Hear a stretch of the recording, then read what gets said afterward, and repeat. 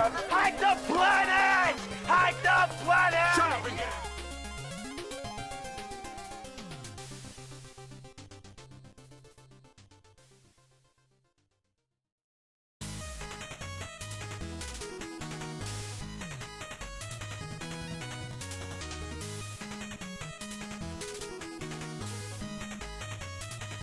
We're in. Shall we play a game? How about global thermonuclear war? Hey there, HackerFrogs. It's me, the Shy Hat, and we're doing HackerFrogs today. We've got a few different activities planned for today's stream. As per usual, we've got 4 topics, and each one of these topics is going to take, well, the first 3 topics are going to take about an hour each. And the first thing we're going to be doing is we're going to be playing the Human Resource Machine game.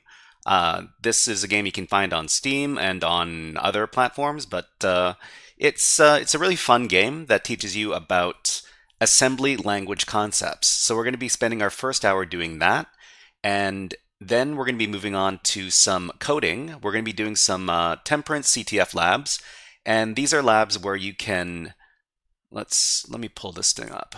These are labs where you can use your programming skills to solve some challenges, some CTF challenges specifically. And let me show you what these are all about. But as programming challenges, you can solve these using any programming language you like. Of course, because we do HackerFrogs and we love using Python, we are going to be using Python to solve these challenges.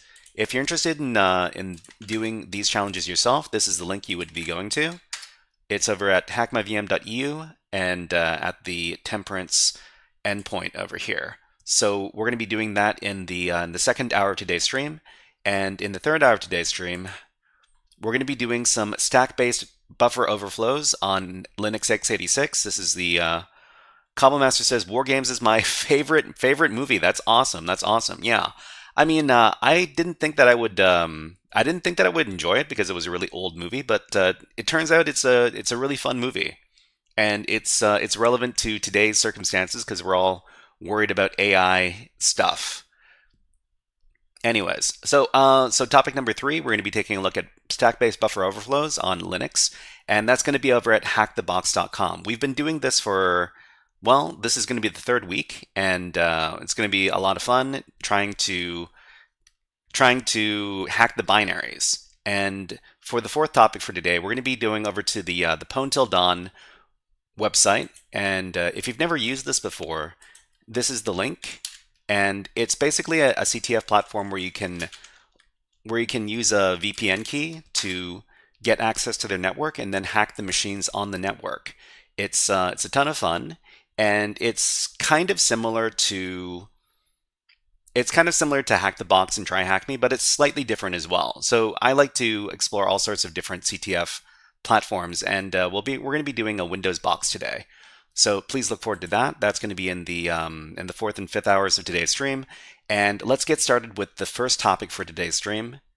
The French Traveler says bonjour. Bonjour says the French Traveler. That's appropriate.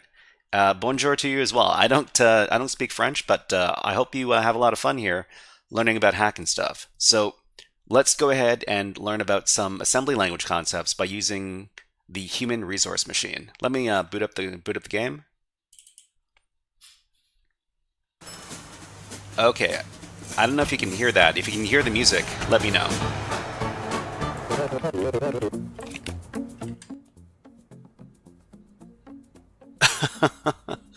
I don't speak French either. I just listen while I do my own stuff. That's awesome. That's awesome. Okay, so let's go ahead and make the game full screen. So let's see. Return to game. Okay, so this is the Human Resource Machine game. You should be able to hear the audio. It actually might be a bit loud. Let me turn it down a little bit. Okay. Let's go ahead and start our profile over here. And we need to choose a profile picture for ourselves. Let's do the blue guy over here. Okay, so we're employee number 1. Great. Here's your badge. Please proceed to the elevator. So I've played this game. I've played this game a couple of different times. The levels in the game get progressively more difficult, but we're going to be starting from the beginning today. So let's go ahead and do that. Alright, so we start at level number 1, called the mail room.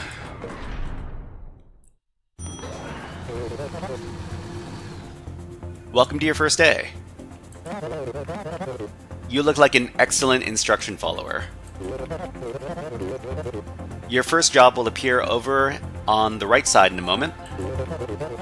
Remember, you can always ask me for help. Okay, so this is still a bit loud for me. Okay, so this is the mail room. It says drag commands into this area to build a program. Your program should tell your worker to grab each thing from the inbox and then drop it into the outbox. So this is where we're going to be learning our assembly language basics. So in this game, the assembly language instructions include inbox, and inbox means that we take something from the inbox over here on the left-hand side of the screen. And the other command that we're introduced to in this level is the outbox command. And the outbox command is going to take whatever's in our hands, our workers' hands, and it's going to put it in the outbox. So all we need to do in this level is to get whatever's in the inbox and then put it in the outbox, and we need to do it 3 times because there's 3 pieces of data over here. So let's go ahead and give a couple more instructions. Inbox, outbox, inbox, outbox.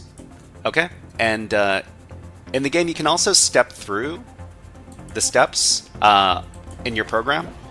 So this instruction, we did the inbox instruction, we got the stuff from the inbox, then we need to put it in the outbox. That's the next instruction. Okay, easy enough. And then we go back to the inbox to get the next thing.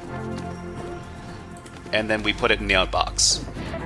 Okay, so this is easy enough for the first level. Okay, and then I guess when we're ready, we can just press the play button here.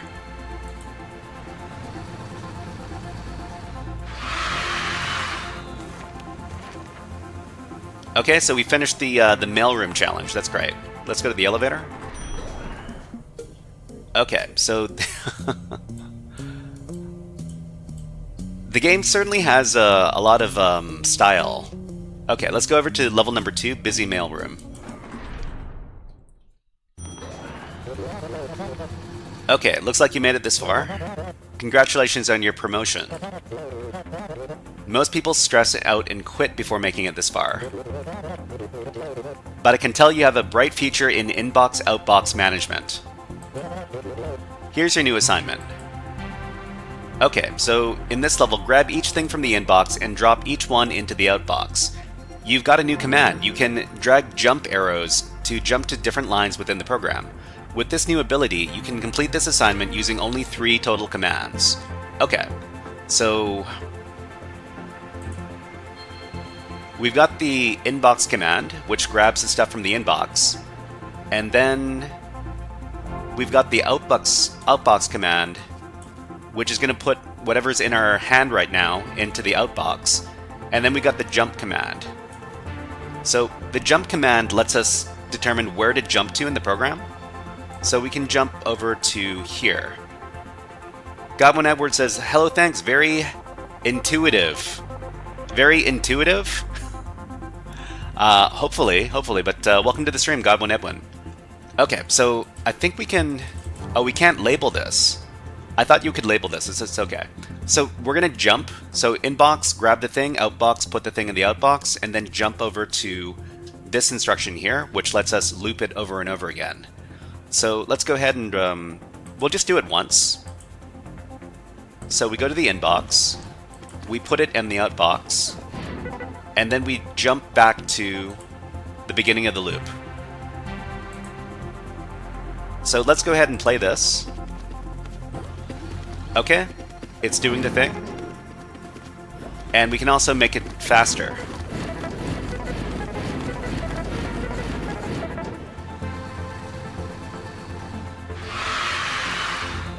Okay, we're done. so that's level 2 done. Let's go ahead and move on to the 3rd level. Okay, so this is the copy floor. Alright, level number 3, let's go ahead and give it a shot. Oh no! The inbox conveyor system is completely broken. Oh, so we can't use the outbox this time? But that doesn't mean we get to take a break from work. Okay, so everybody, I'm gonna I'm gonna go ahead and turn down the volume for me for this program because it's a bit loud.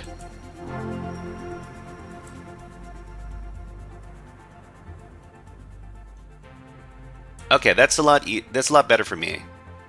You all should be getting the stuff at the same volume though. Okay, so this is where we're going to be introducing some what are they called? Memory registers, or little places to very creative way to learn. I'll have to check it out. Gina Griffin, hello, nice to see you here.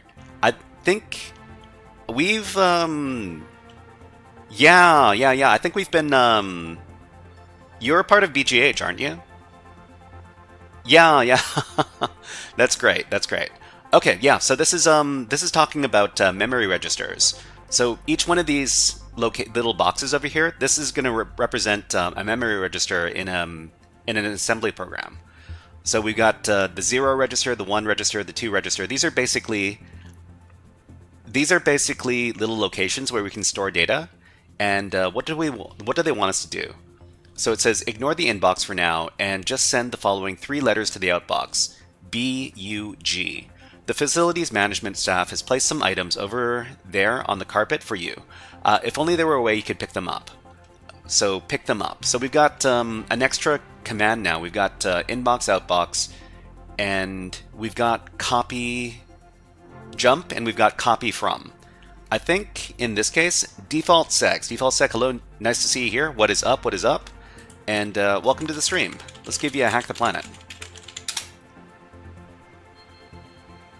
Hack the planet! Hack the planet! So right now we're playing the human resource game, and what we're going to do is when we play this game, we basically learn about an assembly language. So this isn't necessarily the assembly language that we use in real life, but it is the concepts are kind of similar.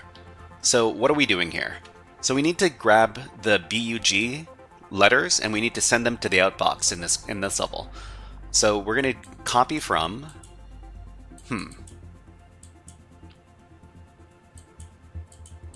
If there only there were a way we could pick them up. So let's see.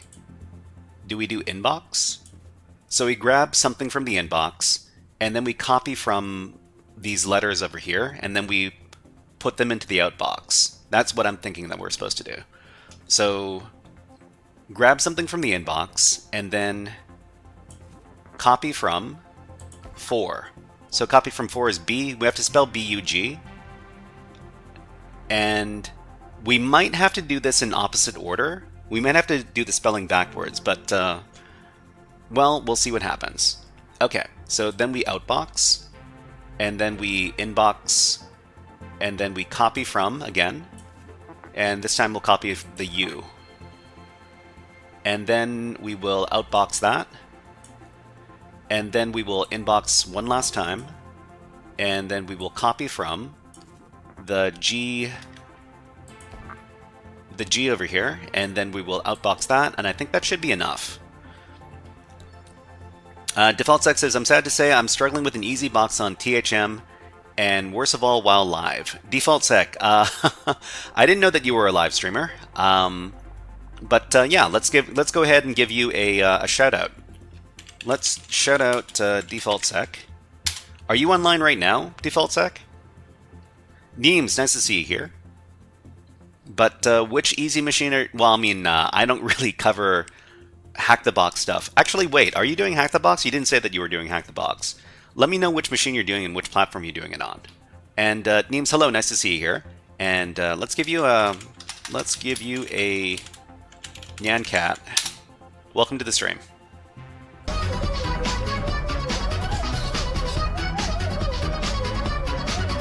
Okay, let's see if this is going to work out. So the first thing we do is we grab something from the inbox. Then we replace it with the with whatever's in this memory, in this register over here. So, and then we put it in the outbox.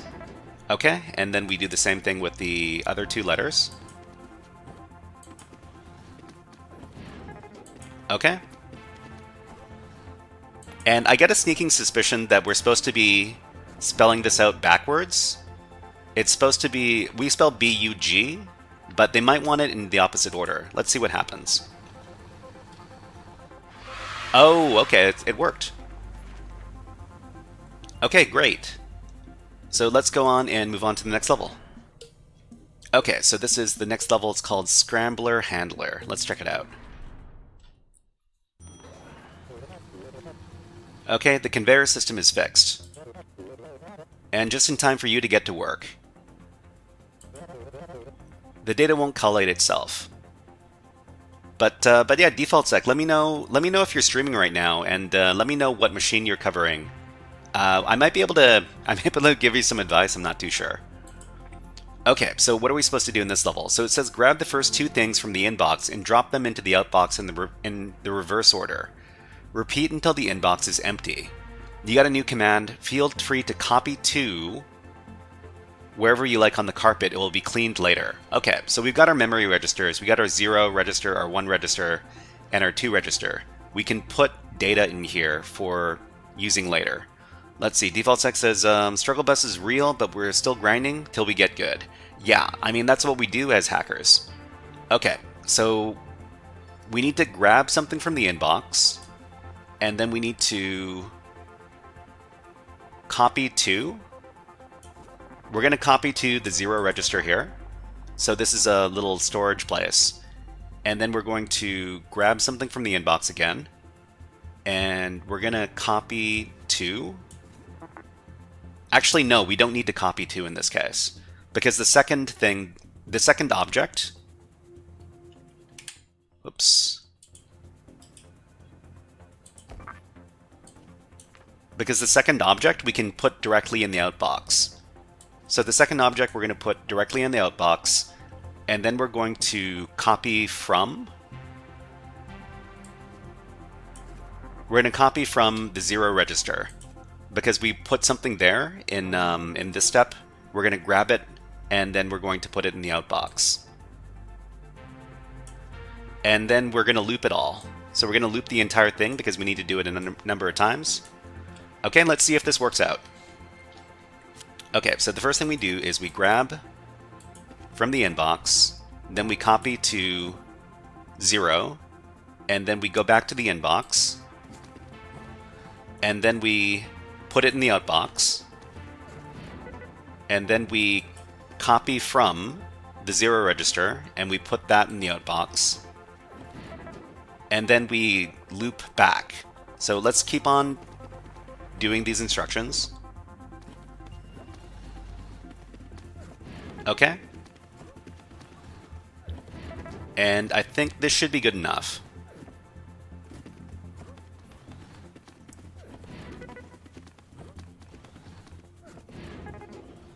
All right. And that worked great. Okay, your presence is requested on the next floor. We can continue on to level number 5. Okay, this is this is the coffee break time.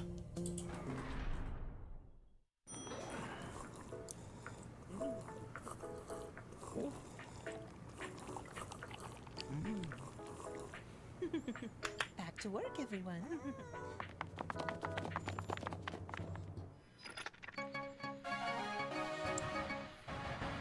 Regions of the city continue to experience power failure. Local authorities are investigating.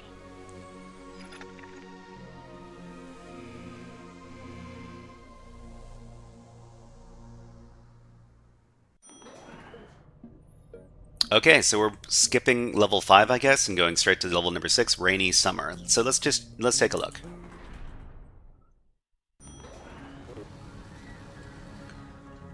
Okay, so, welcome to my personal rain cloud. I was never very good at math, since I have only 3 fingers on each hand. But I hear you actually don't need to know very much about math to complete these assignments. Okay, so this level, for each 2 things in the inbox, add them together and put the result in the outbox. You got a new command. It adds the contents of a tile on the floor to whatever value you're currently holding. So this is also kind of similar to assembly programming. So you usually have a value, and then you add to the value something in a register. So in this case, it would be the 0 register, the 1 register, or the 2 register. So for each 2 things, add them together and put the results in the outbox. So the first thing we need to do is we need to get something from the outbox, from the inbox. So the first number. So let's illustrate that. So grab something from the inbox, and then we have to put it in the register. Let's stop. So we're gonna copy 2. No, we're gonna copy 2. We're gonna copy to the 0 register, and then we're going to grab something from the inbox. So that's Roger, nice to see you here. We're just playing a little game right now where we're talking about how assembly language works. And this game kind of mimics assembly language in a kind of video game kind of way. But it's underneath the hood, it's all kind of assembly programming. But welcome to the stream. Okay, so we grab something from the inbox, we put it in the 0 register, and then we grab something else from the inbox, and then we add. We add from 0. So add whatever number is in the 0 register. And then we're going to put the result in the outbox. So let's see, where can you play the game? You can get the game on Steam. You can get the game on Epic. I'm currently playing it on the Epic Store, but I'm pretty sure you can get it from a few different places. Let me get a link for you. So this is from the Tomorrow Corporation. That's the company that makes the game. And here's the link. Where can you get it from? I'm pretty sure it's on sale right now on Steam as well. So Human Resource Machine. Steam.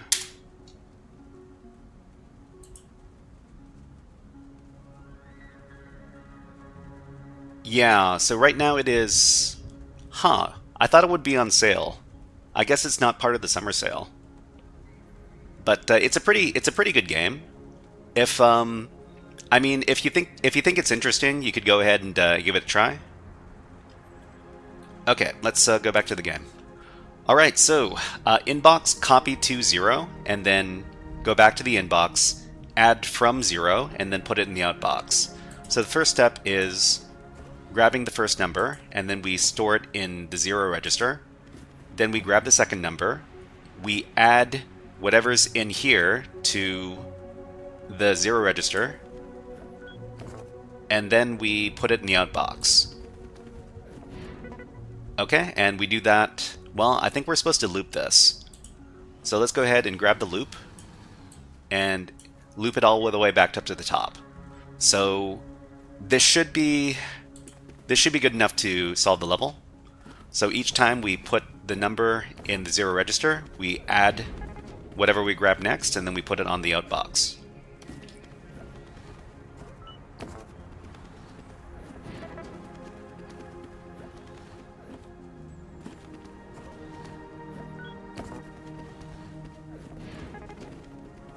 Okay, and this should be good enough to solve the level.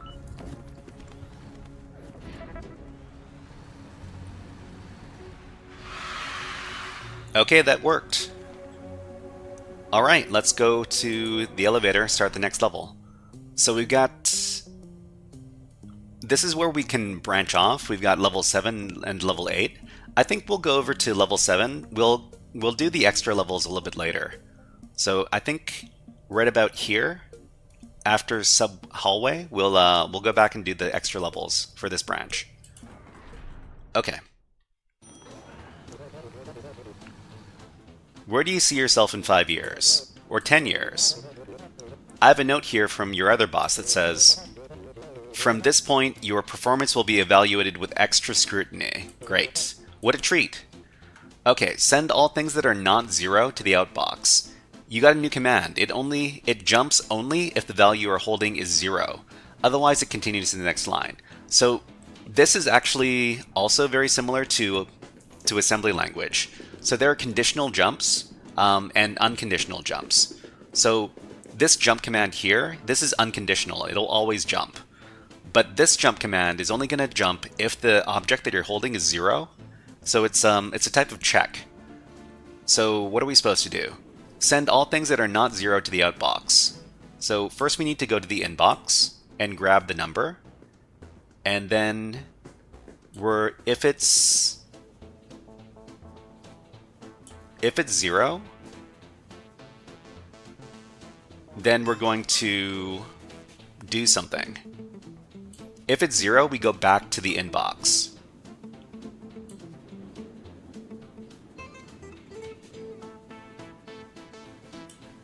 I think this is how you do it. And then you, whatever it is, we put it in the outbox. Jump of 0. Actually, wait, I think we can just do it like this. So if it's 0, we go back to the inbox. Otherwise, we go to the outbox. So let's go ahead and JZ command in assembler. Yeah, it's pretty similar to that one. Let's go ahead and we'll give this a try. Okay, so we go to the inbox. If it's 0, we jump back to the beginning of the loop and grab from the inbox again. But because this is not 0, we put it in the outbox. Oh, we need another jump. Okay, so we're gonna go back. We're gonna grab another jump, and we're gonna loop all the way back. So there are two loops in here. There's a loop that does something when you get to the end of the instructions, and there's another loop that only jumps if whatever we're holding is 0. Okay, let's go ahead and run the program. Okay, so we grab this. Yeah, we throw out the 0. It's not 0, so we put it back in. These next two are 0, so we throw them out. This one is not 0, so we put it on. And this one is not 0. And we complete the challenge. Okay, so size, use 4 or, okay. So, in most of these levels from now on, they're going to have a size challenge and a speed challenge to see if you can optimize your code. But in my case, I don't know if I can do this because I'm not very optimal with my code. Let's go ahead and do the elevator. Okay, so this is, I guess we should do this in sequential order. So let's do tripler room. You're 8. Who are you? The optional areas for high-performing employees only. Is that you? Well, you're late. 7 years late. We need to make some changes around here. I want to see a 100% performance increase. From this point on, your performance will be evaluated with extra scrutiny. Okay, we've got an ad going on Twitch, so let's go ahead and do an ad on YouTube. And we're also going to put on some birds, because while the ads are going on, I don't want you to be bored. Here's a bird, and we'll be back in about 60 seconds. So enjoy the birds and enjoy the music. We'll be back in 60 seconds. If you need to get a drink or use the washroom or have a stretch, now's the time to do so.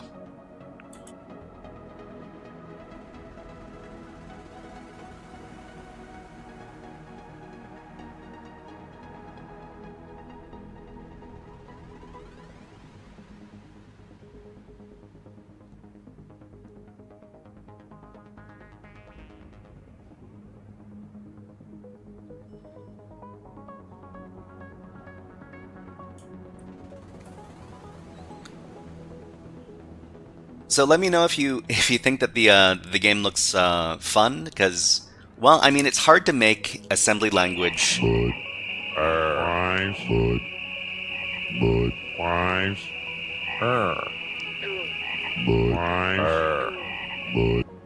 GX000, thank you very much for redeeming the Budweiser frogs. Welcome, welcome. Welcome to the stream. Okay, so we're just playing a little game, learning about assembly language today.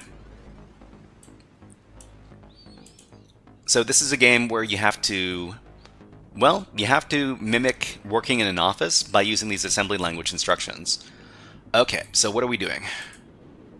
So for each thing in the inbox, triple it and then outbox the result. Self-improvement tip. Where we're going with this, please leave the high-level decisions to management. Okay, so this is talking about some corporate stuff, huh? I think we can click on our boss over here as well. So hello again, tell me more, give me an example, optimization challenges. Tell me more, what? Yes, I am indeed the author of the award-winning novel, The Terrible Secret. What was the award? It was Outstanding Award for Technical Excellence.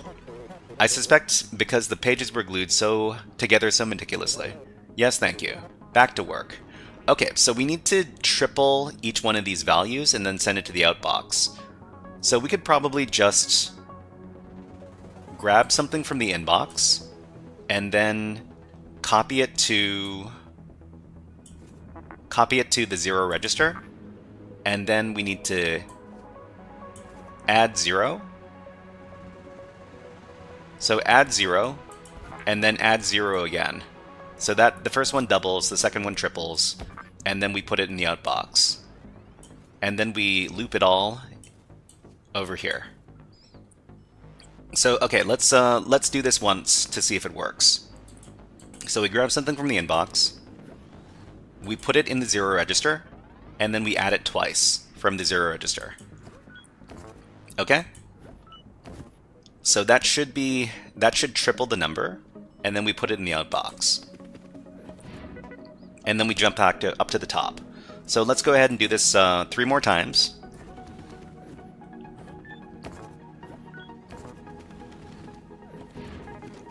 And this should be good enough.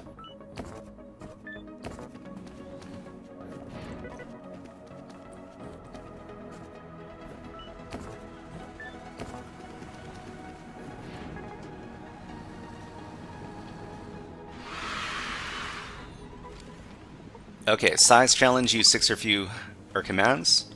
Complete in 24 steps. We completed in 24 steps. Okay, great. Let's move on to the next level. Okay, so Zero Preservation Initiative. That's a fun name. Okay, so level number 9. Okay, it has come to our attention that the Zero advocacy community felt that the previous assignment was not inclusive. This time, send only the zeros to the outbox. What happens to the other numbers and letters? Management leaves that detail up to you.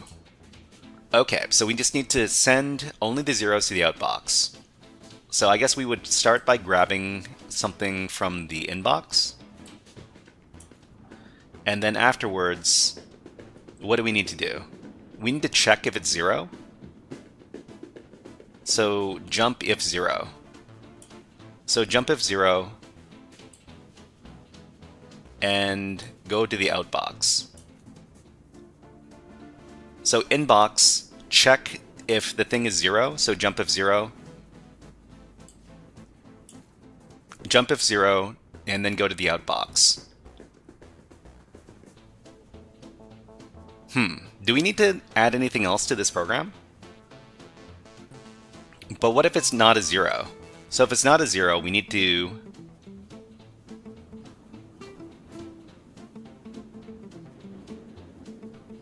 jump if 0 to here, but if it is 0, then we need to do another jump.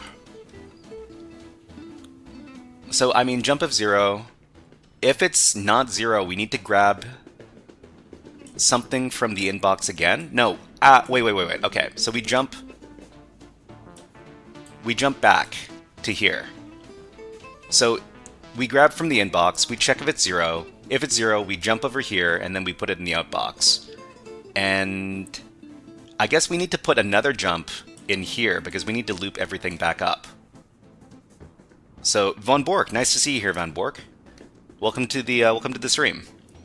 Okay, so this looks a little bit convoluted, but let's see what happens with one of these loops first. Okay, so we need to go to the inbox, and then we need to check if it's 0. So this is not 0, so it's going to jump. it's going to jump over to back here. Okay, and then it grabs something else from the inbox. In this case, it is 0. So if it is 0, we're going to make the jump again, and then we're going to outbox it. Okay, and then we jump all the way back up to the top. So let's go ahead and keep on playing this. Okay. So we're throwing out everything that's not 0, and if it is 0, we put it in the outbox.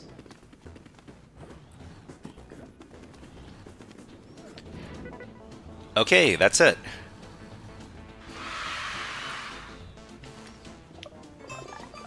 Okay, so 5 or fewer commands and 25 steps.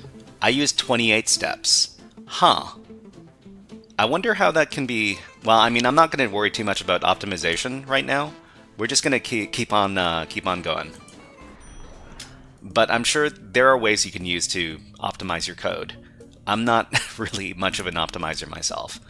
Okay, so that's the octuplier suite. So I guess we need to multiply everything by 8. Let's take a look. Okay, you can always check your own performance on each assignment's optimization challenges. The 2 green lights next to each button in the elevator tells you how you're doing. Cobmaster says inbox is basically the stack. Yeah, it is very similar to the stack. Is there anything in life more thrilling than self-improvement?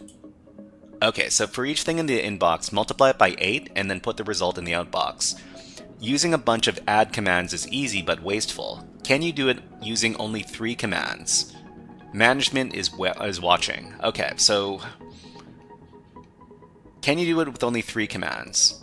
So I think for each... Okay, so we're just going to grab from the inbox. It is a pretty clever thing to think of the inbox as the stack, because it's coming in well, it does look like a stack of data here. But, I mean, in this case, the outbox is... I'm not too sure what the analogy for the outbox would be. But, anyways. Okay, we grab from the inbox, and then we need to copy 2.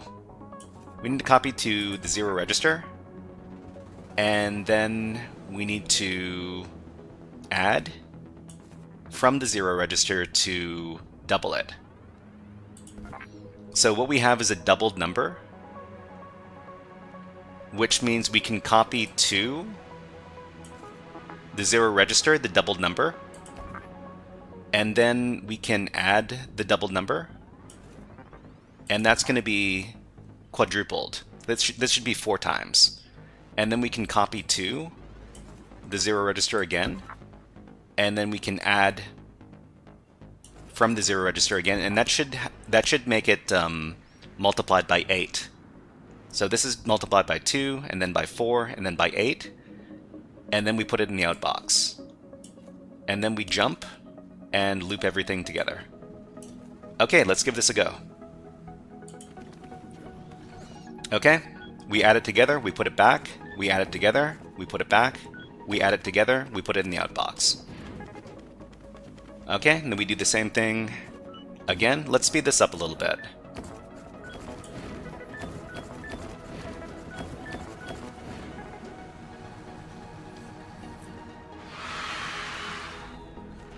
Okay, so Hex Shadow says, is this some kind of game to learn assembly in a gamified way? But which syntax is this? I've read jump, add, but I've never heard of copy to or jump. So copy to is basically like move in x86 assembly. Jump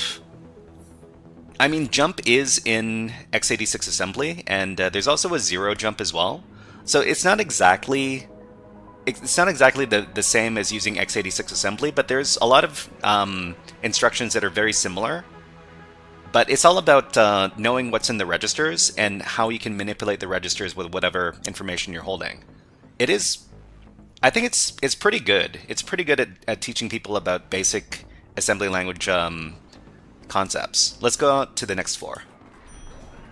Okay, so this is going to be level number 11, sub-hallway. Subtraction. I never learned that in school. Did you? We're a good team. Okay, so for each 2 things in the inbox, first subtract the first thing from the second, and then put the result in the outbox, and then subtract the second from the first, and put the result in the outbox, and then repeat. You got a new command, subtracts the contents of a tile on the floor from whatever you're currently holding. Okay. Okay, so let's see. Inbox is basically the stack, and but you can't push anything into the inbox. I guess that's I mean, that's true. You can just think of the outbox as like another memory register that we're supposed to be copying to, but don't think about it. Don't think about it too hard. Okay, so for each two things in the inbox, first subtract the first from the second, and then put the result in the outbox. And then subtract the second from the first and put the result in the outbox. So this means we need to copy these two values. So we grab from the inbox, and then we copy 2, register 0. And then we grab from the inbox, and then we copy 2, register 1. And then we, let's see, first subtract the first from the second, the first one from the second. So that means we need to copy from 0, sub 1, and then put it in the outbox. And then we need to copy from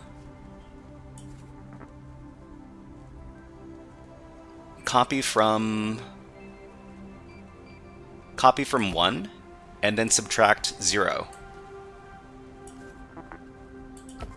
And then we need to do a big, we need to put it in the outbox, and then we need to do the big jump, the big loop.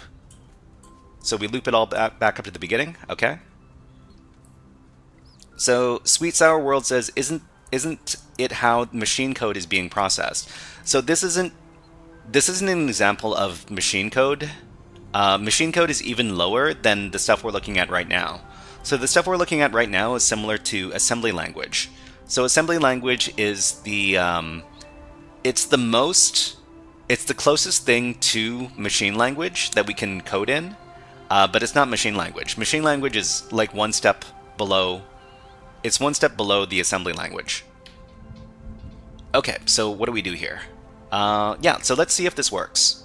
So we'll do it once.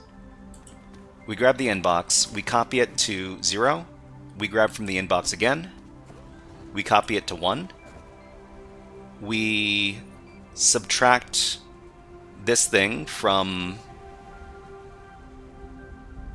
We copy from 0, and then we subtract from 1. And then we put that in the outbox. Oh, management expected 6, but okay, I did this in the opposite. I did it the opposite way. Okay, so I think we need to copy from 1. We need to copy from 1 and then subtract 0. And then we need to, in the second step, we need to copy from 0 and then subtract 1. Okay, let's see if this works. Okay. Inbox, copy to 0, inbox again, copy it to 1, copy from 1. I guess we don't need to copy from 1 because we're already holding 1. So we're going to remove this. We're going to remove this step because it's not optimal. Okay. Copy to 0, inbox, copy to 1, subtract 0, put it in the outbox, and then we copy from 0, and then subtract from 1. And then we put it in the outbox, and then we jump all the way up to the top. And then we repeat the process over and over again. Okay, let's speed this up a little bit.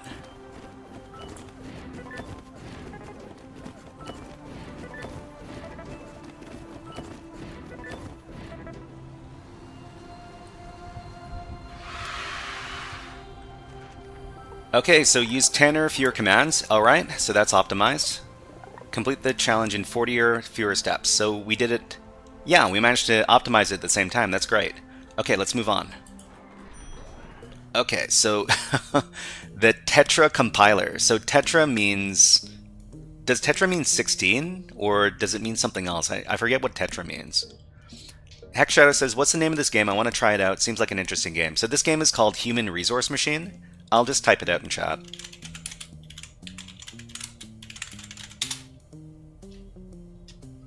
Okay, so let's try this level. So it's level 12. Tetra. Tetra means... let me look this up really quick.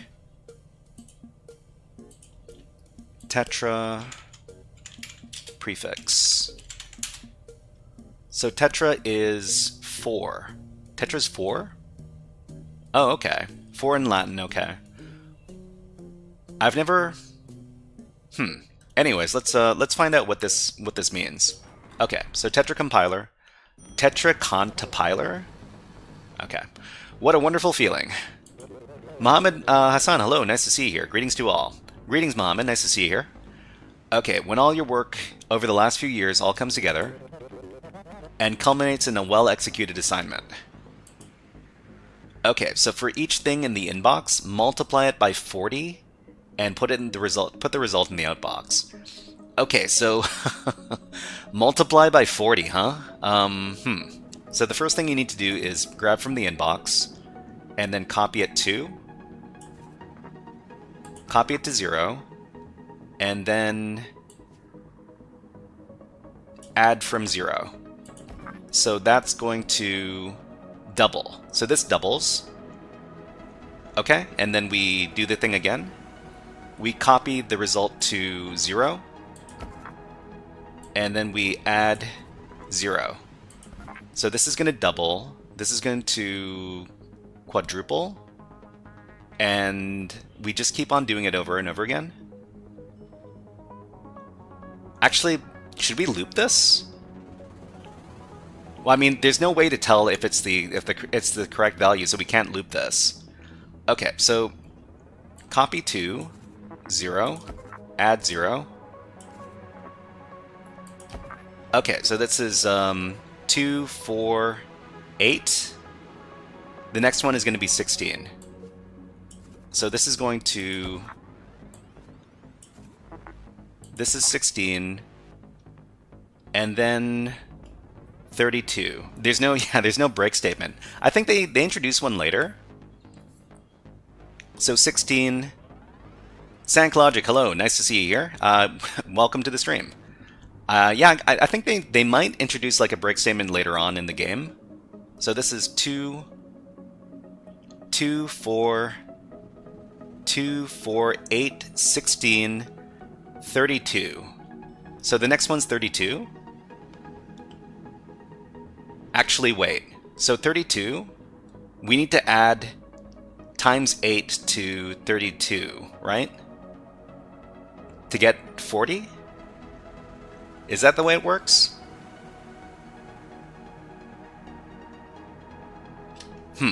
Okay. So let me do a little bit of debugging. Okay, so 2, 4, 8. Okay, let's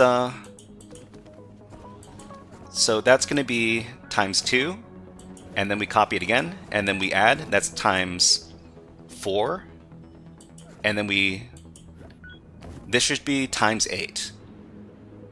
So what we want to do from here is we want to put it in a different location. Whoops, go back. We want to copy to another location here. So we'll copy to 1, but we'll keep on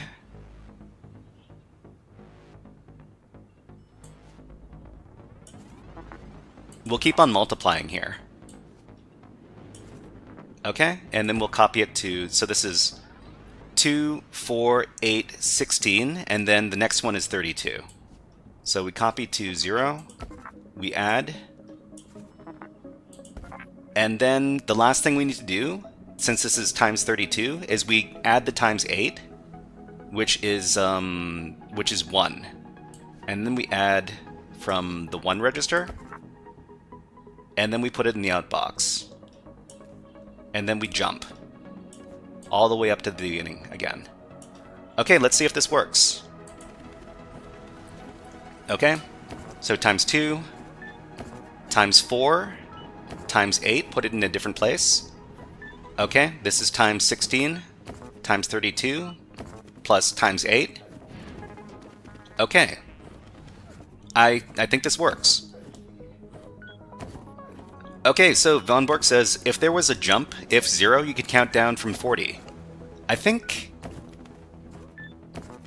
they're going to introduce that in a later level in the game.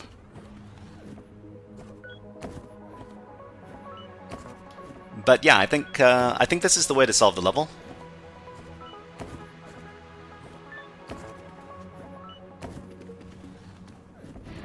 And then we got the 0 example, which is going to be 0.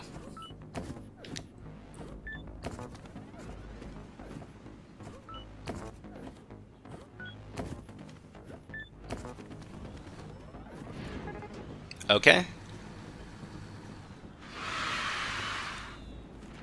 Okay, so use 14 or fewer commands. We used... Oh, wow. Okay, so I didn't optimize the challenge. I wonder what we could have done to make it... let's go back. There's something we could have done to make this... if 0 jump to outbox. Well, I mean, we don't have the if 0 command here.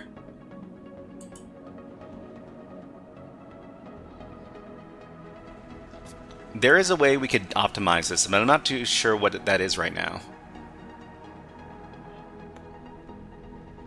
You could use more registers to avoid some ads. Let's see. Oh, true. I mean, that means we need to copy 2. If we copy 2, I'm not too sure. But anyways, we'll try to do some optimization later. We'll just move on to the next level.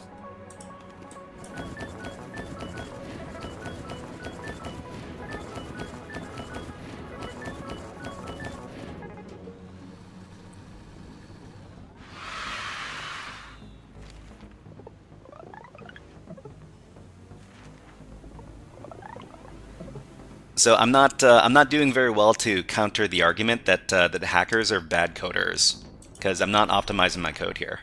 Okay, this is level number 13, the equalization room. Let's take a look. Sometimes, some numbers are bigger than other numbers, and sometimes they are the same. Okay. How can we know? I read about that here in the great book, Which Number Are You for the Aspirational 0? You can borrow it later. Okay, so get 2 things from the inbox. If they're equal, put one of them in the outbox. Discard non-equal pairs. Repeat. You got comments. You can use them if you like to mark sections of your program. So hello world? We can't type. Can we type? Okay, let me put this in full screen again. Oh no, we need to type, we need to draw with our mouse. This is no good.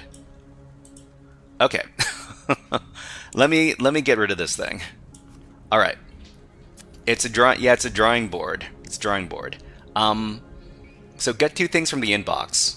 If they're equal, put one of them in the outbox, discard non-equal pairs. So we've got jump and jump of 0, and... what is... oh, this is the comment one. Okay, so... go to the inbox, and then... copy 2.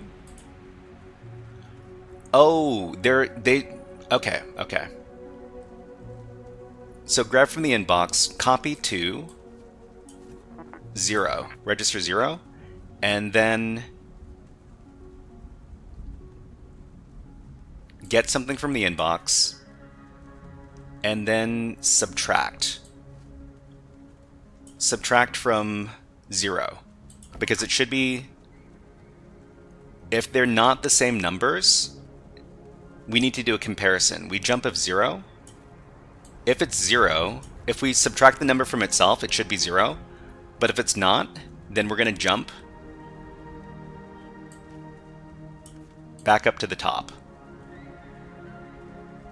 Yeah, we're going to jump back up to the top if the comparison is not 0. And then if it is 0, we're going to outbox it, and we're going to loop everything in here. So this should work. We just need to subtract the first number from the second number to see if they're the same. They should be the same if they're 0. Okay, so we grab the first thing, we put it here, and then we grab the second thing, and then we subtract the first thing from the second thing. If it's 0, then we repeat the process. Okay, jump if 0. Oh, wait. I put the...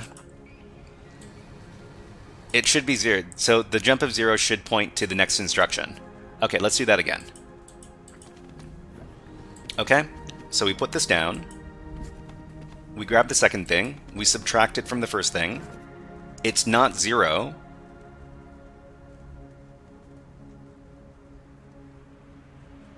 Wait. I've got this... If it's 0, jump. Hold on. I've got this slightly wrong. Okay, it should be like inbox copy to 0, inbox copy to 1, sub 0, if 0, jump. Let me take a look. So sub 0, if it's 0, jump to the outbox. But if it isn't 0, we need to do another jump. That goes back up to here. Okay, let's try this and see if it works. Alright, so inbox here, okay. Grab another number. Subtract from there. It's not 0, so we jump back up to the top, and then we grab the next thing. Okay, we copy it to 0, we grab another thing. We subtract. This time it's 0. So we put this in the outbox. Output output expected 0, but you outbox 9. Oh, okay. Yeah, okay. I made a little mistake. So there's an extra step. We needed to copy to 1 as well, I guess. So copy to 0 and copy to... Actually, maybe we need to copy from. So if 0, then copy from 0, and then outbox it. Okay, let's try that. Okay. Copy it to 0, inbox it, subtract from 0. If 0, then we're going to jump to the copy from, but in this case it's not 0, so we're going to repeat the process again. Okay, so let's see. XShadow says, or maybe in the outbox we return just the number in 0 placeholder.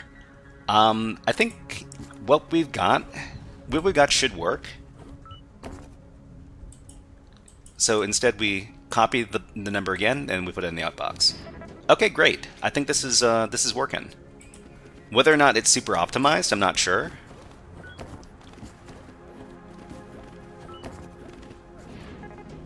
But I think this is good enough to solve the level. Okay, so it's optimized. Great. Oh, there's an extra step. Huh.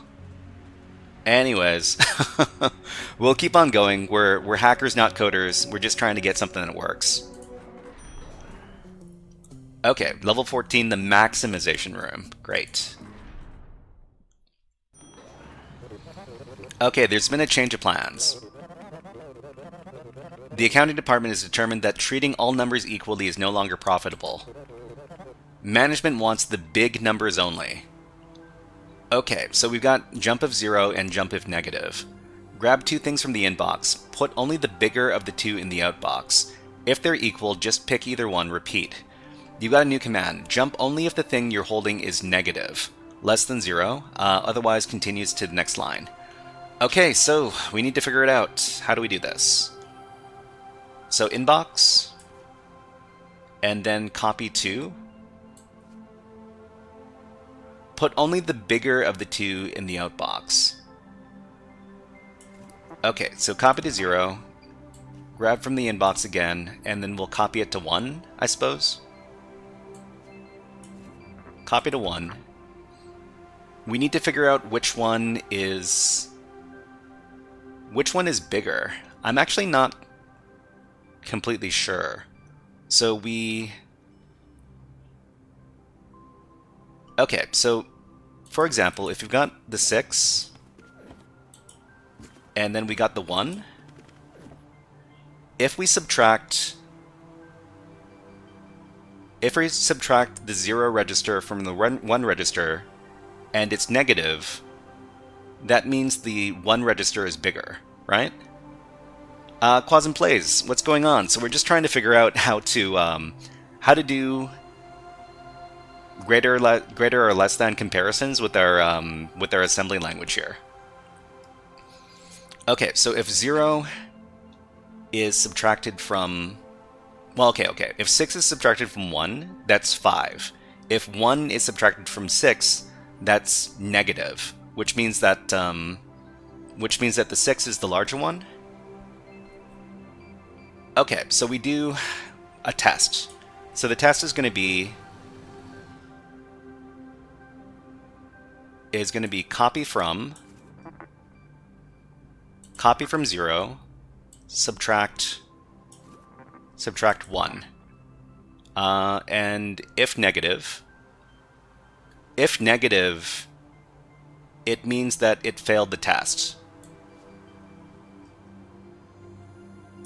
So if negative, jump to here.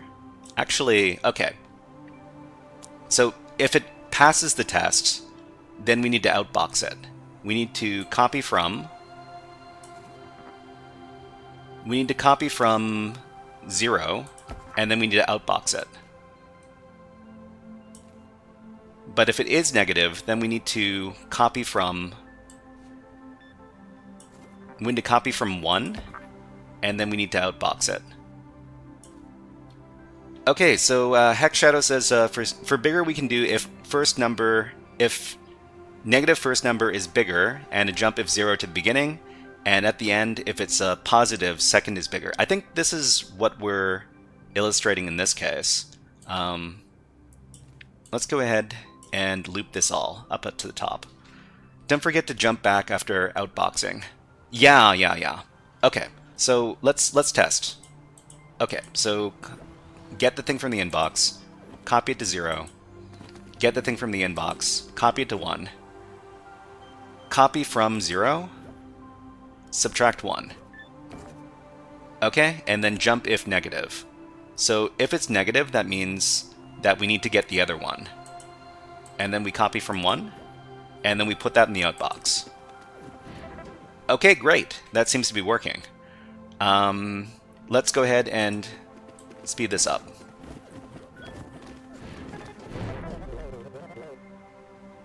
Bad outbox. Management expected 1, but he outboxed -5. Wait, what did we do? Let's step back. Okay. Okay, and in this case, oh. Okay, the other outbox needs a loop. Yeah, needs another loop. Okay. So in this case, we need a jump. We just need an unconditional jump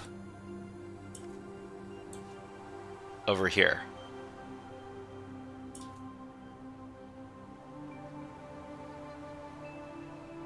Wait. Hold on. I'm confusing myself. Okay, so after we outbox this, we need we do need an unconditional jump.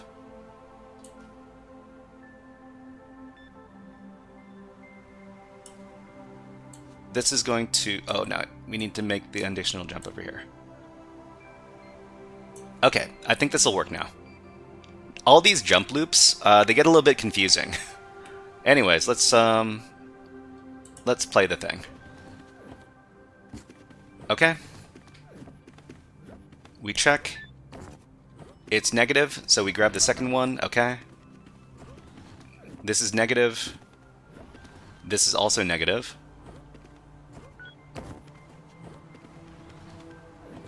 Okay, great.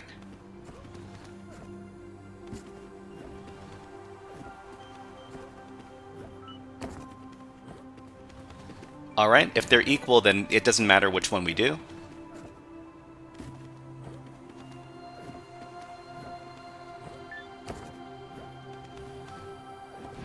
Okay, I think that's done.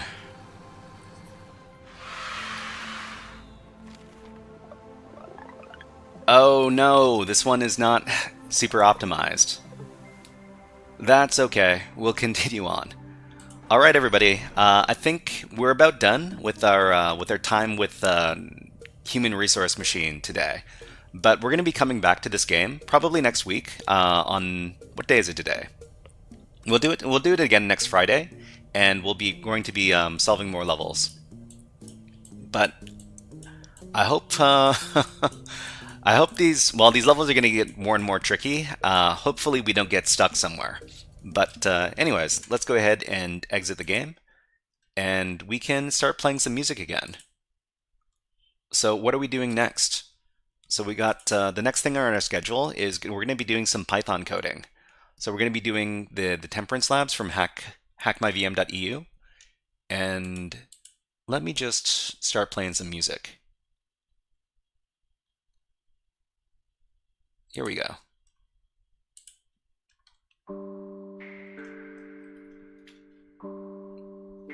Hack Shadow, go to hack it's going to be redeem. Mr. Hat, may I please be excused from class? Well, Kyle, Yes. you hear me? You go to Hack. You go to Hack. You Have a great day. Thank you very much. Thank you very much, Hack Shadow. Thank you. Okay, so let's move on to the Temperance CTF labs. All right, so like I said, we're going to be doing these labs using Python. So we're going to be coding in Python to figure out how to solve these levels. And I think we left off at level number 18 or something. Let me check one more time.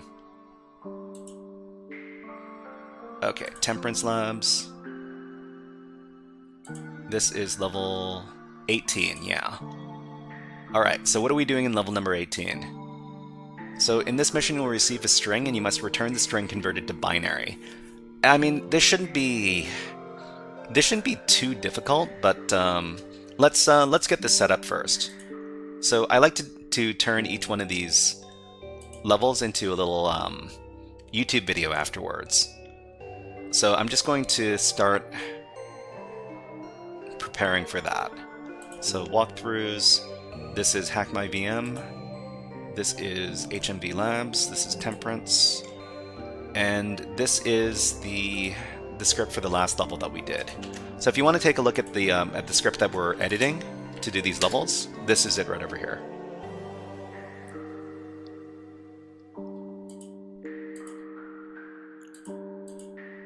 Okay, and I think what we're going to do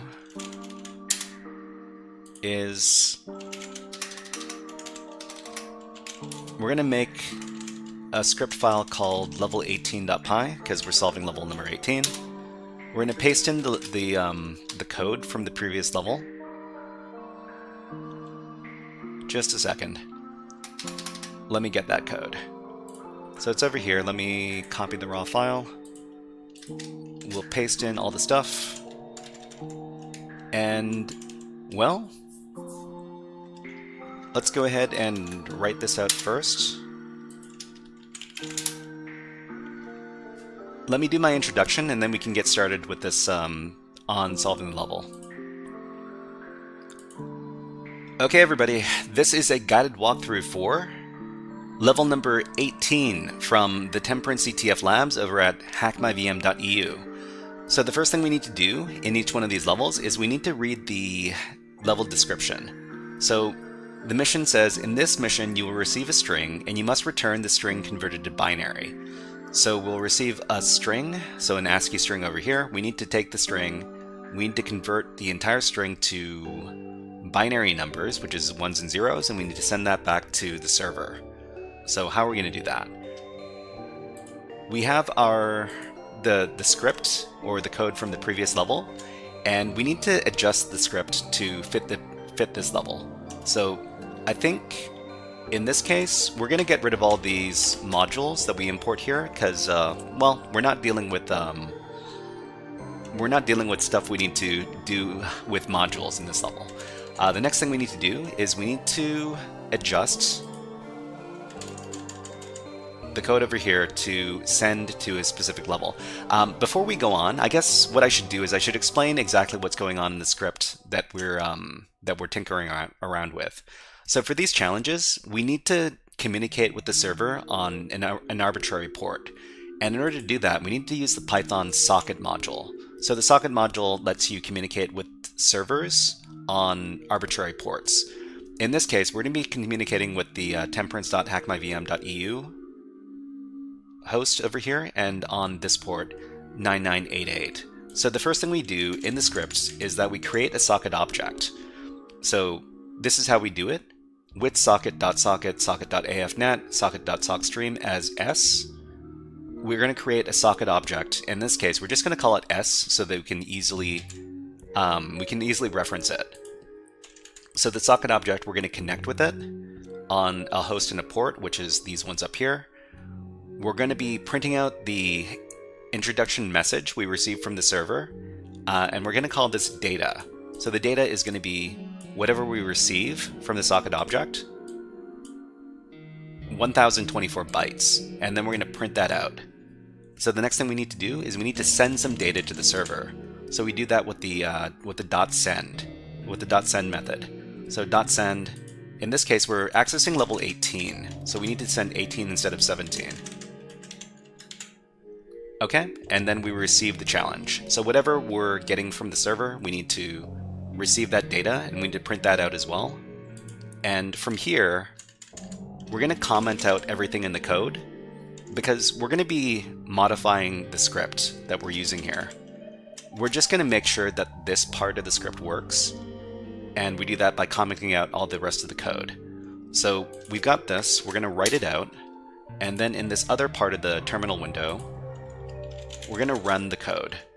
So Python level18.py, and we receive information from the server.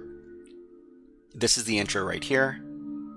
We print out receiving challenge, and then we get the string. But the string is in bytes. We know it's in bytes because Python will indicate anything that's in bytes by prepending it with a B over here.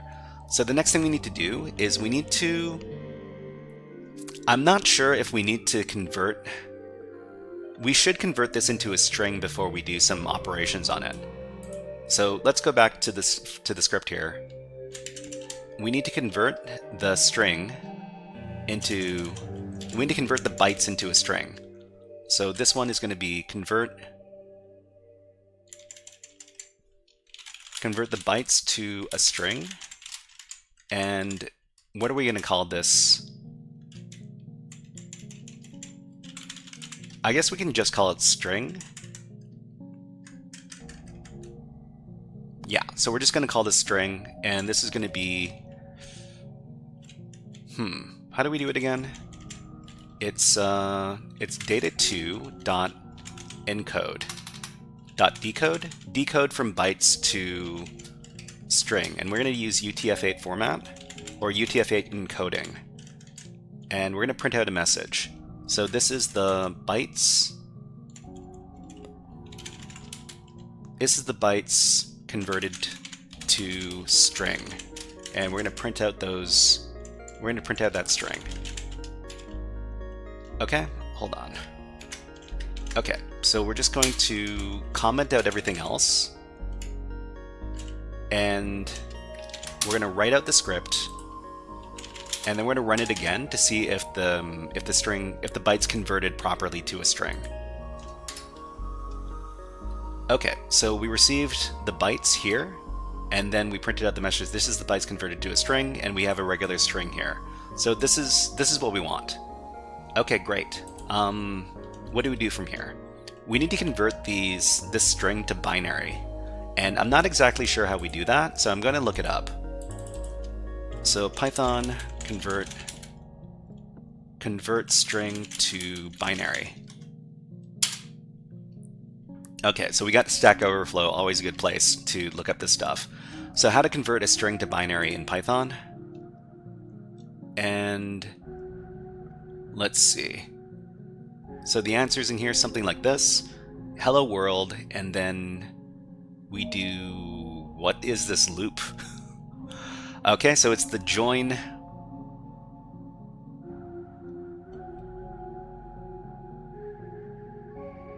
I don't think this is what we want, because this includes a bunch of spaces in the output. I think we should look for a different method. Okay, so convert Python convert string to binary number. Maybe we can find another thing. To convert a string to... Okay, we got some AI answer here this time.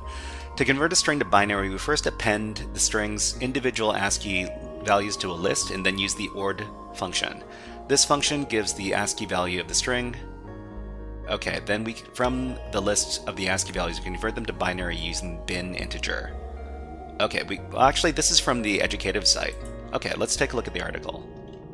So it says string to binary.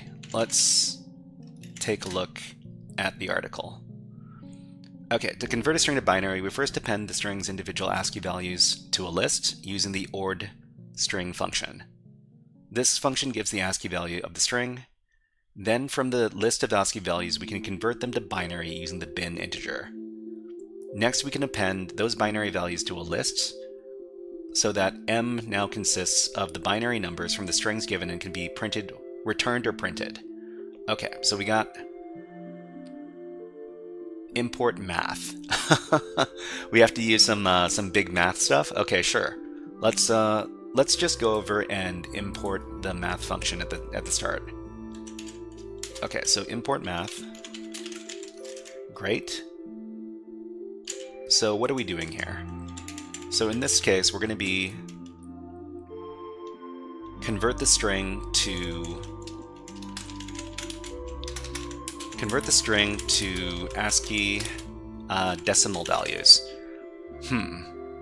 Should we be doing... I guess in this case, it's going to be converting to ASCII decimal values. Okay, so let's figure out how we do this. Okay, so there's a function here, toBinary A, lm equals array. No, this is a list, right? So list. For I in A, we're going to append the ordinal number of I. And for I in L, L in M, okay. We're going to append the integer, the binary, and then return the M. Oh, this is doing it all at once. So this is actually not converting from... Okay, yeah. Let's go back. So the next step here is not converting the string to the ASCII value. It's just going to go straight to the binary value. So convert the string to the binary value. So we're going to do this in the script at this point, but before we do that, we need to define the function that they're talking about in here. So this is the function here, toBinary. So toBinary, let's get the function, and we'll just paste it into our script, and then we'll go over it one more time to make sure that we understand what's going on. So another thing that's happening inside the code that we just pasted is that it's using a different number of spaces for its indenting. We just need to make sure that everything is indented on the proper level. Okay, so I think this is the correct thing. Okay. So L and M are going to be, they're both going to be these lists. So for I in A, so A is the string that we provide to it. We're going to do L append. We're going to put all these things in the list. So the ordinal value of I and each one of these characters. So each one of the characters in the string, we're going to put them all in the list. And then for I in L, so after we put the strings as individual numbers in that list, we're going to take each one of these, and then we're going to do a conversion into a binary number using M append. And then we're going to return M, and that's going to be the big binary number. I'm interested to see if this is gonna. This should work out if it's in a blog article. Okay, so we just need to run the toBinary function. Okay, so this is going to be binary number, and that's going to be equal to toBinary. What is that? Hex LBR? Is that hex LBR? XIBR. Let me know how to pronounce your name, and I'll pronounce it properly. Thank you very much for following on Twitch. You are now HackerFrog. Hack the planet. Hack the planet! Hack the planet! Shut up again! Okay, so toBinary on the string. Okay, so we're going to print out a message. This is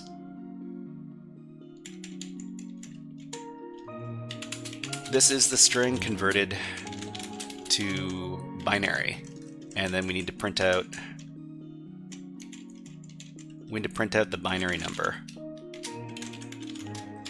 Okay, let's save that out and let's run the script to see if it works. Thank you very much for following the Shadow of Link.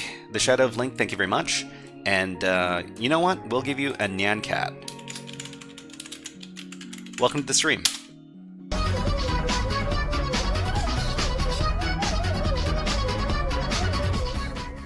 Okay, so let's clear out the script, and we run the script again.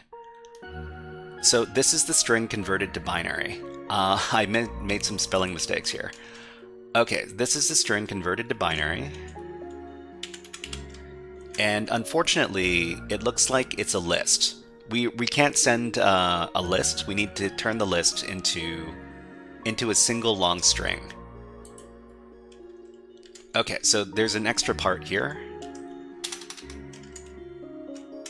So convert the list into a single string of numbers. Okay, so we need to do, I think we can just concatenate everything in a list, but I kind of forget how to do it. Cobblemaster says bin binary int something something. I think it might work. Are you talking about the function up here?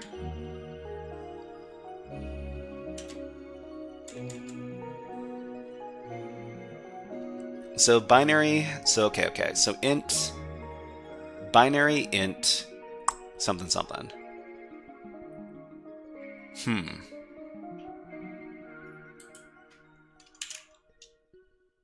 Okay, so this replaces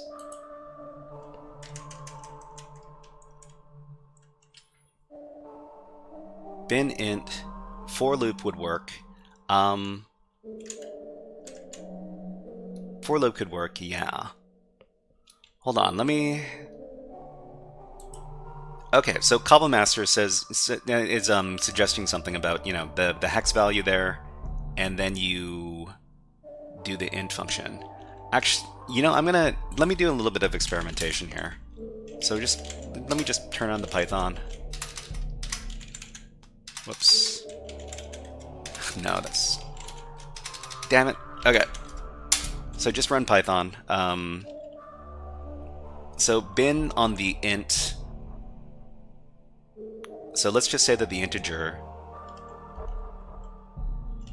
So number equals. Let's just say this is a string.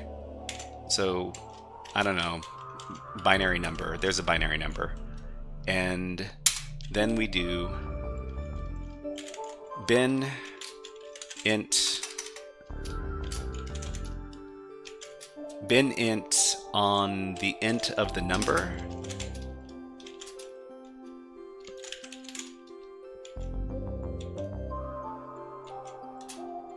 Okay, so that's 3, that's 3. Okay. I mean that that kind of works.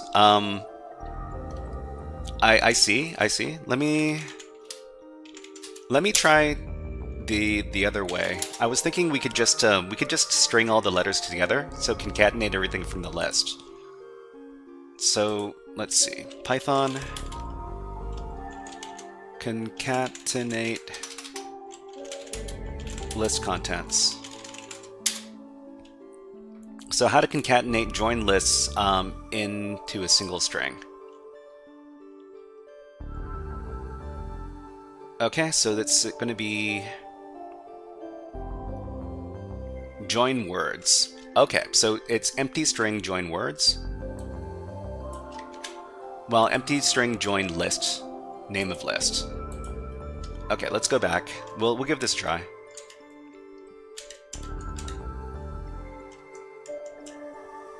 Converts the bytes to a string, convert the string to a binary value, and convert the list into a single string of numbers. This is going to be concat string. Or actually, we'll call it concat number. Concat number equals join on the binary number. Okay, this is the binary number put together. And we'll print out concat number. Okay, let's give this a try. All right, then we run the program. Sequence item expected string instance integer found. Oh, these are integers. Okay, well, I mean that's a pretty easy fix. All we need to do is we need to join the string version of the binary number. And then let's try it one more time. Oh. Huh. Okay. This...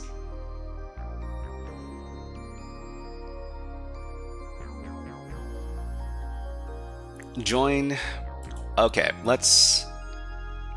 I guess what we indicate here is that we want a space in between each one of these things. We don't want a space in between each one of these things.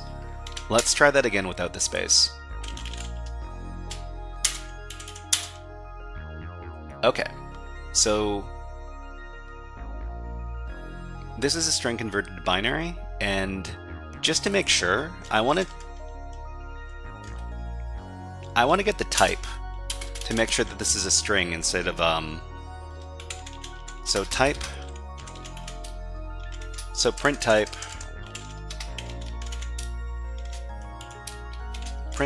on concat number.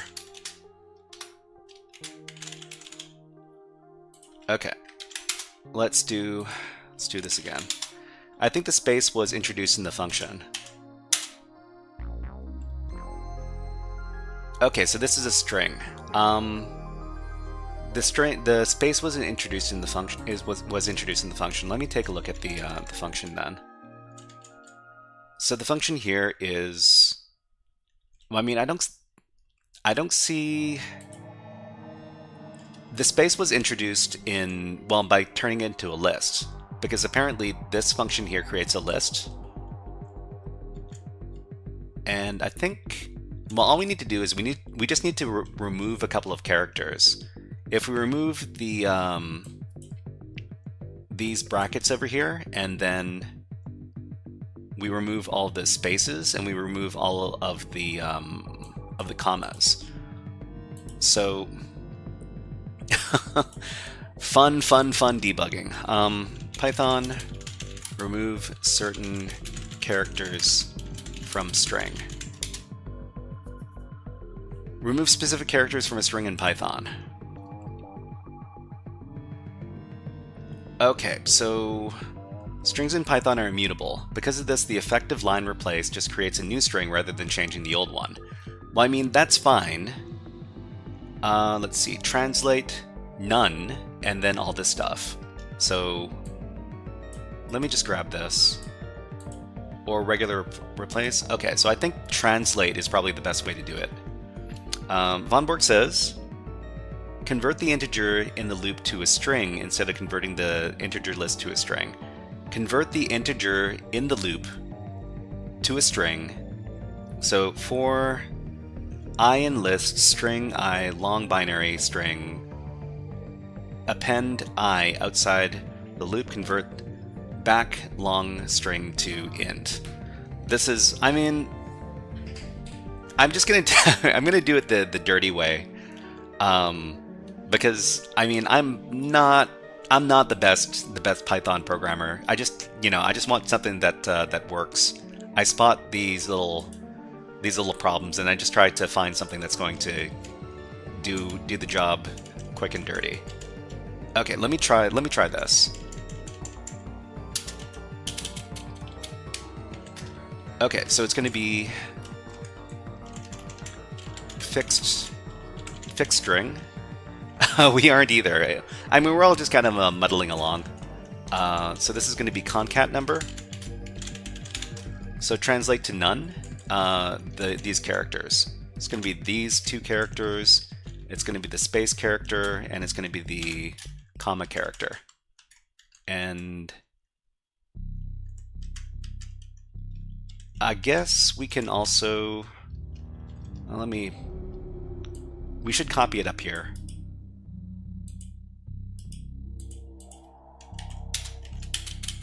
Paste it in here, get rid of this line, and then we're just going to print out the fixed string.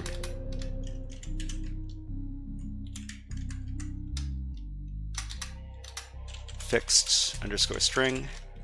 Okay, we write that out. And then we run the script again. Translate takes exactly one argument to given. Translate takes exactly one argument to given.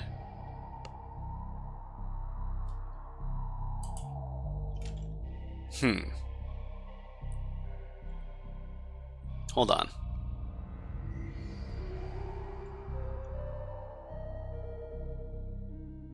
Translate none, and then this stuff. So starting in Python 2, and you can use string translate. Oh, see Python answer below. So, well, I mean, we're using Python 3. So, okay, this is for Python 2. That's the problem. Python 3 answer. Python, okay, so strings are Unicode. You have to translate it a little bit differently. Okay, so to do the dance with Unicode, you would call something like this. Translation table, map ord something something to none. Why does it need to be complicated? Okay, let's... Even simpler, as another answer puts it, create the translation table in place. So Unicode line equals translate ord C none for C in this. Alright.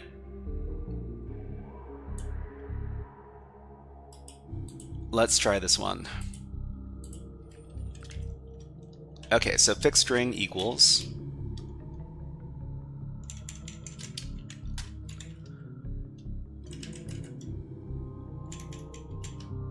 let's see. So it's going to be dot translate, so concat number.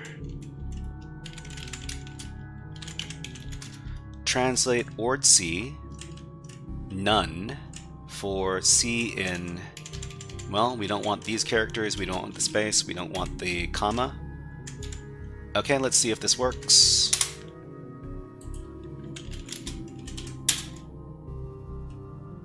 Okay, so this is the binary number put together, and it looks like the binary number has been put together, which is what we want. Great.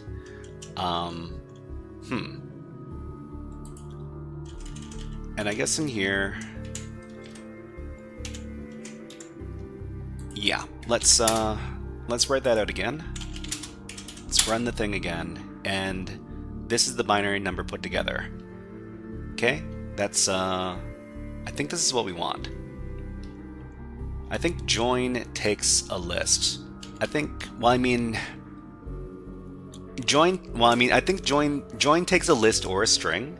Join is both string and list, I'm pretty sure, because they're both dealing with indexed values. So lists have index values of the stuff in the list, and strings have index values in the characters inside the string.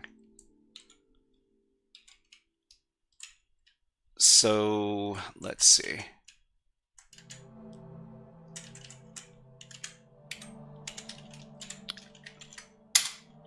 Okay. I just want to make sure that my output looks nice and crisp. Okay, so this is the binary number put together. And is that going to be... Is this what we want to send back? Because it...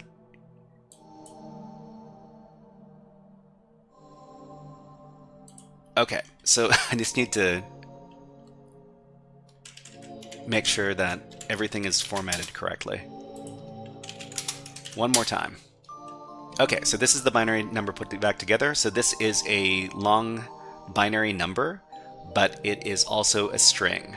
So we need to convert this string back into bytes, and then we need to send it back to the server.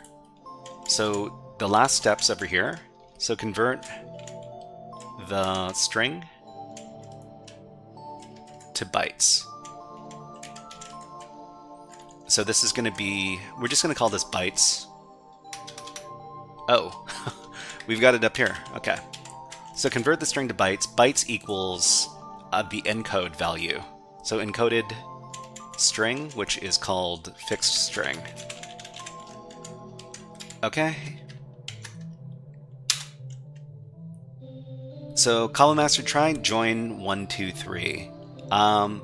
So column master, I'll give that a try. I just want to finish the challenge first, then we'll go back and we'll try a couple of experiments. But thank you for letting us know about that.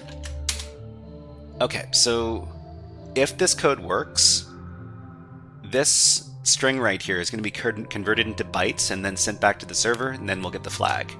So let's run this script one more time.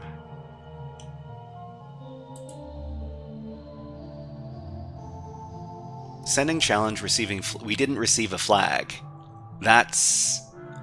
Huh, we didn't receive a flag. Hold on. Let's try that one more time.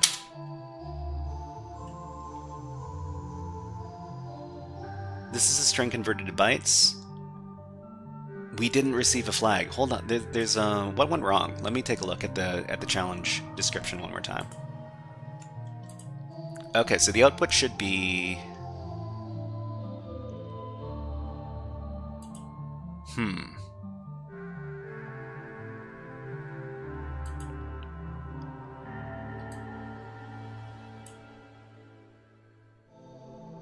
Hold on. Okay, so what I'm going to do is I'm just going to try copying the example here, and I'm going to compare it against whatever we get from our script.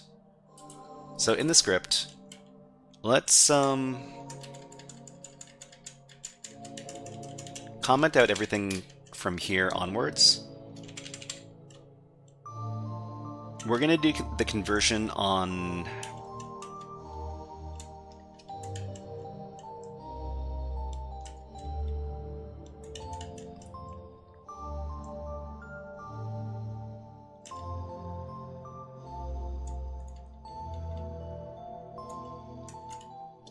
we're going to do the conversion on the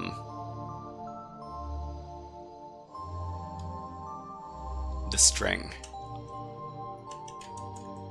Okay, so convert the bytes to string, and we're going to add an extra string. So we're just going to call this example string, we just call it ex string. Ex string equals this string.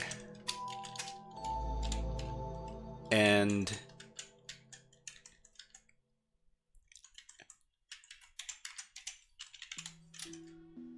we'll try converting the string to a binary value, and we're going to call this ex number equals ex string to binary.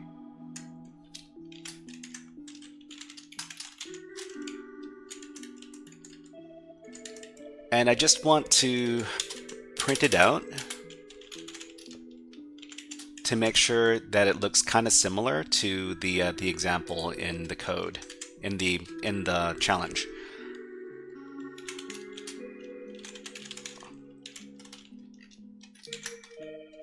Okay, and let's.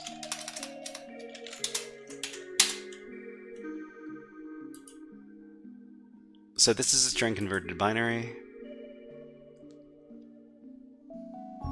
And then there's the other list right here. So the other list right here. Does this look kind of similar to this over here? So it's... How many characters would this be? I need to compare this. Let's go over here. Actually, let's do it inside of... Let's make a new terminal. So echo this thing out.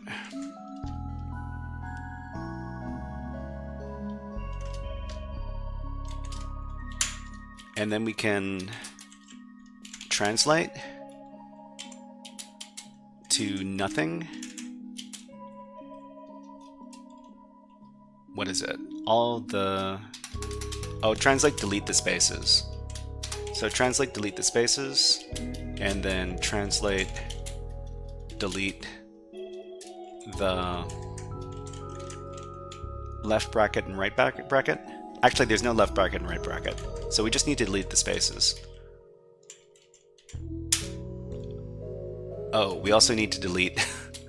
We also need to delete the commas. Translate, delete the commas. Okay, so we need to compare this number with the other number in the example.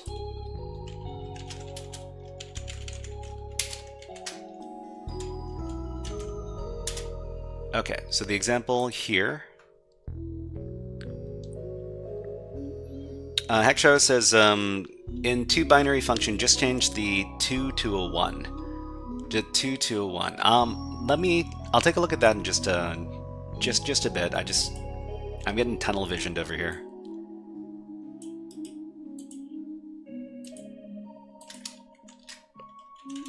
Okay, so this seems like the output is different.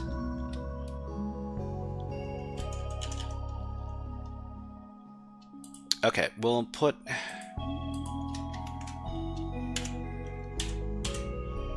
So we're going to put this in test 1, and we're going to make a file test 2. We're going to put... Hold on.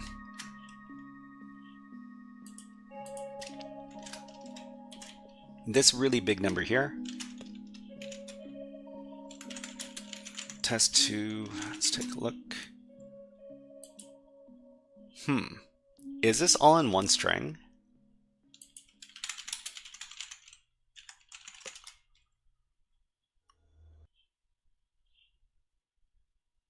Like I said, and okay, so let's edit the formatting for test 2.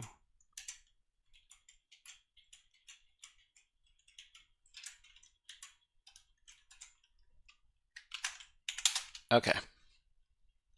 Because I'm getting a little bit So we'll diff test 1 and test 2.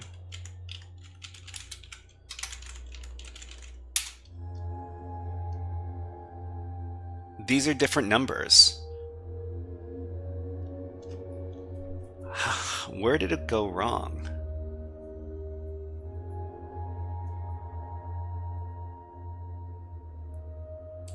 So this string here. Okay, HackShadow says, so I think what's happening in the bin return binary 0xb format and the toBinary function was just trying to remove the first 2 characters, but it by mistake it removes 3 characters. Oh, that's...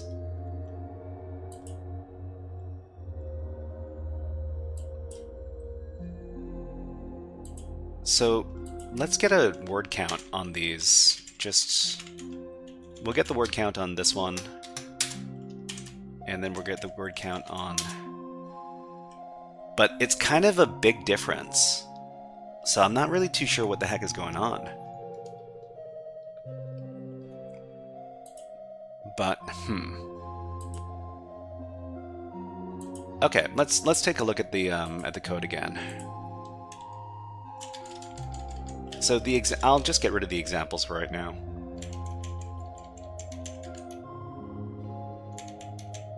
Okay, so HackShadow says they're trying to get rid of the 0b in the toBinary thing, but they accidentally get rid of too much.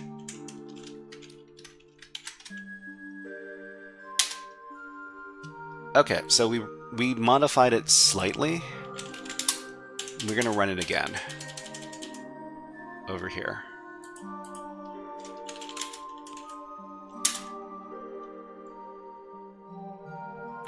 Invalid literal for int with base 10. This is the bytes converted to a string, and then we encounter some sort of error. Invalid literal for int with the base of 10. Oh, I mean, yeah. I mean, that's not the problem in this case. Okay.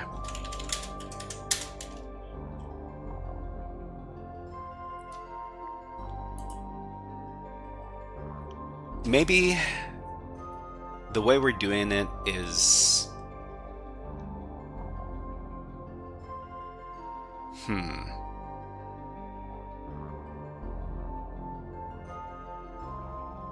This is the binary put together. This is the binary converted to bytes.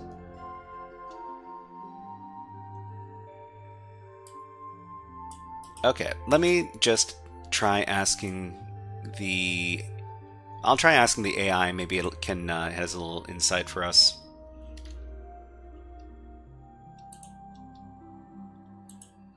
Okay, what is this string converted to binary?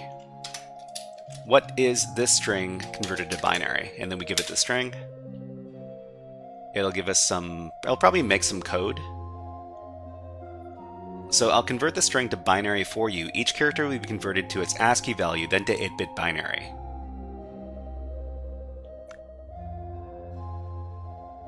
Why is it...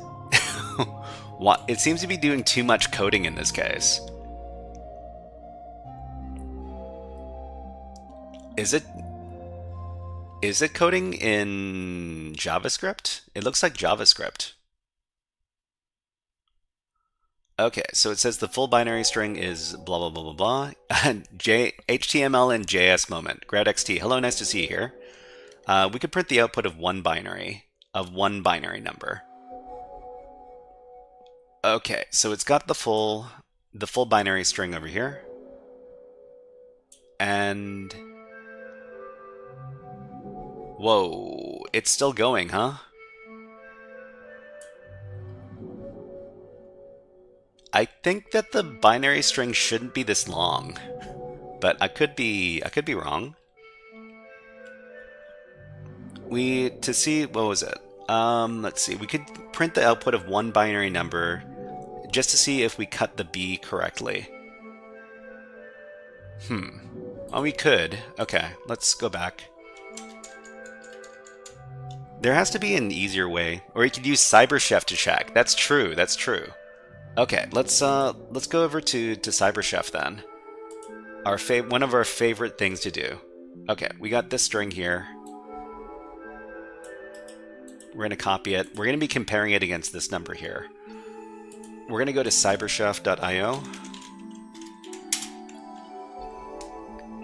And inside of CyberChef, we're going to put this as the input. And the output, we're going to do... Where is it? Binary? To binary.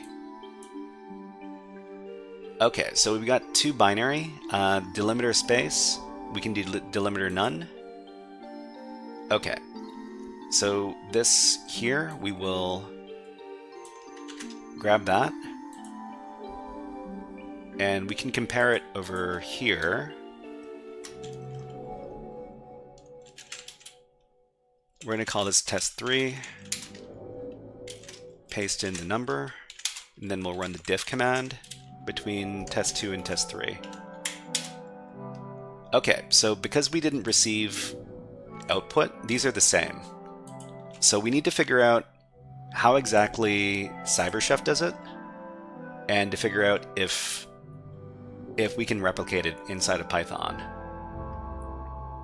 So where were we? Okay, so the response paused because Claude reaches max length for a message. Hit continue to nudge Claude along. Okay, so I mean the point of this isn't to use AI tools if we absolutely don't need to. So let's just try some other function again. So convert ASCII string to binary equivalent. Okay, let's say you want to convert the word hello to binary. Determine the ASCII values for the following characters. Convert the following decimal values to binary. Okay, and well, I mean, what happens if we just give CyberChef hello? Okay, so if the output is supposed to be this, then we should be able to do it in... int has a parameter base. You could set it to 16. Well, I mean, if we do the parameter base and we set it to 16, then we get hexadecimal numbers.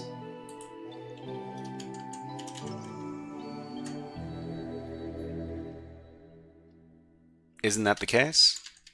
But anyways, let's do a little bit of experimentation here. We'll just run Python.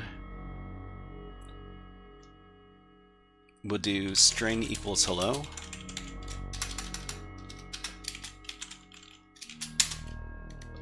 You can use bin to replace the byte and toString. You can use bin to replace the byte and toString. Can we? We need to get the string first, because if we don't do the conversion of bytes to string, then stuff is going to get really... It's not going to return the correct thing. Simply says bin ord h. All right, so if we do bin ord h,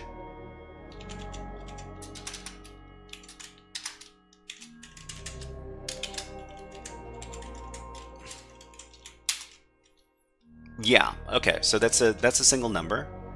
Can we do it on multiple at the same time?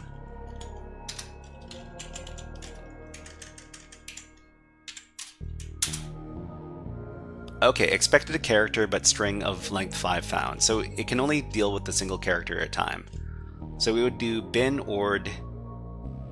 Well, we would do like a for loop or something, right? So string equals hello, for...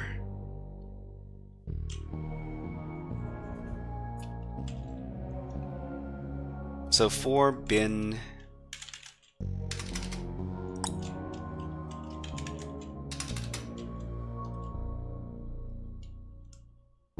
for I in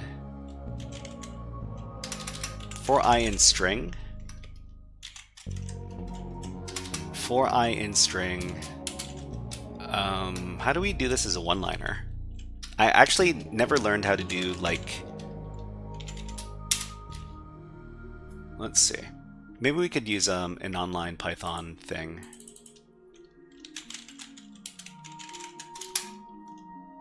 Yeah, like this. Okay, string equals hello.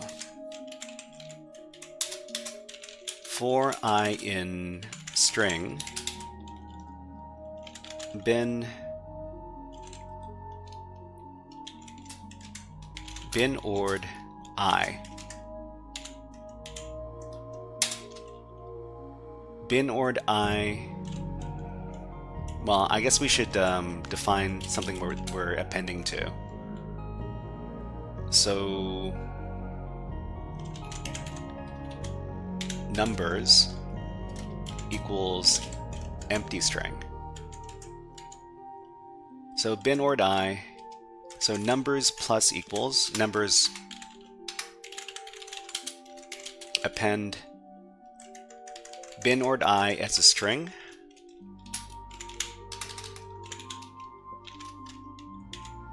In one line, join replace for x in hello. Hold on. Let me just try out the this little for loop. Oh, it doesn't print anything. Okay, so finally print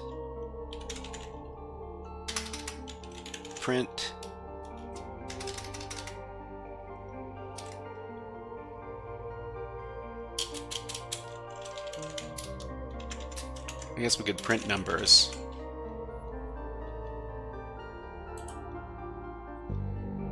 Okay, so it prints out each one of these numbers, but it also has the thing. We need to join, yeah, we definitely need to join it. Okay, so...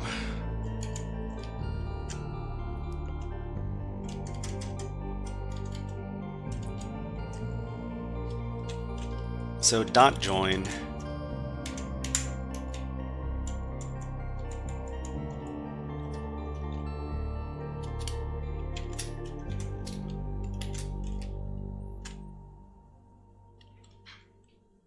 Oh, okay. And then there's also the replace part.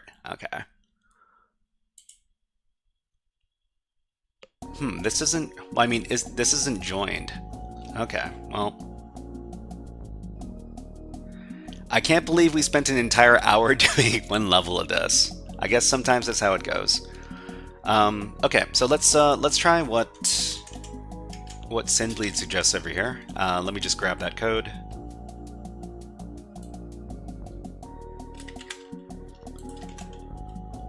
For x in hello. In this case, we don't need our string.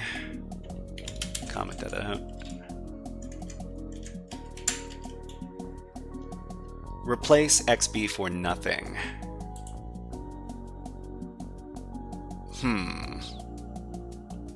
Gratixy says, have you converted the list comprehension before? It's what makes SendBleed's code so compact. Converted list, list comprehension. No, this isn't something I'd have too much experience with. You need to print it, yes.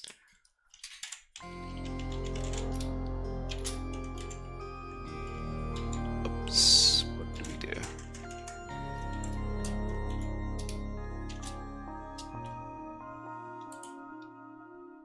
Okay, so this seems to work.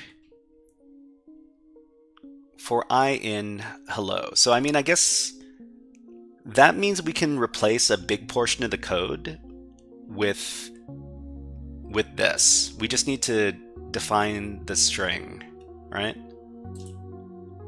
Okay, let's go back to the drawing board. In this case, we don't need this. We don't need the function here. And everything up until this point is fine. Convert the string to a binary value. In this case, the binary number is going to be what we talked about earlier here.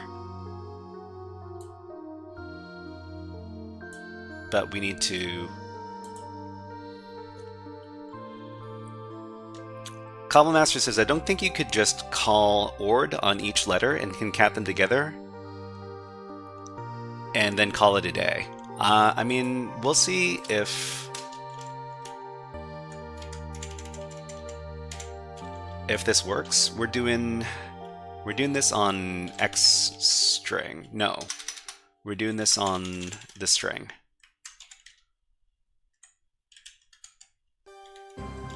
Okay, we get rid of the example string because we don't need it.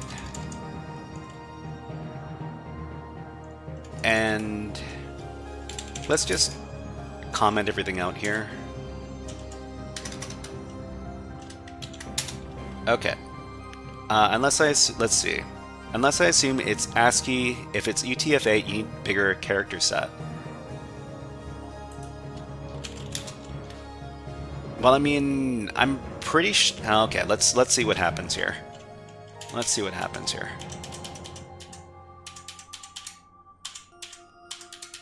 Oh, wrong tab. Okay, invalid binary literal. In this case, binary number, bin ord, replace.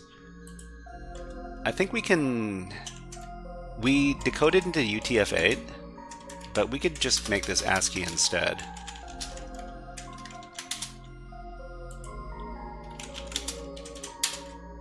It's returning 7-bit binary.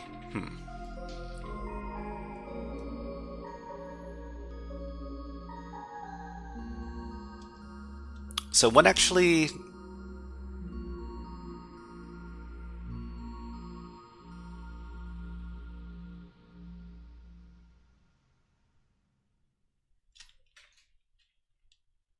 Format?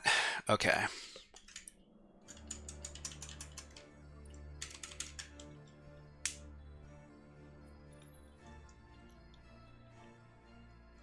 Wait, I think I also have something...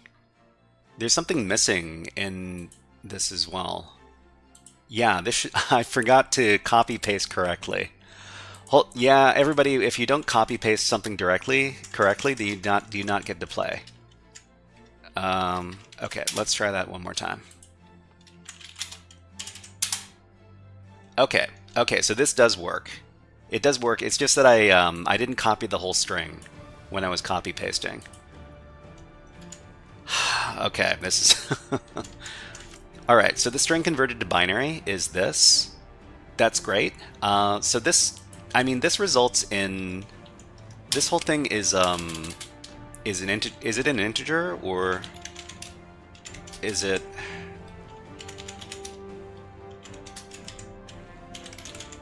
Or is it a string? So I'm just going to find out real quick. I just need to make sure that this is a string. Okay, so this is a string. Alright, so now that it's a string, we need to convert... We just need to convert the string to bytes and then call it a day.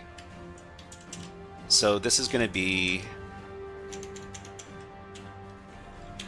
binary number.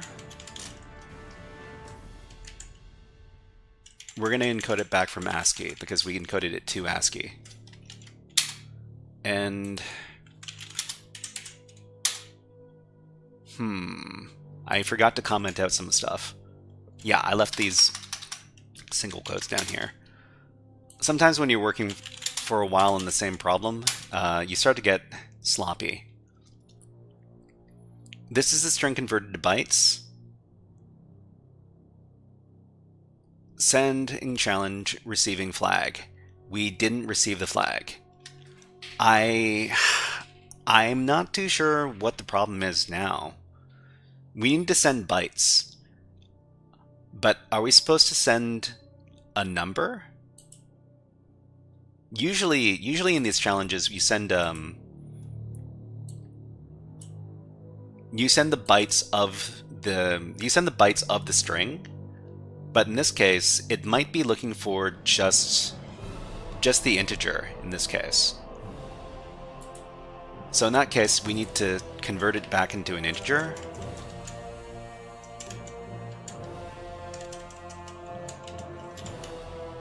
In that case, we need to do the conversion.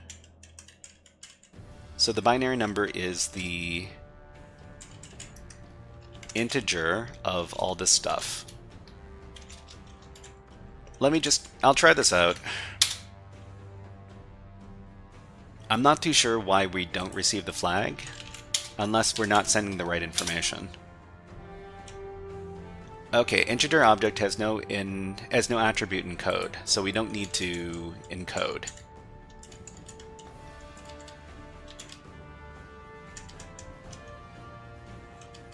So how do we encode, how do we turn the integer into bytes?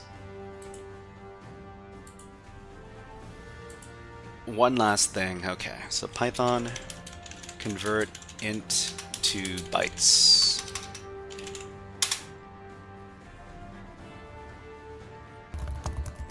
Converting integer to byte string.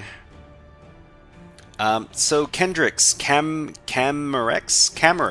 Hello, nice to see you, Camerex, and welcome to the stream. Okay, let's give you a hack the planet.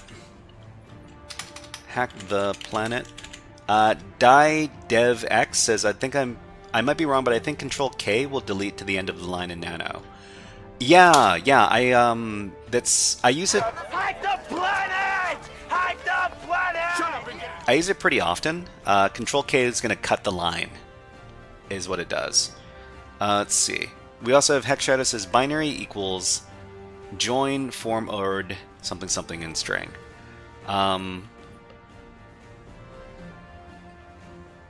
So how do we turn an int into a byte?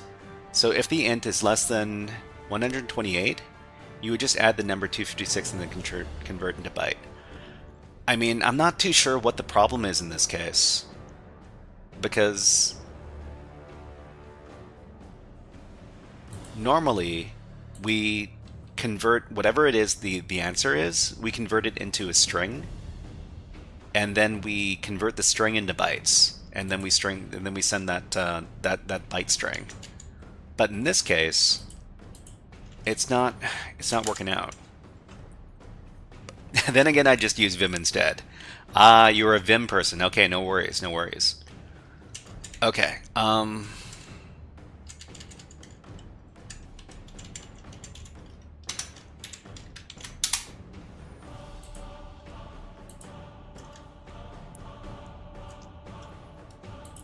I mean, I think the other thing is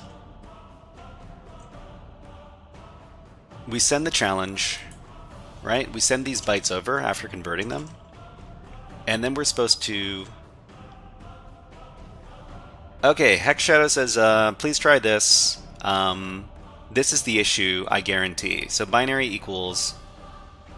Okay, let me adjust... Yeah, okay, let's go ahead and we'll try it out. Okay, so this is the line right here, and join format. Can you tell me what the format function does?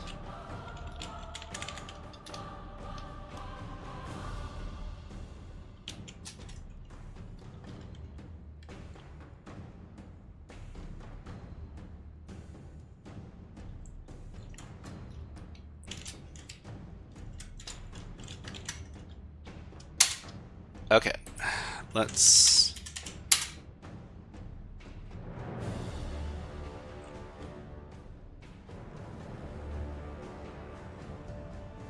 Oh, the format turned it into a list.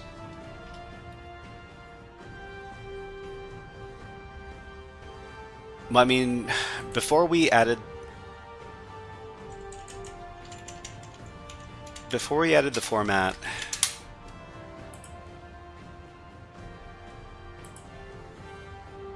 when we converted the string into binary, we got a big list.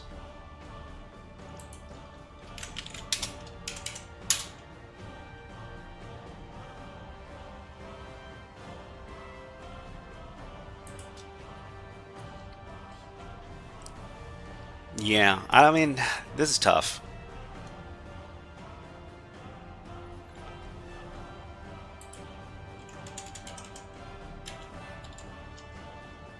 Okay, so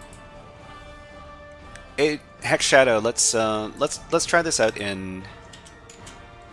Let's just try this out here in the online Python thing, right? I'll grab.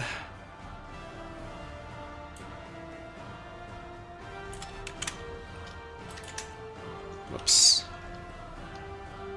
And paste this in. Binary equals for format and string. So let's just say that string equals hello or hello world. So if we print it out,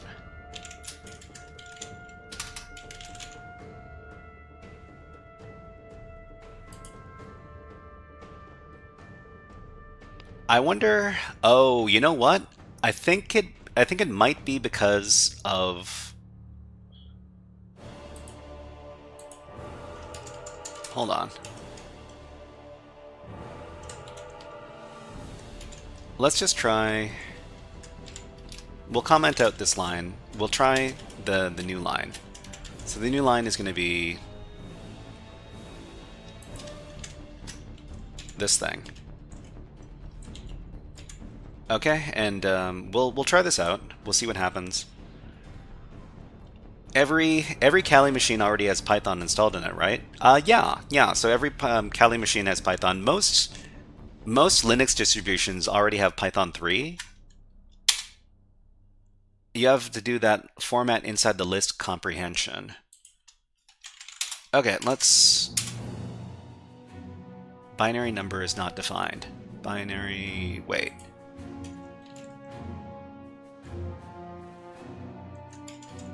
Bytes equals binary number. Well, I mean, we can just call this binary. Okay.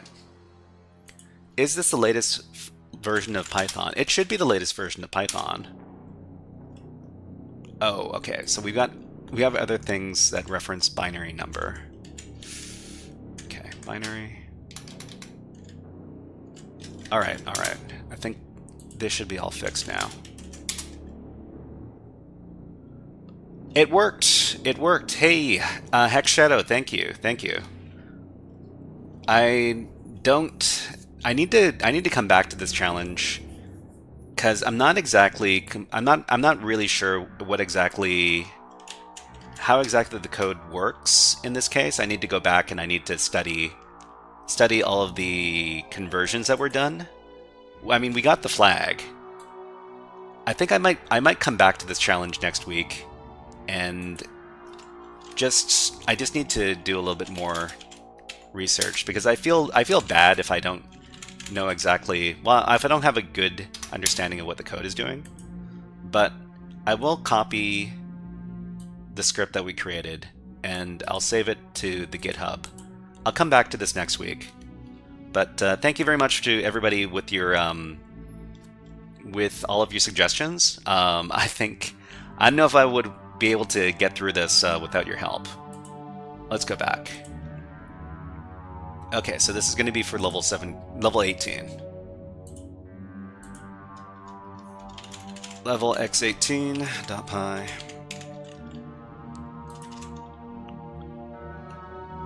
Commit those changes. Yeah, I need to come back and revisit this level later. But thank you very much again to the people who helped out. Hex Shadow and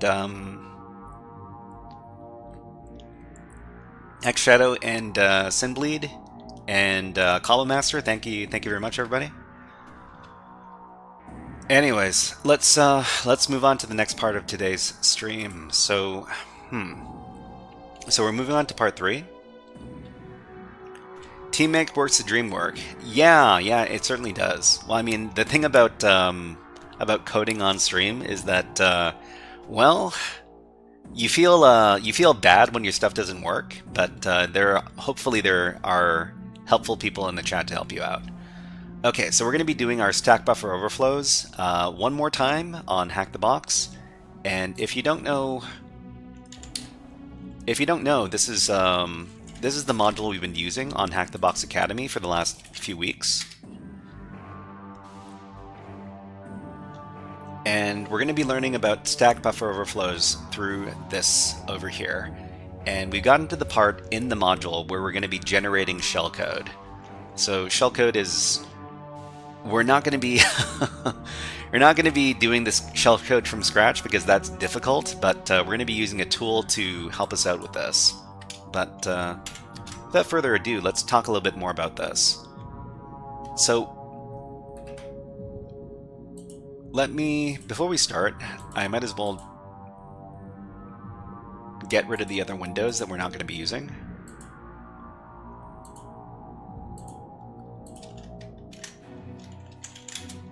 Okay.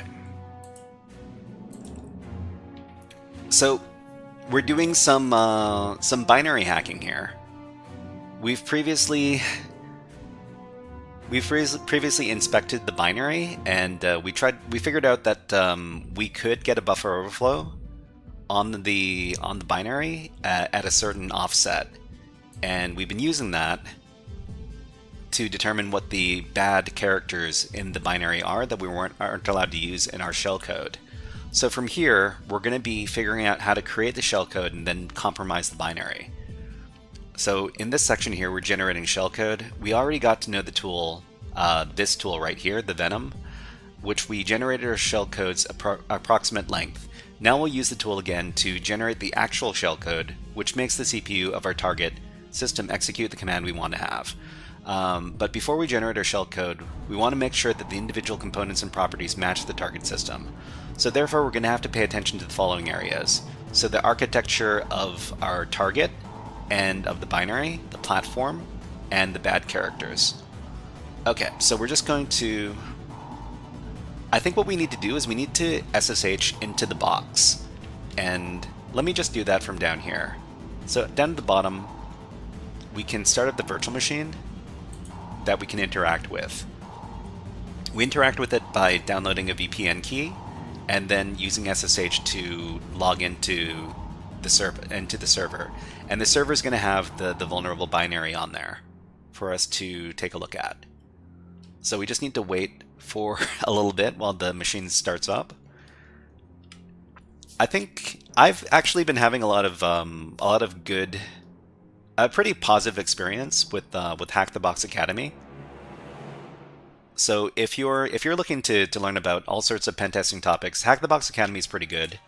Let me go back and I'll illustrate some of the really nice modules that I wanted to take a look on here. Okay, let's do Mass Effect. Actually, maybe not Mass Effect, we'll do something even more hardcore.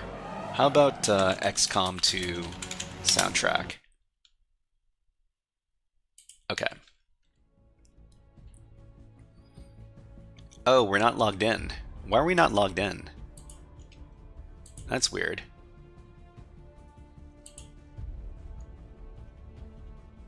Okay, we are logged in, great. So I just wanted to illustrate some of the modules that I think would be really good for people who are just getting into cybersecurity stuff.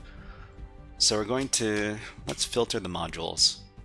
So the Tier 0 modules, these are effectively free, and there are a lot of good ones here. So if you wanted to learn like cybersecurity essential stuff like the Linux fundamentals and let's see, Introduction to Networking, I suspect would be really good as well. So web requests and let's see, Windows fundamentals, Introduction to Web Applications, and getting started setting up. These are all really good.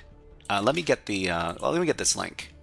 So you'll need to have an account over at HackTheBox, but you don't need to pay any money for a subscription or anything. But there's some really good modules here. But anyways, let's go back to the exercise at hand. So, okay, we're going to be logging in via SSH. Let's go ahead and do that over here.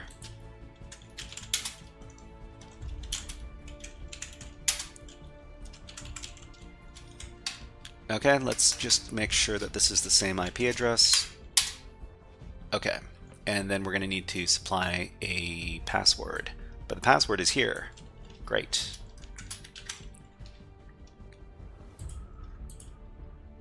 Oh, we're not connected. Okay. The other thing you need to do when you access the HackTheBox network is you need to download the VPN key, and you can download the VPN key by, well, there's a link at the bottom over here. It says download VPN connection file, and then you're going to use OpenVPN with that file to get access to the network. And then you can use SSH to access the machines that you spin up. Okay, so we've got our binary over here. It's this bow. I'm not too sure which one it is. Okay, so what do they want us to do from here? So they want us to generate some shellcode with the Venom over here. And let me just copy this. Before we run it, we'll talk about what exactly the command does. So this is an MSF Venom command, and it creates a reverse shell on a specific host on a specific port. And in this case, we're going to need to create a reverse shell listener to catch the shell. We need to pay attention to, because we're connected on, well, I'm connected on the TUN0 interface, and TUN0 is the default name for the interface that's created with VPNs, like OpenVPN. In this case, this is my IP address. So I need to take note of this, and I need to create my reverse shell listener. So I usually use rlwrap with my reverse shell listener. I usually like to listen on port.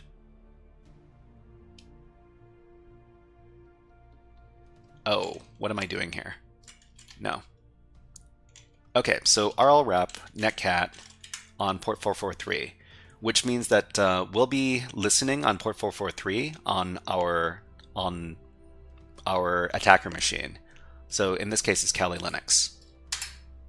So we need to make sure that we're going to be communicating with this IP address, which can be accessed from the box we just logged into.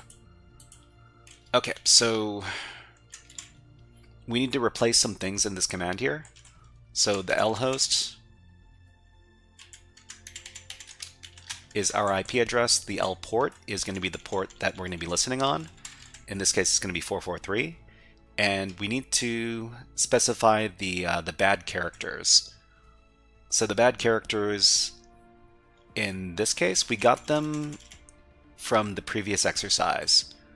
So the previous exercise,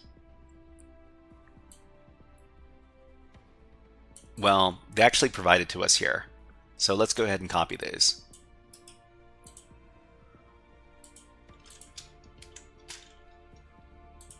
Okay, there's the double quotes. That's not good. Let's just call this shellcode, like they suggested. MSF Venom command not found. So there's no MSF Venom command here, but there is an MSF Venom command on our Kali Linux box. So let's go ahead and run it there.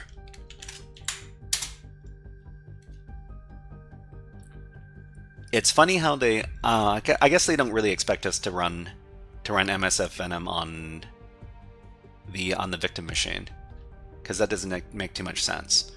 Okay, so saved as shellcode. So if we look at the shellcode, this is shellcode in the C format. Yeah, so the format is C. The architecture for this is x86, and the platform is Linux. So we need to make sure that the target matches. So we can just do uname-a on the target machine. So this is x86-64, but the thing about x86-64 is that x86 shellcode, the 32-bit version, is still going to work on a 64-bit system. We just need to make sure that the processor is the right processor. So this is a Ubuntu Linux, yeah, that's fine. And the name of the box is Nick's Boff 32. That's great. Okay, what do they want us to do next? Okay, so this should be the same thing. Okay, so now that we have our shellcode, we adjust it to have only one string, and then we can adapt and submit our simple hack again. Okay, so I think we were working with the Python script here, right? No, we weren't. We were running this inside of GDB. Okay, so we're working inside of GNU Debugger. Alright, so let's go ahead and do that. So we're going to do GNU Debugger Q. I'm not sure what Q does. What does it do? Let me figure it out. I know that we're supposed to use the -Q. -Q is quiet. Do not print the version number on startup. I guess that's kind of a small thing. Okay, so -Q on the bow binary. All right, and from here, they want us to use the shellcode. So this is the shellcode here. We adapt it and we put it into our Python command here. And yeah, okay. So let's grab the whole command here.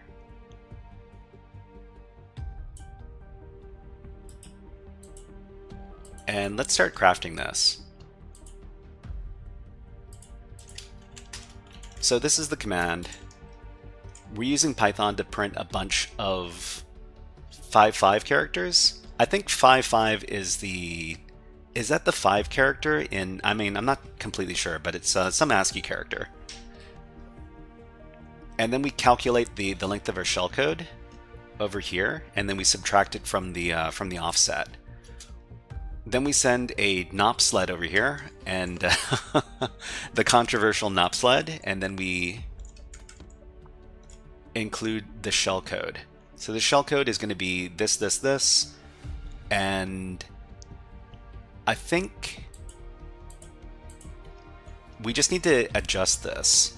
So we're adapting it from the shellcode file that was created from the Venom over here. Let's go into that file, and then we will adjust this to be a single line. Hold on.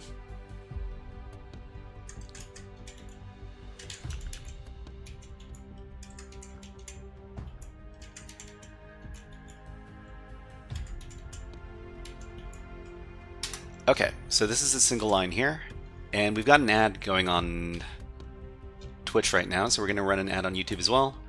And in the meantime, we're going to play some birds, because we love putting our birds on, because we love our birds. Okay, so here's a funny little bird. We'll be back in about 60 seconds. We just need to take a little water break.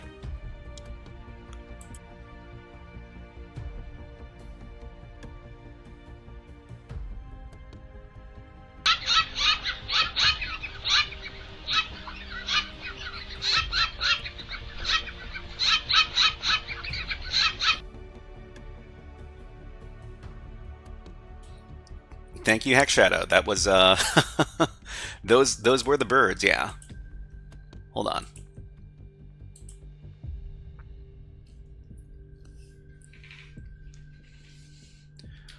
All right, we'll be back in about 20 seconds.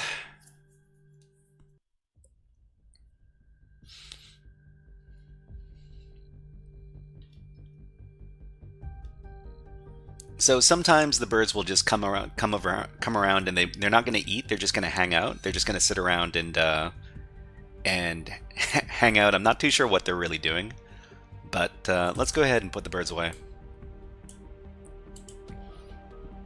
Thank you very much, Hex Shadow, for redeeming the bully bird. Okay, we got our hex code. We've got our shell code here. I think we can... Let's get rid of this. let's save the file out and then just get the file here. All right. So we were in the middle of crafting our payload here. So the payload goes in this spot.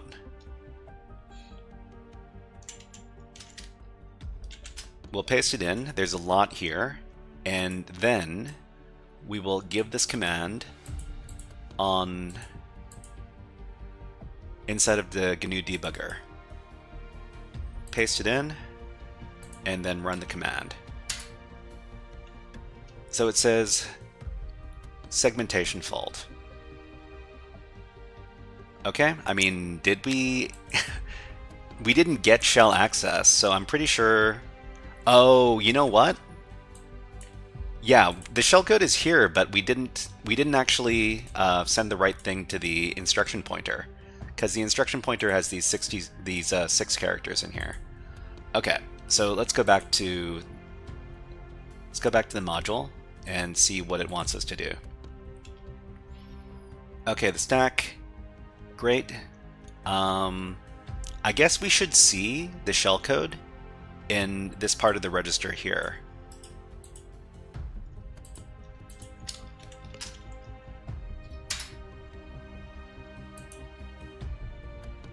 Okay, so let's see. Let's keep on going. The 55 characters here, and then our shellcode begins immediately after our NOP sled. So this is the NOP sled, and then the first character in here is DA. Let's check.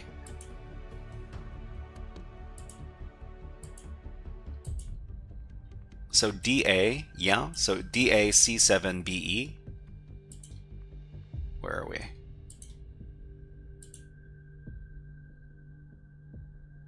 So DA C7BE, so this is our shellcode. The shellcode starts here, and it should go on for about 150 bytes or so. So the shellcode is definitely here. The problem is we need to point the program execution at our shellcode. Okay, so let's queue to quit. And let's see what they want us to do now. Okay, you're supposed to answer a question. Submit the size of the stack space after overriding the EIP as the answer. Format is submit the size of the stack space after overriding the EIP. The size of the stack space.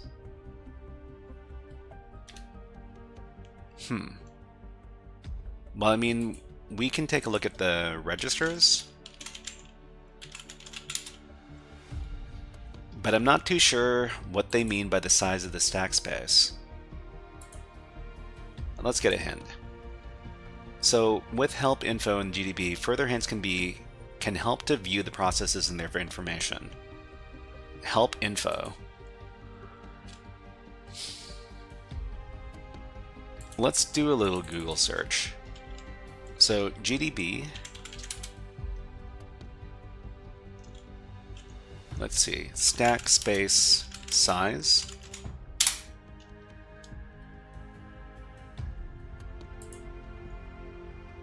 How does check stack size in GDB? Okay, so how to look at the stack with GDB.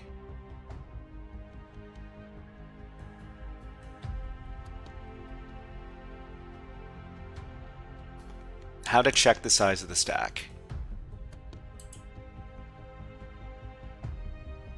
The stack size function in Java. This doesn't help us. Okay, so one more time. Submit the size of the stack space after overriding the EIP as the answer. So we overrode the EIP, right?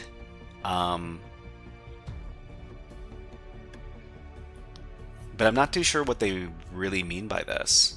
So I don't know. Let me try asking the AI. So using GDB, how do we the size of the stack space, is that the worry? Okay. Size of the stack space after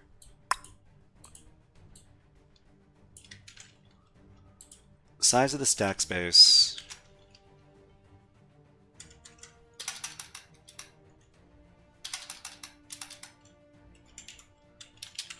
at a certain point in program execution.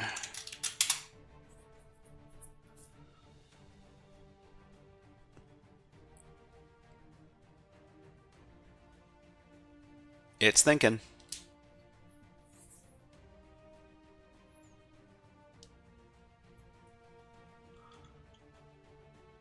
Okay, I guess at the same time we can also ask the question from DeepSeek. Maybe it'll get us an answer quicker.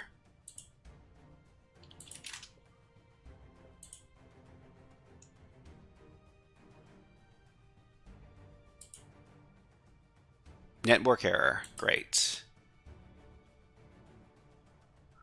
Okay, GB, there are several ways to determine the size of the stack space at a specific point during program execution.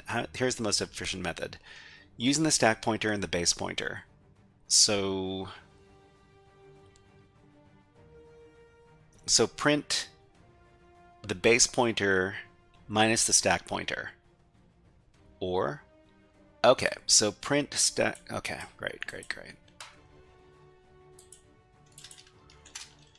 Okay, so in this case, we're dealing with a 32-bit program, which means that the registers are EBP and ESP instead of RBP and RSP. So this is, I mean, this is the reported size. So they want it in the hex format. Is this, well, I mean, is this a decimal number? Let me check. If it's a decimal number, then we need to do conversion. So format is going to be hex something something. So this, that is the incorrect answer. So that means we need to, if this is a decimal number, we need to convert this to a hex number. So I mean, we can just do something like decimal to hex conversion, hex to decimal. Enter the decimal number. Oh, we're doing decimal to hex. Decimal to hex. Convert this. Okay, and then we submit this as the answer.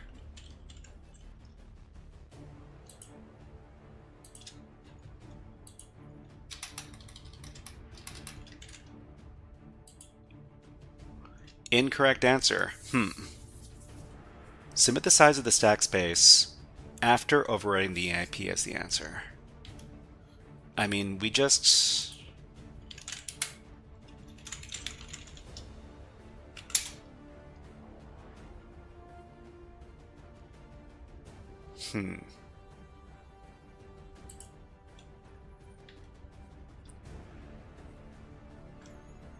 Okay, so what else did they suggest in here? Using the info frame command. So info frame, this will display stack level program counter, stack pointer address, stack level, info frame.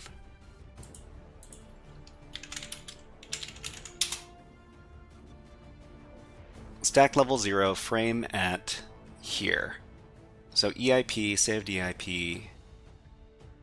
So are they looking for this? Because I'm not really too sure what they're asking for.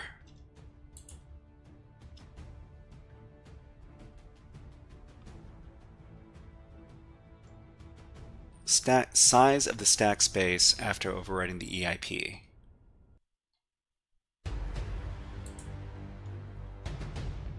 Manual stack enumeration.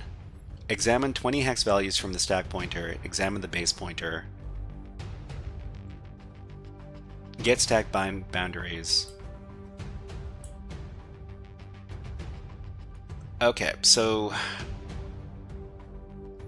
the size of the stack. So it's the base pointer subtracted from the stack pointer. Well, I mean,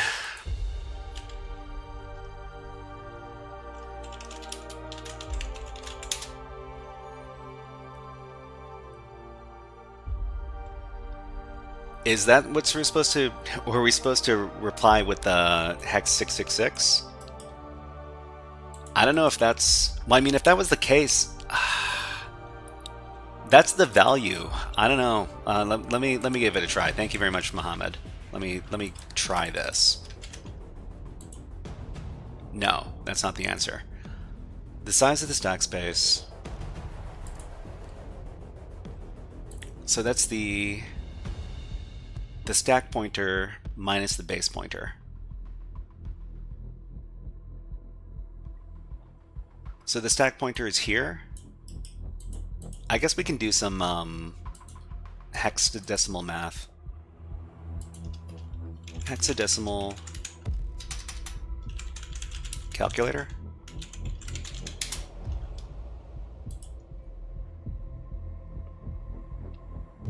Okay, so let's see. We're going to subtract the larger value from the smaller value. So the base pointer, so the stack pointer is here. We need to subtract the value of the base pointer. At least that's what I think we need to do. Minus the base pointer. So the base pointer is this.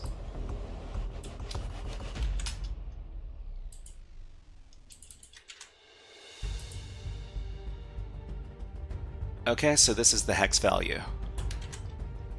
Let's see if this is the answer they want.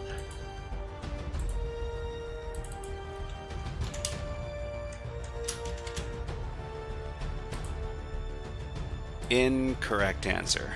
Yeah, I'm not, I mean, I'm kind of stuck.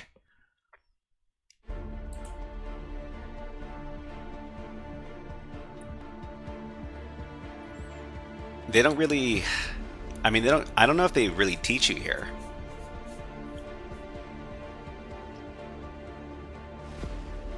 Okay, let's go back, do a little more research. Backtrace, calculate stack, total stack usage. Info proc mappings. Defus, hello, nice to see you here. Info proc mappings? Well, info proc.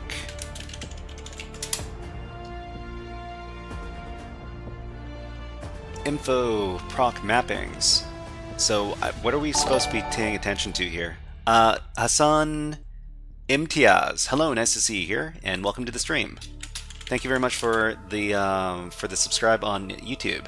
Let's give you a Hack the Planet.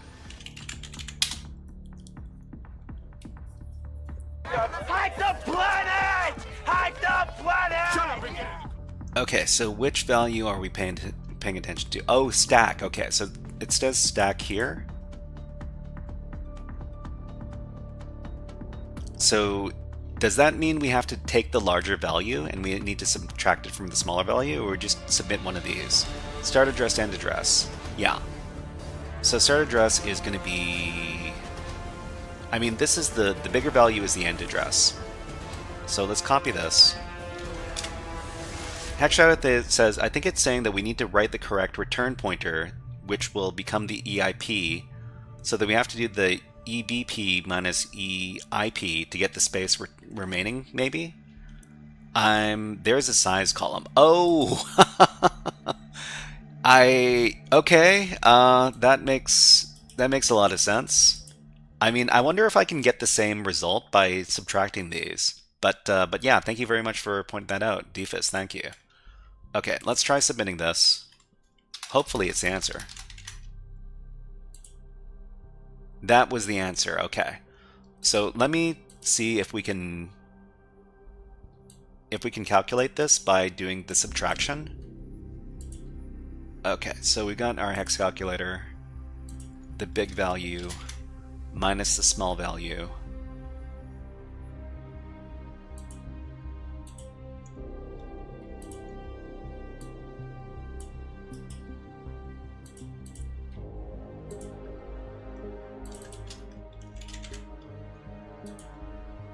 Yeah, okay, so this method works as well. You just subtract the bigger value from the smaller value, and that's the size. But yeah, thank you, Defus. Thank you, Defus, for pointing that out. I don't think I would have discovered that on my own. But let's move on to the next part of the thing. Okay, so mark is complete. Go to the next place. Identification of the return address. Okay, so here we go. Balmung, thank you very much for the fun love emote. Thank you. All right, so after checking that we still have control of the EIP and the shellcode, we need to find a memory address where our NOPs are located to tell the EIP to jump to it. This is the memory address. This memory address must not contain any of the bad characters that we found previously. So we got our NOPs, they're over here, okay? And we just need to supply one of these memory addresses. Is that it? Here we have to choose an address to which we refer the EIP, which reads and executes 1 byte after the other starting in this address. Okay, so for this example, we'll take the address, this one over here. Okay. So it's in the middle of the NOPs, and it's going to slide the instructions into our shellcode over here. So after selecting memory address, we'll replace the 66 hex, which overwrites the EIP, and tell it to jump to this address right here. Note that the input of the address is entered backwards. So in this case, okay, so this is the address. So if they tell us this is the address, let me copy it. And let's craft it over here. So this is the command that we used previously, and we're not going to multiply this by 4, but instead we have to feed these bytes in backwards. So in this case, it's going to be 4C and then D6 and then FF and then FF. So that's 4C and then hex D6 and then hex FF and then hex FF. Okay, hopefully this is correct. We will copy this. We will go back to GDB and we'll run the program one more time. Oh, we can't clear the screen? I thought we could clear the screen inside of the debugger. That's fine. Okay, so this is the payload now. So the payload is going to override the EIP with our memory address over here. So the memory address is in the middle of the NOP sled, and the NOP sled is going to redirect the program execution into the shellcode. So when we run this,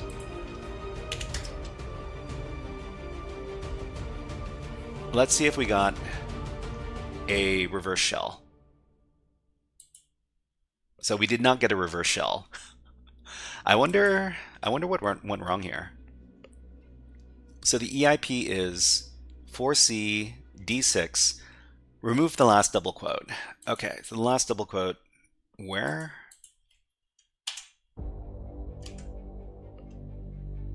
Oh, yeah, you're right, you're right.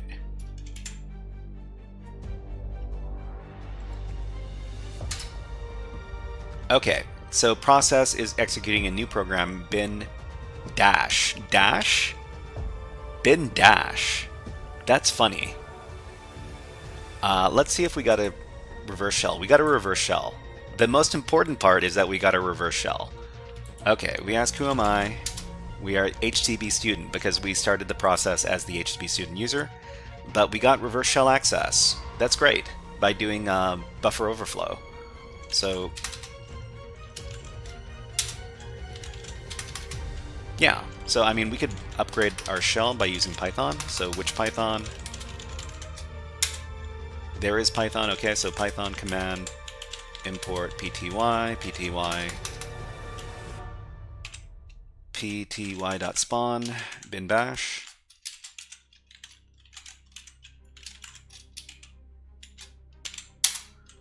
Okay, and we have a slightly upgraded shell. So yeah, we managed to get our reverse shell access by overflowing the buffer on the binary there. That's great. Okay. So let's see. Netcat reverse shell listener. We already beat them to the punch here. Okay, and then reverse shell listener. So the ID command gets more information about the user. Yeah. What do they want us to answer for questions here? So they don't have any questions for us. That's fine. Let's go ahead and mark complete. Okay, so public hack modification. So it can happen during our pen tests that we come across some outdated software and find a hack that hacks an already known vulnerability. These hacks often contain intentional errors in the code. Really? These errors often serve as a security measure because inexperienced beginners cannot directly execute these vulnerabilities to prevent harm to the individuals, blah blah blah. To edit and customize them, the most important thing is to understand how the vulnerability works and what function the vulnerability is in and how to trigger execution. With almost all hacks, we will have to adapt the shellcode to our conditions. Instead, it depends on the complexity of the hack. So it plays a significant role in whether the shellcode has been adapted to protection mechanisms or not. In this case, our shellcode with a different length can have an unwanted effect. Such hacks can be written in different languages or only as a description. The hacks may be different from the operating system, resulting in a different instruction. For example, it is essential to set up an identical system where you can try our hack before running it blind in our target system. Such hacks can cause the system to crash, prevent us from further testing the service. Since it is part of our everyday life to continually find our way in new environments and always learn how to keep the overview, we have to use new situations to improve and perfect this ability. I get the feeling it's either the person who wrote this was an ESL writer or they used AI to write this. Because the language, it doesn't sound like natural English somehow when I read it out loud. But anyways, we'll mark this complete next. Okay, so prevention techniques and mechanisms. The best protection against buffer overflows is security-conscious programming. Software developers should inform themselves about the relevant pitfalls and strive for deliberately secure programming. Okay, let's make this a little bigger. Yeah. Besides, there are security mechanisms that support developers and prevent users from hacking such vulnerabilities.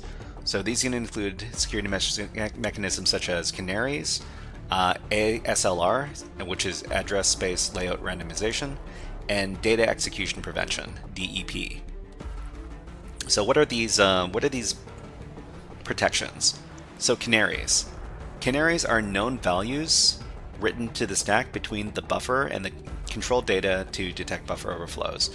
The principle is that in case of a buffer overflow, the canary would be overwritten first, and that the operating system checks during runtime that the canary is present and unaltered.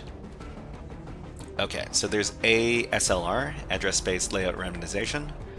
So this is a security mechanism against buffer overflows. It makes some types of attack more difficult by making it difficult to find target addresses in memory. The OS uses ASLR to hide the relevant memory addresses from us, so the addresses need to be guessed, where a wrong address most likely causes a crash of the program, and accordingly only one attempt exists. Okay? And there's DEP, or Data Execution Prevention. So DEP is a security measure available in Windows XP, and so wait, there's no DEP for Linux? Is that what we're supposed to understand? And later with the Service Pack 2 and above, programs are monitored during execution to ensure that they access memory areas cleanly. DEP terminates the program if a program attempts to call or access the program code in an unauthorized manner. Okay? Okay, so skills assessment. We're able to gain SSH access to the Linux machine whose password was reused by another user during our pen test. On this machine, we have a standard user, HTTP student, who can leave a message to the administrator using a self-written program called Leave Message.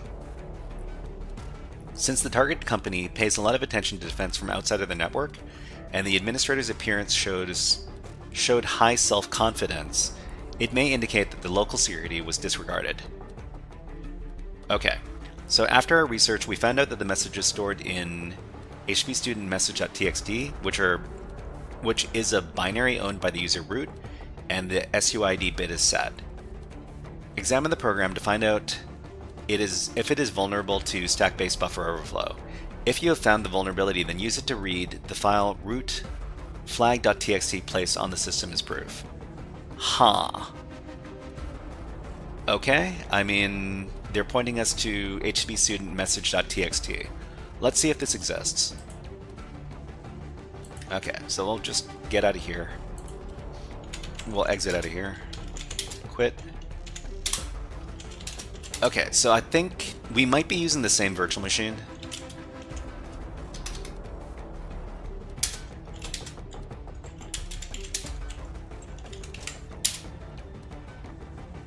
Okay, I think we need to access a different machine. So let's, because I don't see the file here. Let's exit, and then we'll get the credentials for the next machine.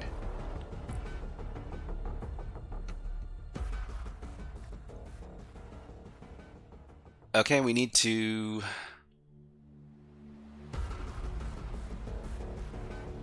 spawn the target machine. Okay, so that means we're gonna have to exit from the from this machine, and we will SSH into a new machine. So as soon as we get the IP address, we can log in there with SSH.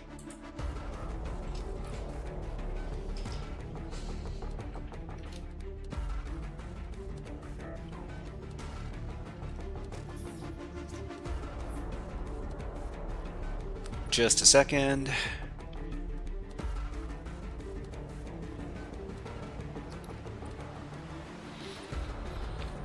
So in just a few minutes, we'll be starting our Windows Hacking Challenge, and the Windows Hacking Challenge is going to be located over at PwnTillDawn. And PwnTillDawn is a fun cybersecurity platform where you can hack against all sorts of vulnerable machines located on a network. Some of them are Linux and some of them are Windows. I'm very interested in hacking the Windows machines because Windows machines are kind of rare when you're doing these kind of CTF platforms. So that's why we're going to be hacking this Windows machine. We're going to be doing that in just a little bit. But first, I want to see if I can complete this exercise. So this is the IP address, great. Paste that in. And we need to provide a password. Let me grab that password.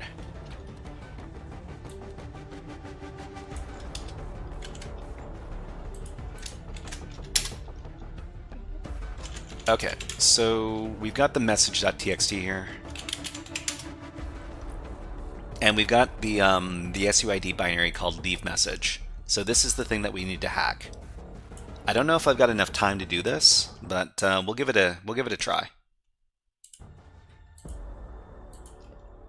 Okay, so message.txt. I mean, this is just a blank file here.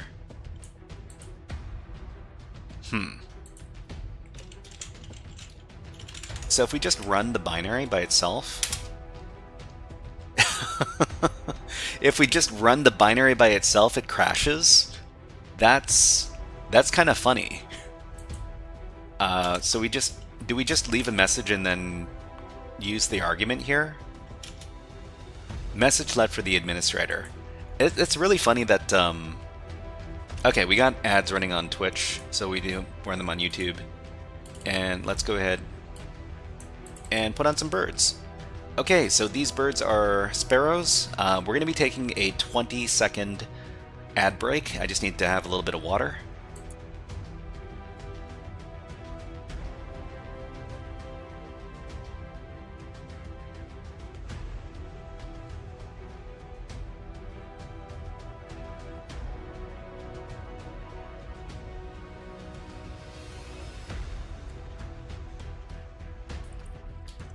Okay, we'll put the birds away, and we will get back to the hacking. Alright, so, I mean, I'm pretty sure if you leave enough of these A's in here, it should crash the program. Message left for the administrator. Let's see if we can make it even bigger. Message left for the administrator. Okay, so we're actually not sure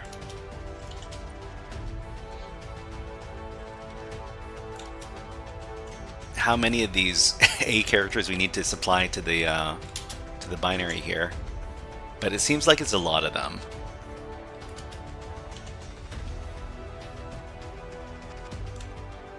So that's the fun thing about buffer overflows, is that part of the fun is figuring out how many characters we need to send to crash the program.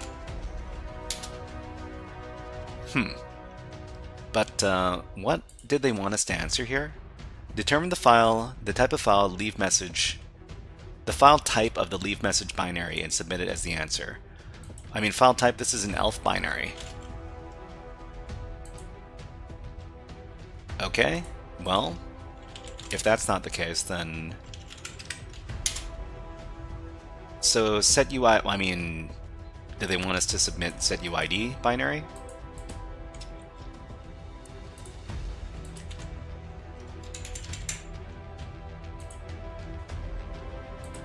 Determine the file type.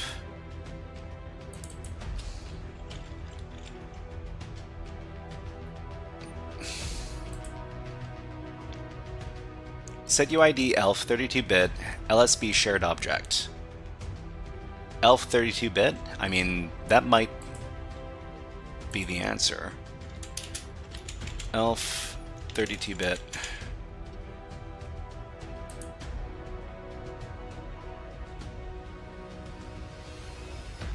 If this isn't the answer, then we can just, you know, click on the hint.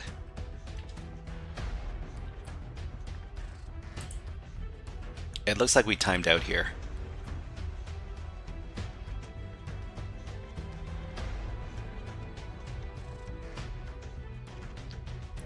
Alright, give me a hint. Okay, so submit your answer in the format XXX3.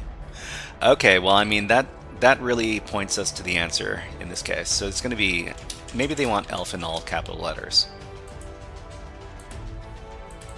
And if it looks like we're timing out the server, we're just going to reload the page. Okay, submit this. Okay, that's the correct answer. So how many total bytes can you strings? Can you strings leave message? Yeah, I think we, well, I mean, I think we can. Then again, lots of these machines don't have the strings binary. This one does, so that's nice. So yeah, there's string copy involved. So this is one of the famous vulnerable functions inside of the C language.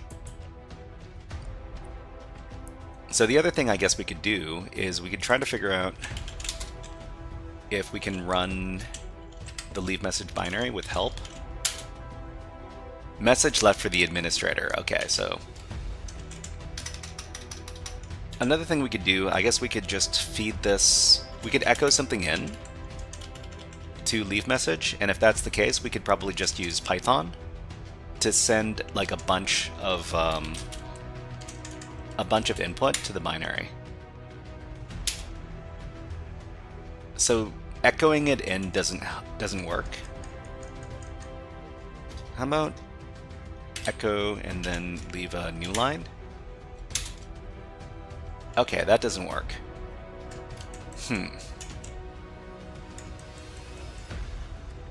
Alright. So we can just run GNU debugger on it. So GNU debugger Q leave message.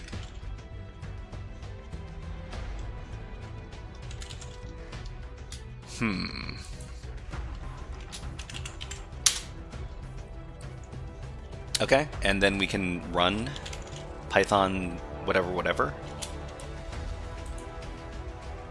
How many bytes in total must be sent before reaching the EIP? So this is what we need to figure out. I need to get the command we were doing. We were using a Python command, right? I think I've got it in here.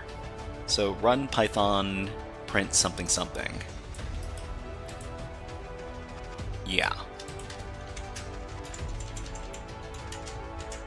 So we're gonna send a bunch of 55 characters. I don't know. Let's try sending 400.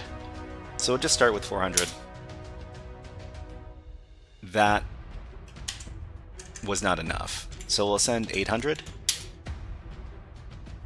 Okay. And that was fine. Let's try 1500. It's still executing properly, so let's try 3000 characters.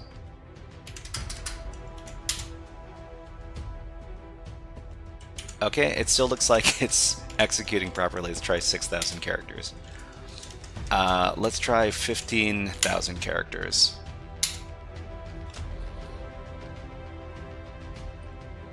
Unexpected EOF while searching for matching something something. Okay.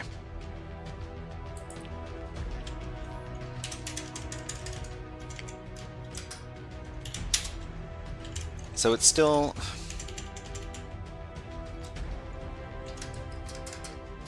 over 900,000.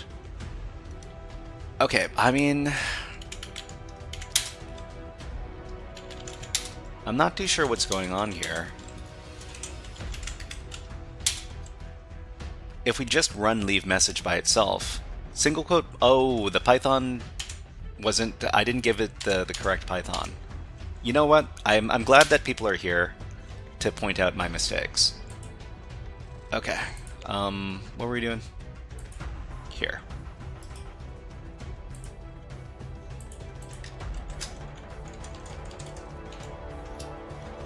Yeah, okay. So we need to... Yeah, you're right. Okay, let's try 5,000. We'll try 500 characters. We need to comment this out. We need to provide the correct syntax. Send it. Message left for the administrator. So this is normal. Let's try 5,000 characters. Segmentation fault. So segmentation fault with 5,000 characters. We'll try...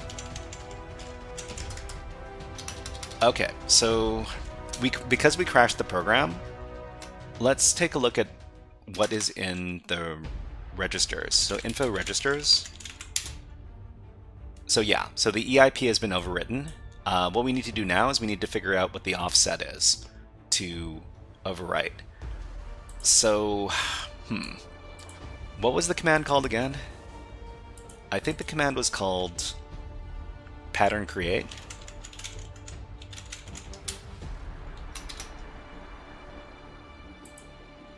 They taught us earlier in the course. Let me go back. So there's a section on determining the offset.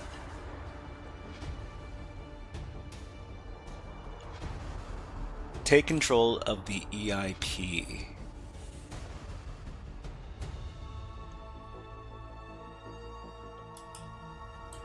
Yeah, so let me go back to this section. I forget what the command is specifically, but it's going to create a pattern that we can put into the binary there. So let's see, pattern create RB. Yeah, okay.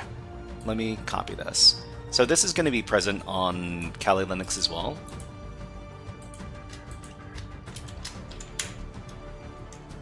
So I'm not too sure. I know the 5,000 definitely works.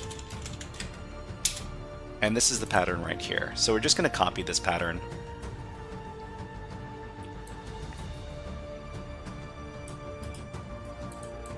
And from here, we're just going to do that run command again. But this time we're going to put in this big list of characters. Yeah, and then we're going to feed it this.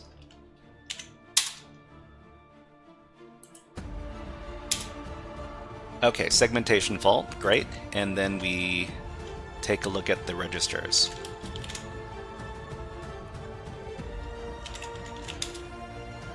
Okay, so the EIP register has this, and I'm pretty sure they tell us the command we use to figure out what that is. So registers, info registers EIP, great. And then we use the pattern offset command here. Okay, just let me copy this.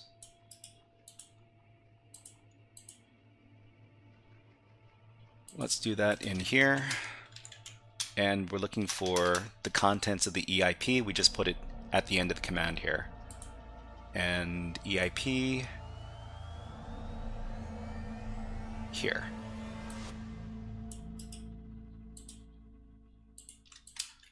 Paste it in. Okay, exact match at offset 2060, which means we would craft the Python command to look like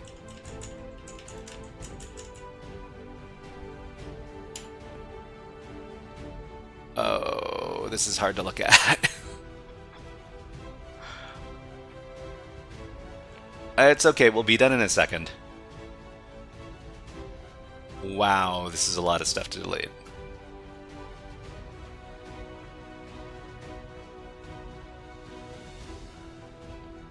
Okay, so that number was...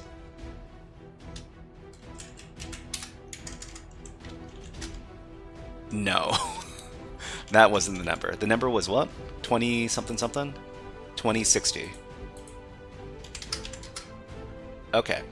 And so we do 2060, and I guess we should subtract 4, so 56, and then add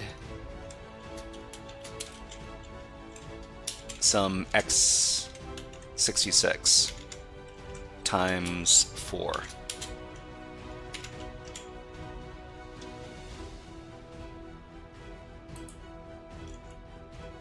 And it looks like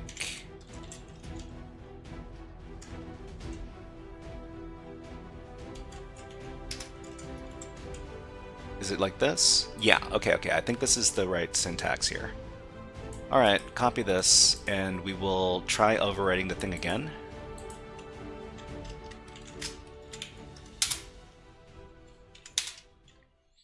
Okay, so this is a segmentation fault, but it looks like we didn't exactly overwrite the EIP.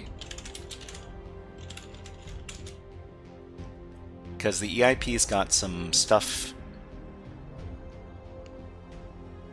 in here. Let's try adding a few more characters. Let's try 2060. Okay, so this time it works. We're able to control the EIP because we see that the hex 66 characters in here. And what was the question? There was a question about offset over here, right? How many bytes in total must be sent before reaching the EIP? So it's 2060? Yeah, okay, that's it. Submit the size of the stack space after overwriting the EIP is the answer. So this thing again. Defus had the answer for us before. Let me see if I can info proc mappings. Okay. I didn't know info proc mappings. So the stack size is this. I guess they want the hex in here as well. Okay, and done. Great. Read the file root flag.txt and submit the contents as the answer. Okay. So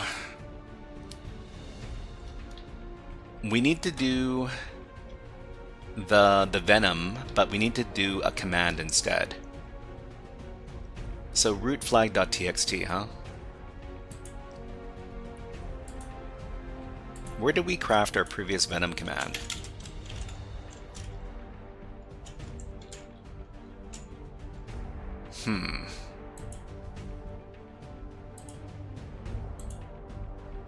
Okay, so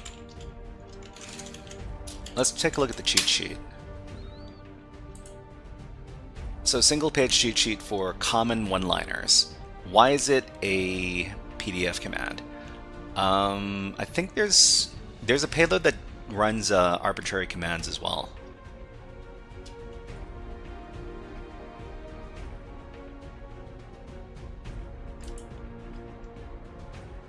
Yeah, so command equals something something.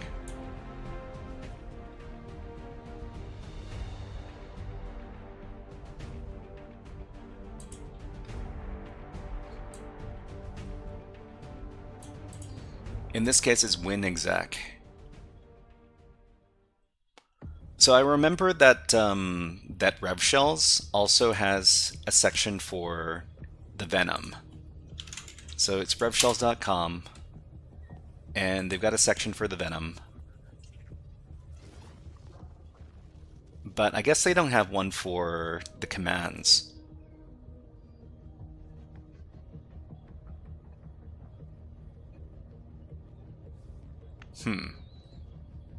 Let me see if I can search for this.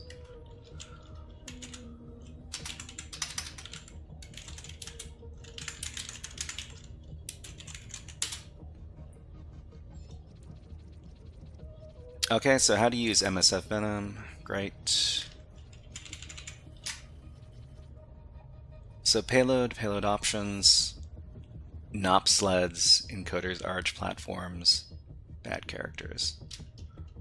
So let's look for command.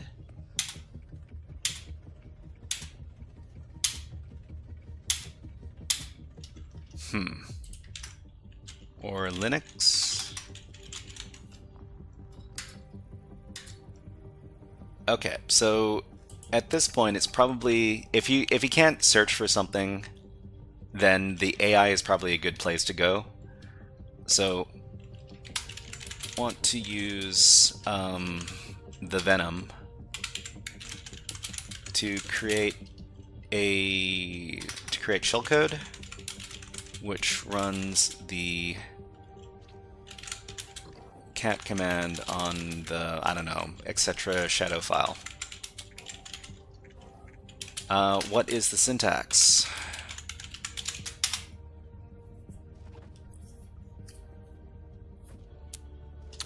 Okay, well, I guess I will ask,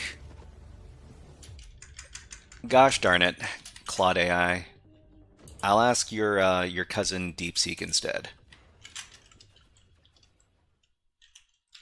I am doing a CTF. Okay, I prepend this stuff just so, you know, we can evade any potential problems. Okay, so 32-bit shellcode, great. It's just going to be this. Oh, exec. Okay, so Linux x86 exec. Command equals this.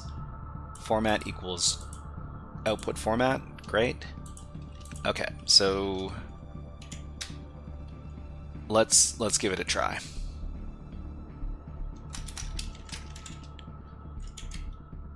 I guess we'll put it in C format because, well,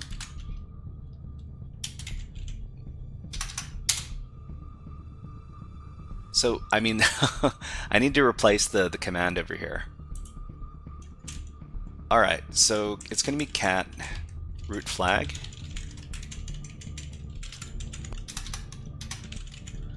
And what I want to do is I want to redirect the output to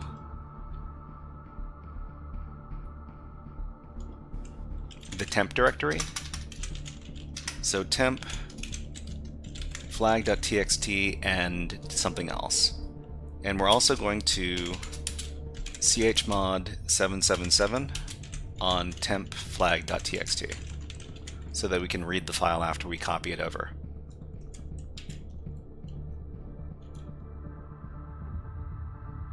Okay, I think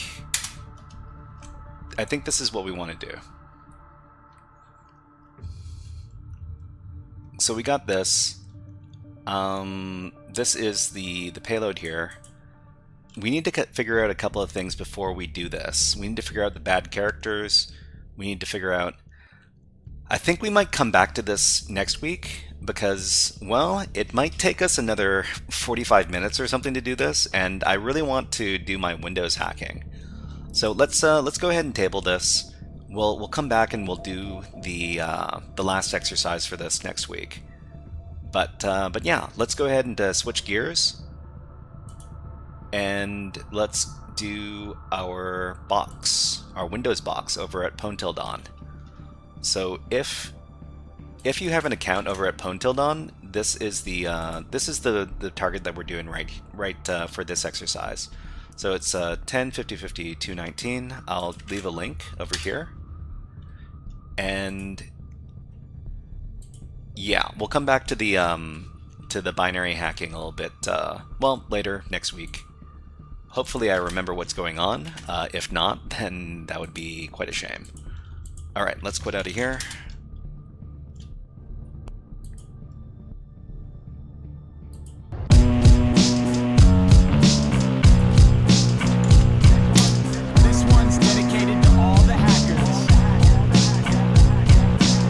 Thank you very much, HexShadow, for redeeming all the things. This is the awesome...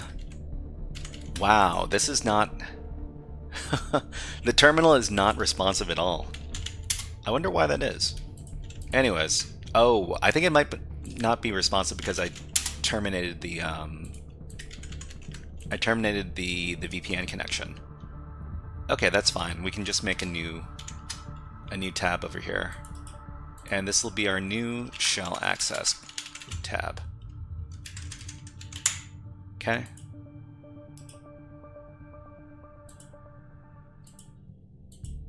And we'll get rid of the old one. Okay, so the first thing we need to do is we need to access the network for PwnTillDawn.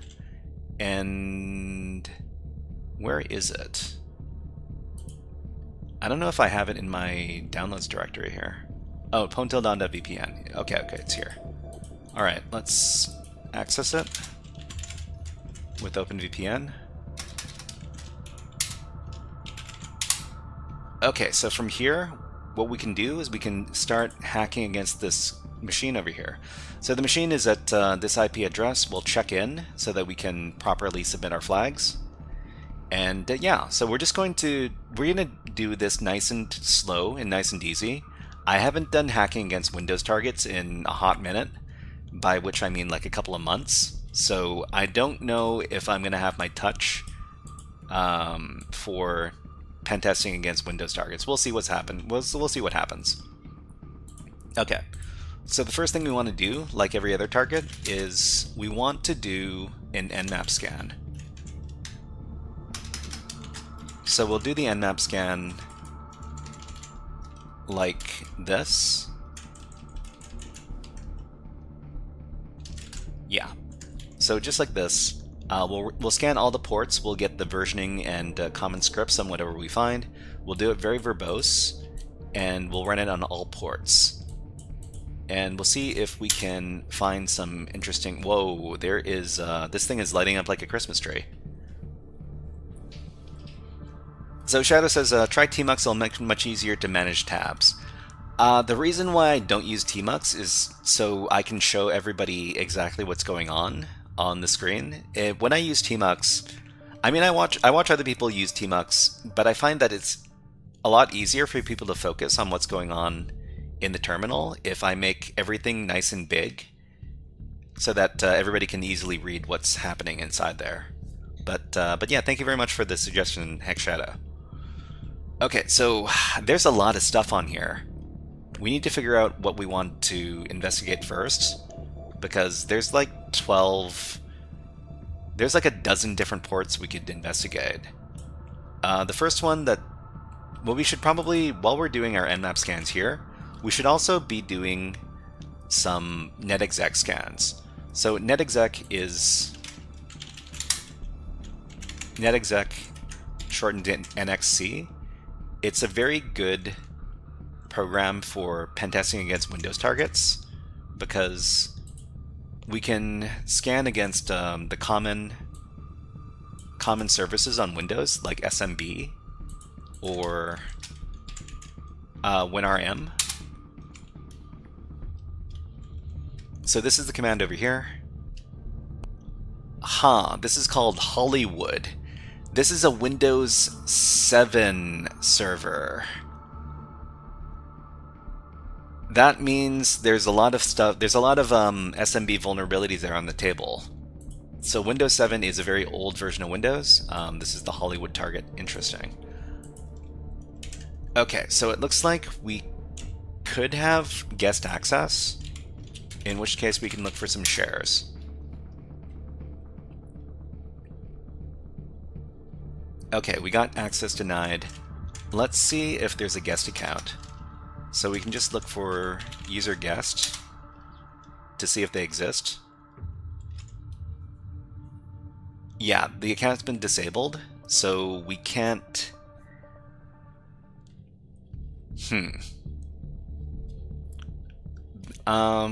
Let's go back. So on Nmap over here, we saw that there was 3306. 3306 is that MySQL? Let me look that up really quick. Port 3306. Admin or root? Well, we know there's definitely... So, okay, it's MySQL is on port 3306, so that we might be able to do some database hacking as well. So, I mean, it's guaranteed that there's an administrator account, but the problem is that we don't have administrator account disabled. That's weird. That is weird. Yeah, so, I mean, there's FTP. I kind of missed out on that because, well, there's almost too many ports open on this machine. But yeah, if there's FTP, we could probably take a look at... We'd probably take a look at that. So we can FTP into the machine. So name, we'll try anonymous. Okay, so we got login failed as anonymous, which means... The other thing that we see here is that this is probably an insecure version of the software here, because it's an old machine. So FileZilla version this thing right here. Let's exit and we'll look for a known hack for FileZilla.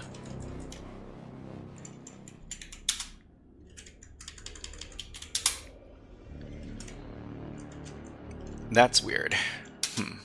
So there is FileZilla. Whether or not there's one for this version, I'm not sure.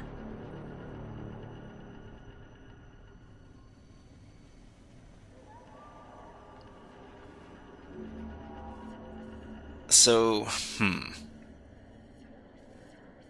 there's a buffer overflow for version 9.4D. We're 9.41. So I mean that's potentially something we could look at, but I don't know. We might need to do some more research. Okay, we got ads going on Twitch, so we'll run one on YouTube. And let's go ahead and put on some birds. Actually, this time we'll put on a happy squirrel. Here's a happy squirrel. We'll be back in about 30 seconds.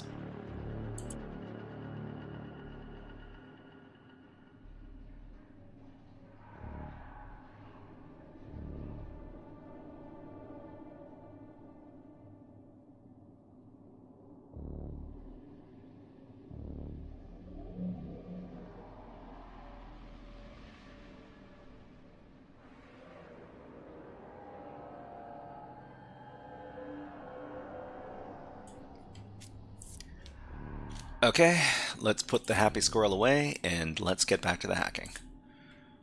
Alright, so the other thing we could do is we could take a look at the, there was a HTTP proxy on...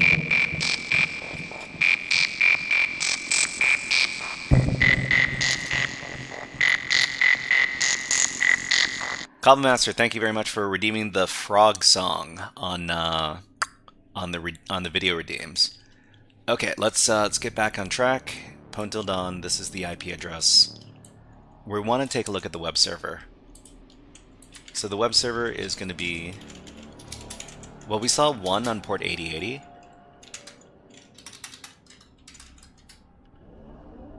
And this is Tomcat. It's Tomcat. Wow. Tomcat has all sorts of fun things that we can hack. So this is the version of Tomcat. We can see if there's any specific hacks for this version of Tomcat. Okay, let's search Tomcat. This thing. So nothing for this particular version of Tomcat.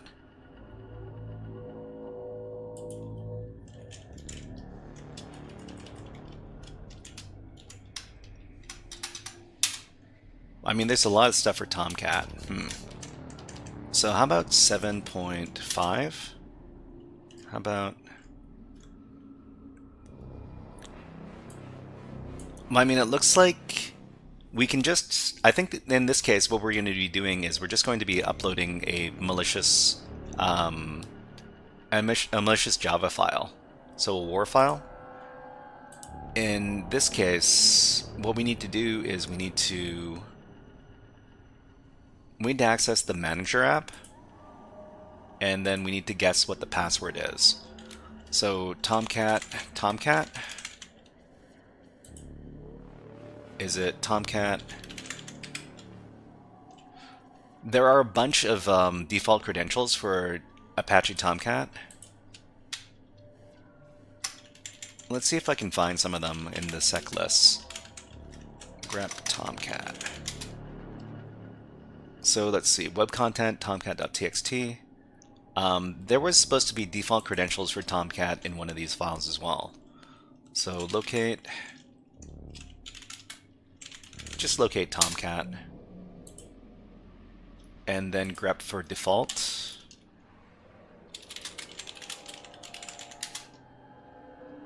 So Tomcat better default password list. So let's see, there's a user pass list as well.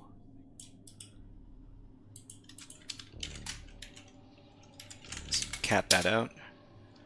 Tomcat root, Tomcat password, Tomcat something something.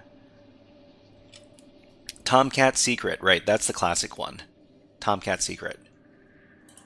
Okay, let's try Tomcat with secret.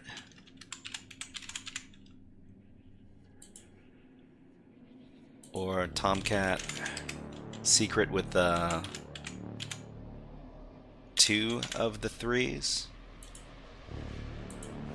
Okay, so you're not authorized to see this page. Okay, that's fine. I think what we're gonna do is there's probably, let's create another tab. We'll call this brute force, because I'm gonna try to brute force this using the forbidden platform.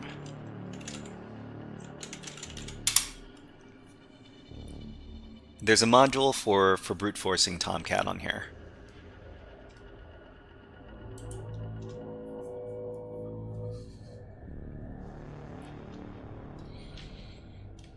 Okay, so we're gonna search for Tomcat.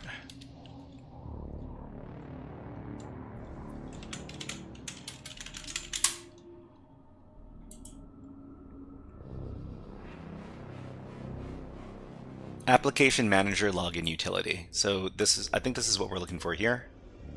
And this is number, what? This is number 63. So use 63. Okay, so for this module, what do we need? So options, we need to supply the speed, DB all creds, DB all pass, password file. So we got the default password file over here. We got the port. We got the R hosts. So we need to set up our IP address for the server. It is this one.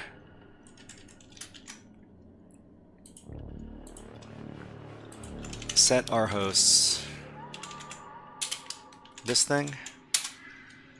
And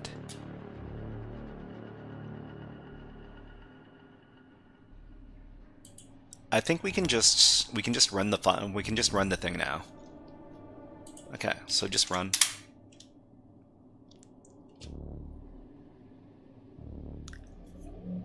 Okay, credential data will not be saved. That's fine. So we're just going to... The other thing we need to do is we need to make sure that it's using the right endpoint. So target URI is manager HTML. I think that's the same. Yeah, manager HTML is the correct one. It is running through all of these, but not getting a success. That's fine. What else can we look at here? So... Finger. There's Finger available on this. Wow. I haven't seen... Finger is... Well, that's really interesting. Finger login... Okay, so to anybody who doesn't know, Finger is kind of an old... it's kind of an old network service that you can get all sorts of good information out of. So, let's see. Hack tricks... Finger? Pentesting Finger. Okay, let's take a look. So Finger is a program you can use to find information about computer users. It usually lists the login name, the full name, and other details about the user that you're fingering. Yeah. Okay, so enumeration, great. Banner grabbing. Just netcat to the port on port 79. All right, let's try that. So the IP address. What is the IP address? This one.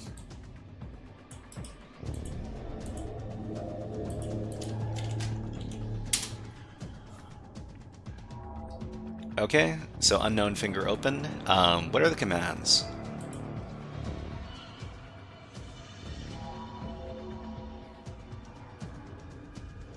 User enumeration. So we need the admin at. Okay. Is not known at this site. So that's not... It's not helping. Okay, so there's a Finger enum program from Pentest Monkey, so we could try using this as well. Okay. Man, music is so scary. Let's try putting on some more upbeat music.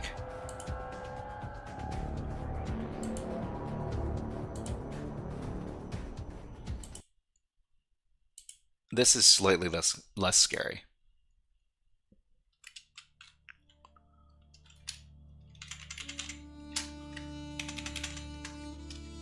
Okay, so this is the tool from Pentest Monkey over here, and so this is the...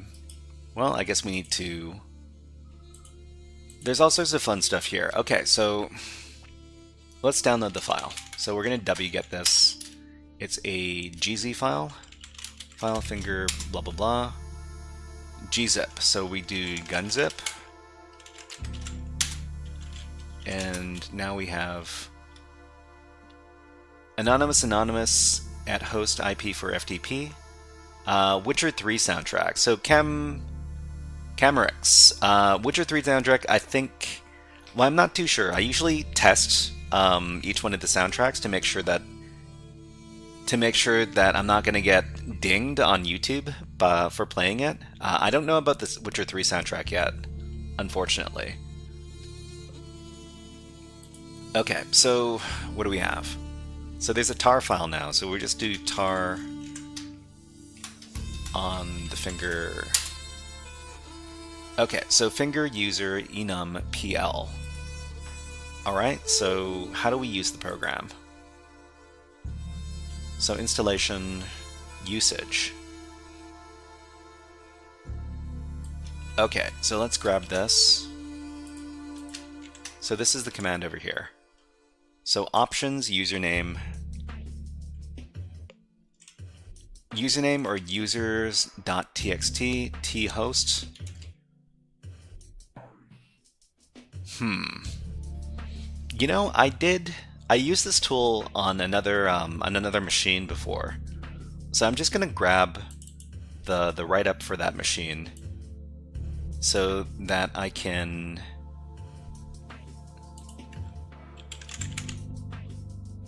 look it up. So this was from another machine that we used. Okay, let's so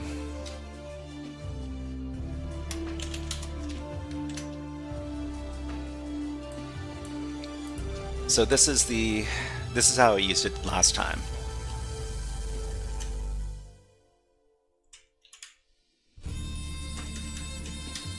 So the only thing we need to supply here is we need to supply the IP address. Let me just grab the IP address so that we can get started with this.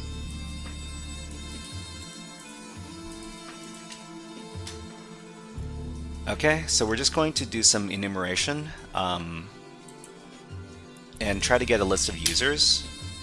No such file or directory. Can't open Perl script finger username.pl. Is it not here?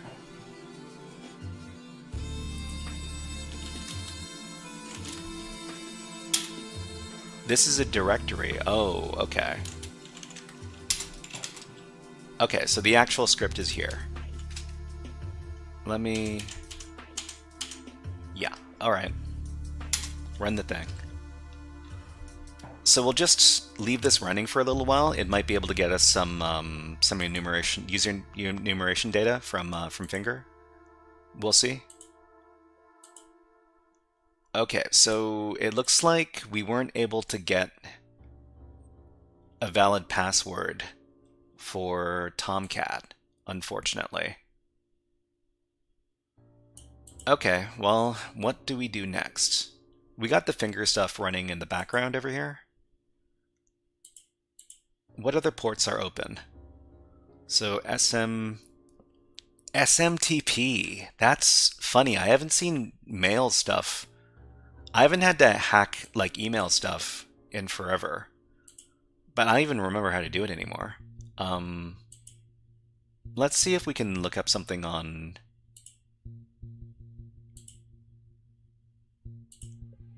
Let's see. So SMTP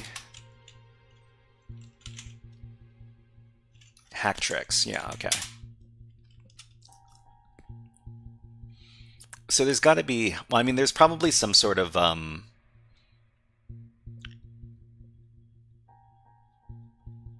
there's also likely to be something that we can use for enumeration on the Forbidden platform as well. Here. So let's search for it. What was... I keep on forgetting the order of those letters. SMTP.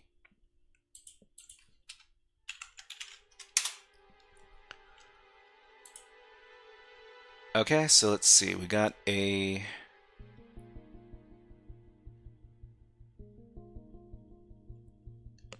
Another thing that we could do is we could probably figure out what software is being used for SMTP.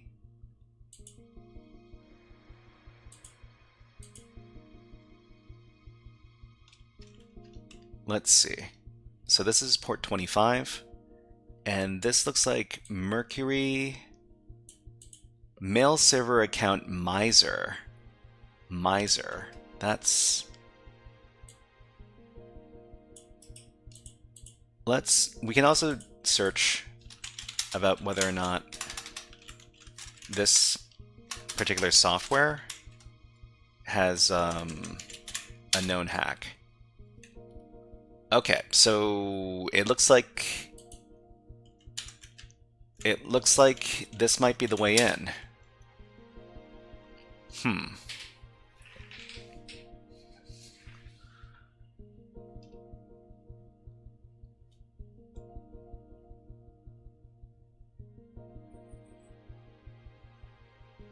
We need to make sure what the version of the server is. Okay, so What tool do we use to do enumeration here?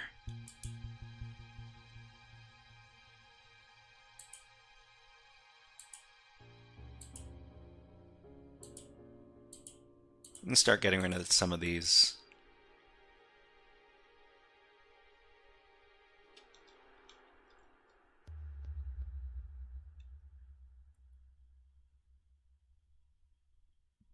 So we just telnet into it? Oh man. I haven't. Okay, let's try. So telnet the IP address on port 25.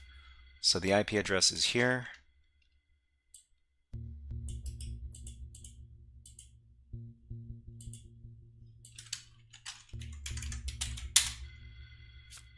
Okay, so SMTP. There's a dashboard on port 80. There are too many things to enumerate on this box. But thank you for pointing that out, Mohammed. Thank you. Okay, so can we get the version number of...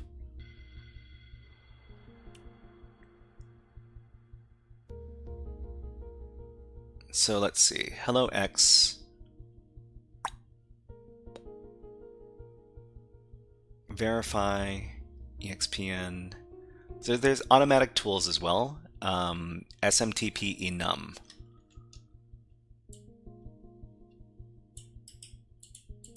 Okay, well, I mean, I love using my automatic scanners.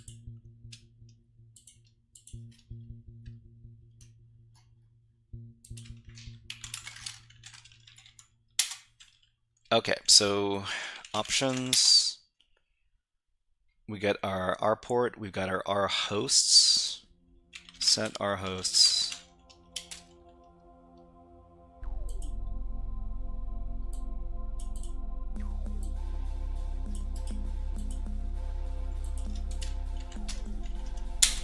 And I think that's all we need to do.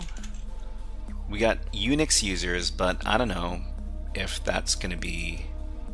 I mean, Unix users and Windows users, there's going to be some amount of overlap there as well.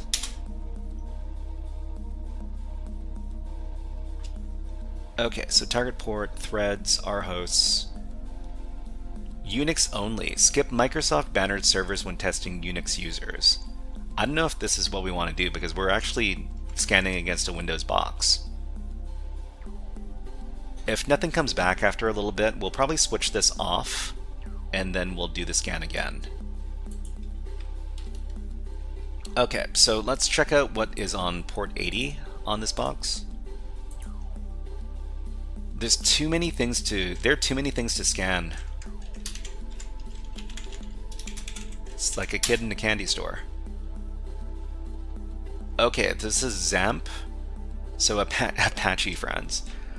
So, okay, welcome to XAMPP for Windows. Oh, so XAMPP, this version of XAMPP could also be vulnerable to known hacks. Okay.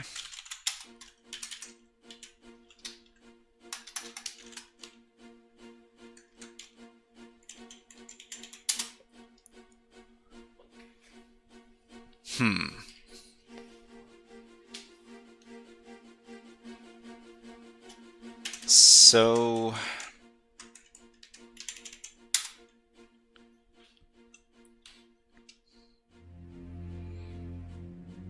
638 is what we're dealing with, but there's an SQL injection for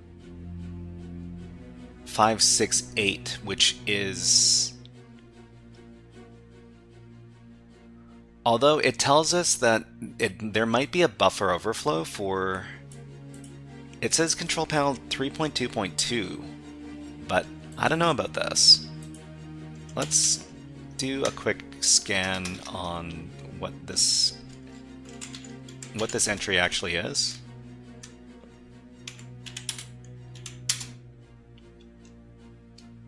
Okay, so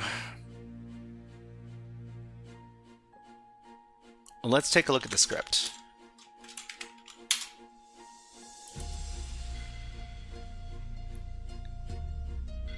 Okay, so this was... Ooh. Oh, it's 3.2.227.2.3. So I'm pretty sure... Natsu Santos. Hello, nice to see you here. I apologize. I've tried to connect my Wi-Fi adapter to Kali Linux. Seeing it in Kali Linux, but my virtual box does not connect to it. How can I fix that? I mean, I've never done this. I've never done this before. I've never connected Wi-Fi to Kali Linux.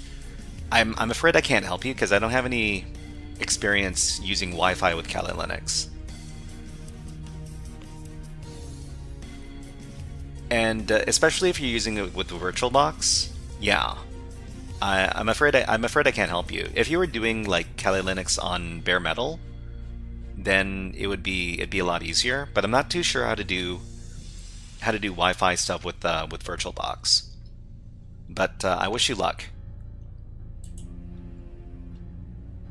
Okay, so I think this might work. So this is a buffer overflow.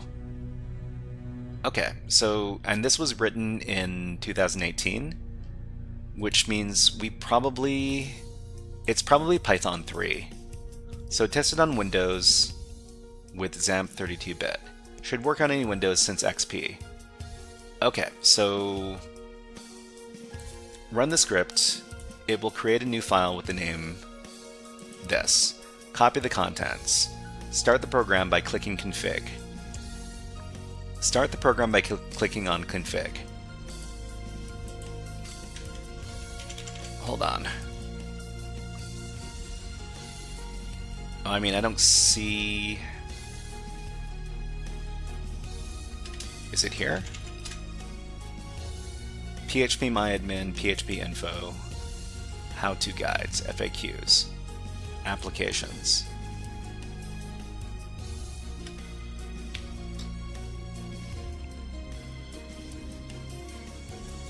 So Camerex, yeah, Camerex might have some answers for Natsu, if Natsu is still around. If you're still around, you could talk to Camerex on Twitch. Camerex might be able to help you out.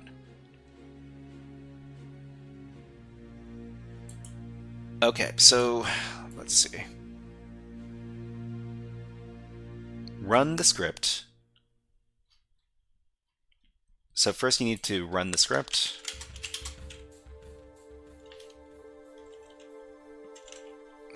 So the first thing we want to do is we want to rename this thing. Because we'll just call it XAMPP.py. We're going to Python run the thing.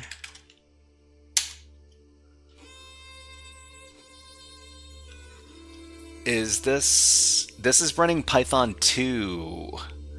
I can't believe this is running Python 2, but sure. Alright.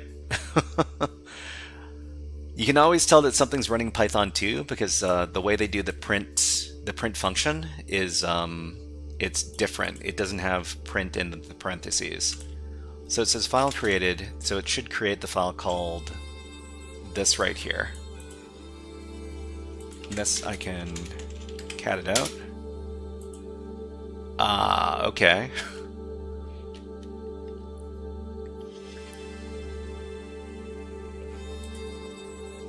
Yeah, and then what are we supposed to do? I guess I could...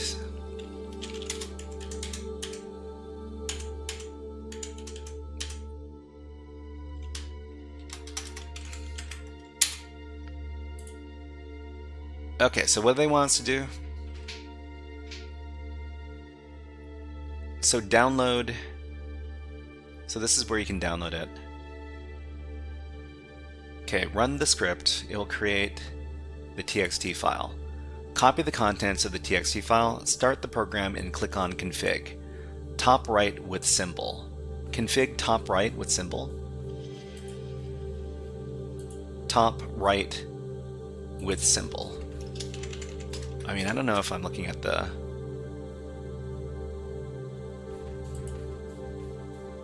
phpMyExec, access forbidden, okay. I mean, I don't know if I can. PHP info, geez. We also have a version of PHP that's running here. There's too many things to enumerate here. Print hello world, of course. Okay, so let's go back.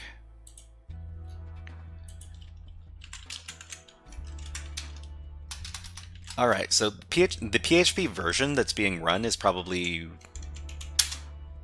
really old as well. So there might be a hack for PHP in this case.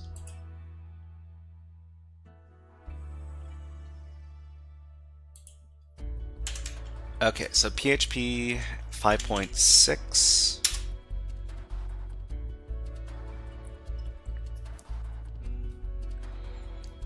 Is there a program to download?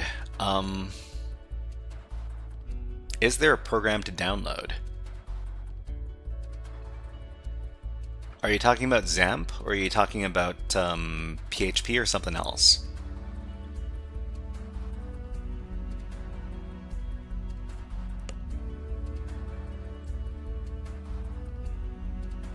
Biniano, hello, nice to see you here. Are you Natsu Santos? Let us know if you are. Okay, so XAMPP, so this is XAMPP, right? SQL injection. And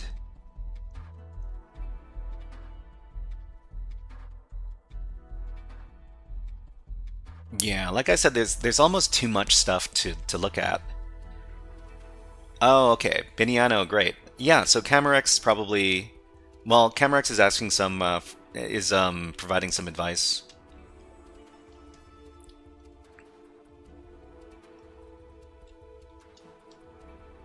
Is there a program to download for the XAMPP Pi script?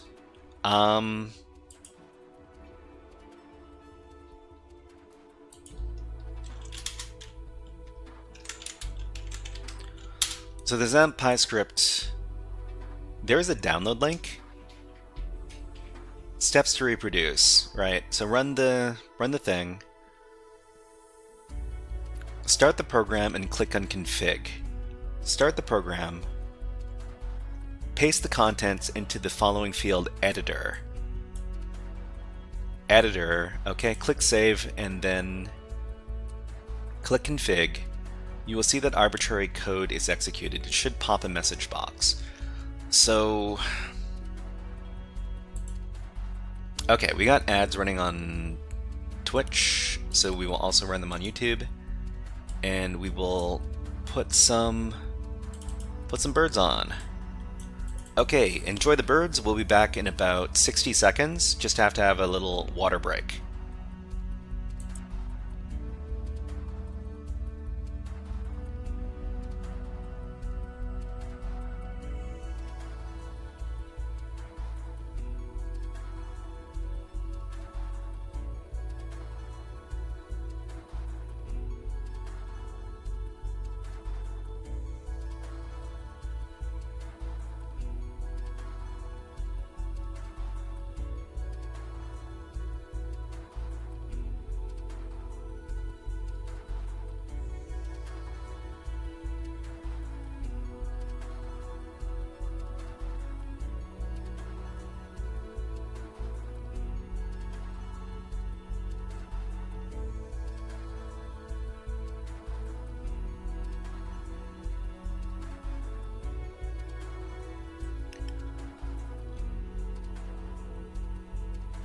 Okay, let's put the birds away, get back to the hacking. Like I said, there's almost too much stuff to investigate on this box. So it's kind of like the opposite. It's the opposite of just port 80 open. But let's see. So auxiliary module execution completed. I don't think it found anything. In that case, we should probably set Unix only to false.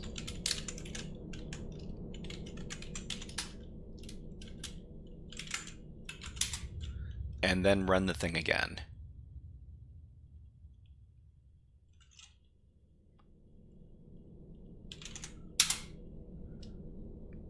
Okay, and some other things we can check in on is the finger user in Perl script.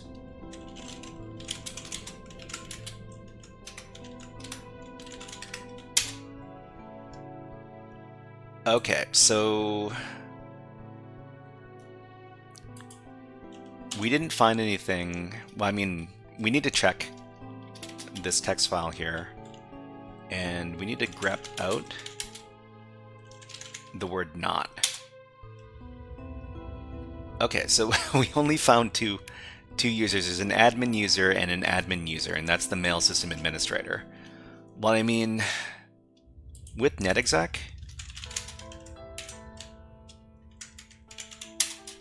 we could check to see if there's an admin account here.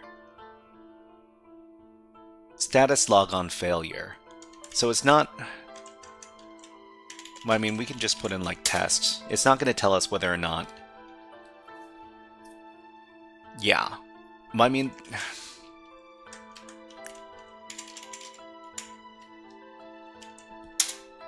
There are no like random shares that we can access. So error enumerating shares, status file, status access denied. We could also do enum for Linux to see if we can get any additional info that way. Thank you very much, Manzil Rai. Thank you very much for subscribing on YouTube. I appreciate that a lot. You are now a HackerFrog. Yeah, we didn't use derb. I suppose we should do some directory busting as well. It's just that there are too many things that I need to check on this machine. So we could derb it.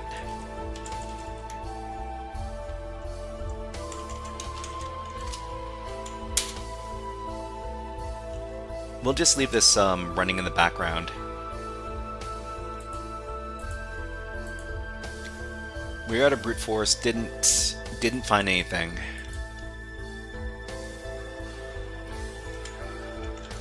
Let's get out of here.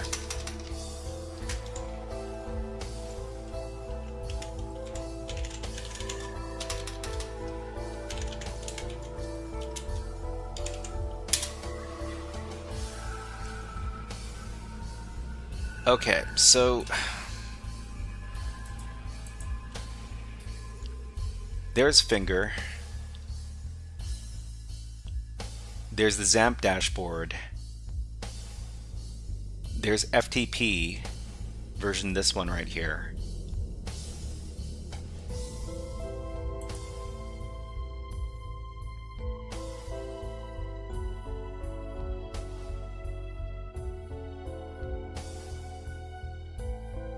There's this version of Apache, which we could also check to see if there's POP3.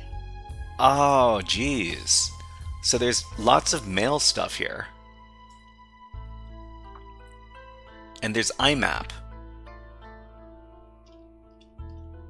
Wow. Wow, wow, wow.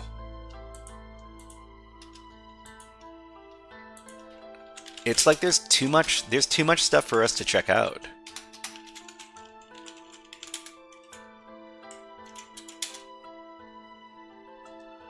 Okay, so this...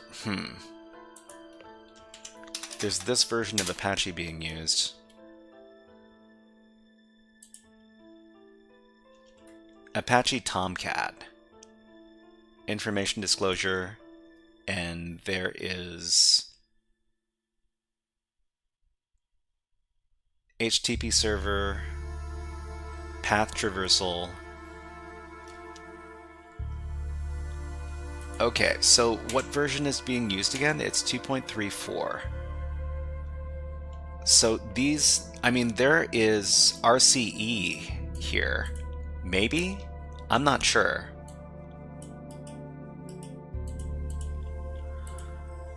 All right, let's copy this this script over.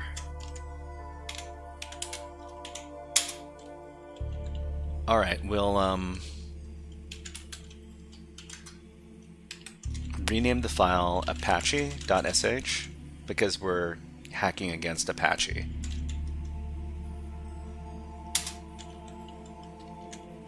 Let's inspect the shell script file.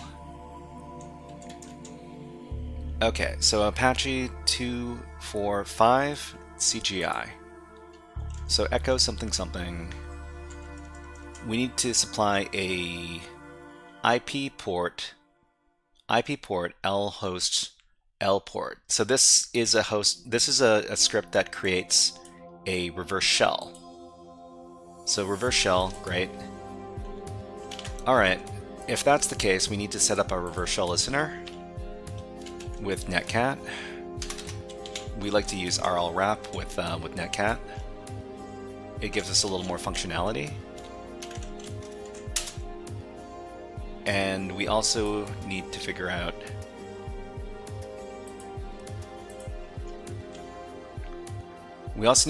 what our IP address is.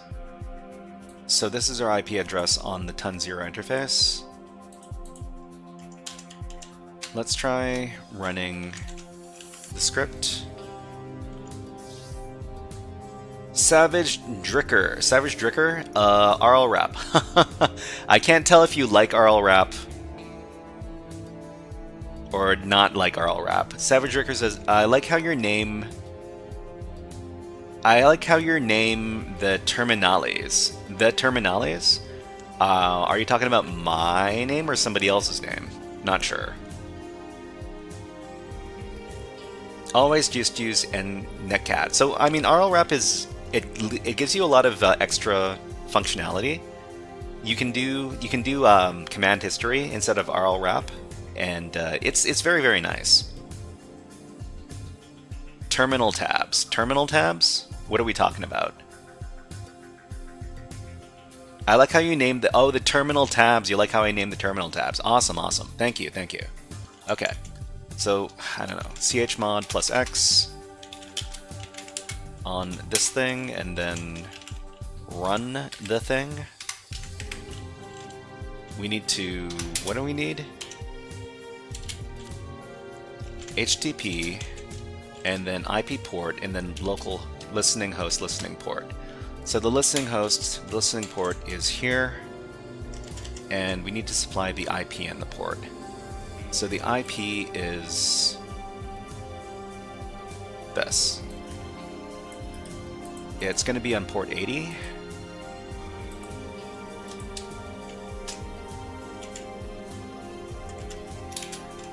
We'll see if the thing works.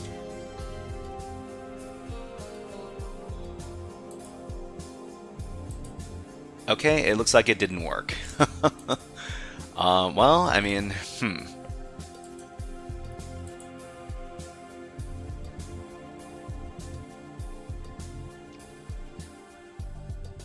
Okay, so this sent some sort of curl command, I think.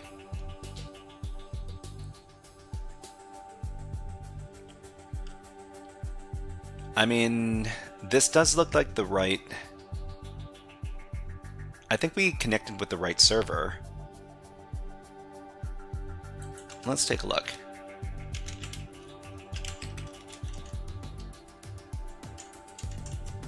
So it's just a curl command, and oh, you know what? This might not work because we're dealing with Windows. Yeah. It might be because we're dealing with Windows. That's why this script isn't working.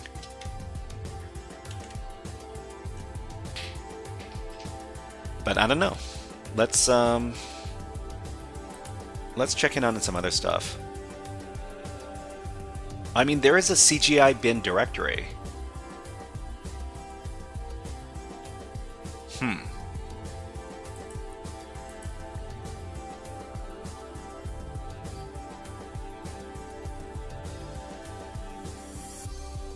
There's also a 443.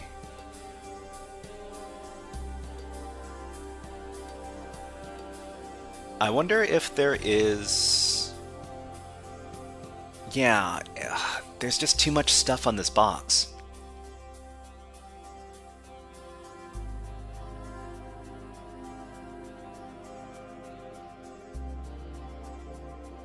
All right, let's try 443 and see if there's something extra there.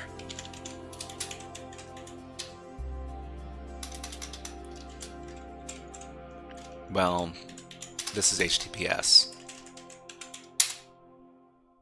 Potential security risk ahead. Advanced. Accept risk and continue. Okay, this redirects to this over here. If we have HTTPS, we can also take a look at the certificate, and the certificate might have some information inside of it. So let's see, view certificate, localhost. Yeah, this doesn't give us any information, or at least I don't think it does. All right, well, was worth looking at.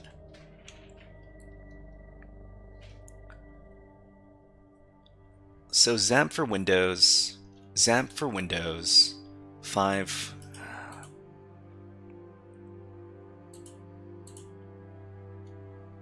8080. There's also got Splunk D. Splunk D. Oh man. 8089. There's Splunk D.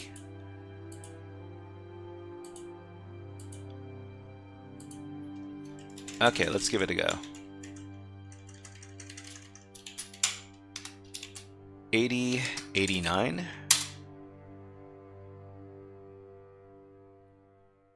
Connection was reset. So obviously 8089. Oh, this is SSL HTTP. So that means we have to access this with HTTPS.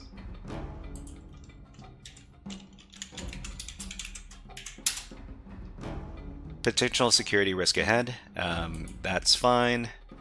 Let us accept the risk and continue. Okay, so oh man, we got Splunk. There's just too much. There's too much crap. There's too much crap we need to investigate here. So Splunk build 8.0.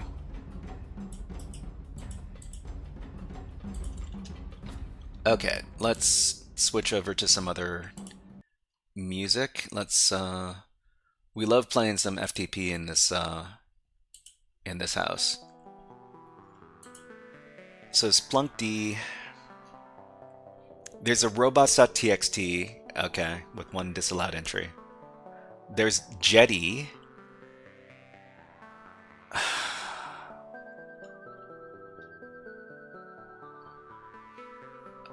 There's just too much. All right, let's search.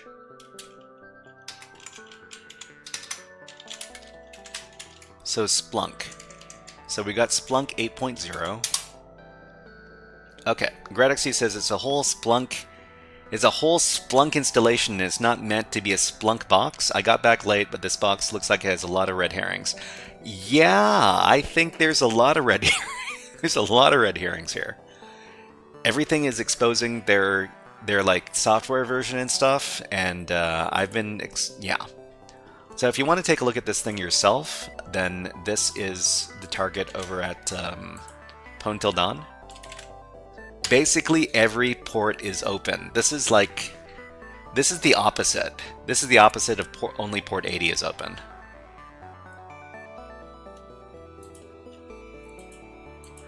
So Splunk 8.0 is, well, it's not... I can't find anything here. So there's RPC, there's services, static.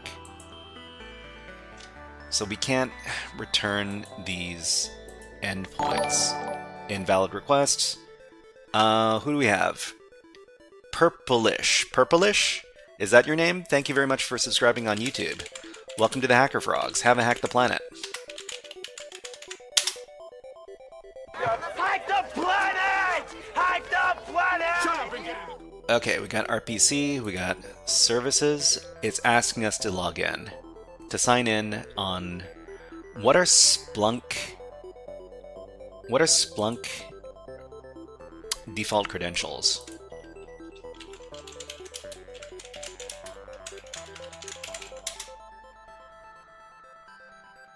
What is the default account for Splunk?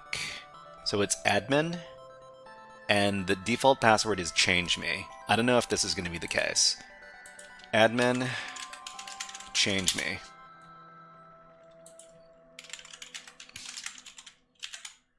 It looks like that's not it.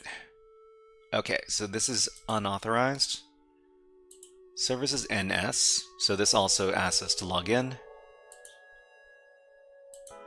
Okay, so we might be able to use the forbidden platform again and look for something for Splunk, because I hate doing brute force for basic auth. I haven't figured out a proper way to do it. I guess there's always a time to find out.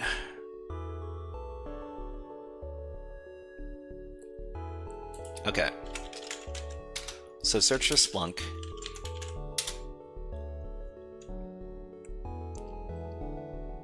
Okay, so we've got a web login interface login utility. Okay, I think this is what we want to do.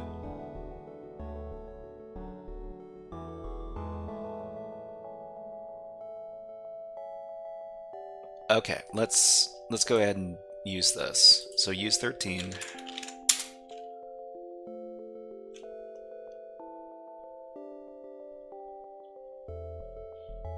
Huh.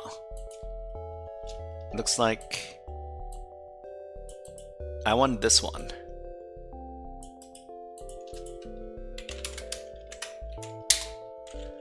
Okay, so options. We got some usernames and passwords here. I think... Oh, the target port. We need to change our target port. We need to change the target hosts. So the target port is this. So set our port. That, set our hosts. The other thing.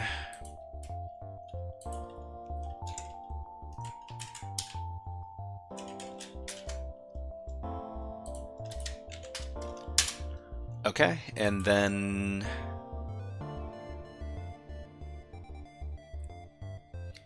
URI for Splunk web login default is ENUS account login.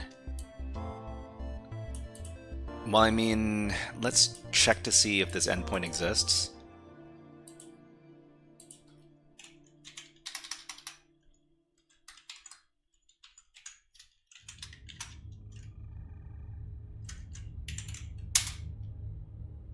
Not found. I mean, that doesn't bode very well. It also says that the default port is port 8000, but it's not port 8000 in our case. Do we have anything for port 8000?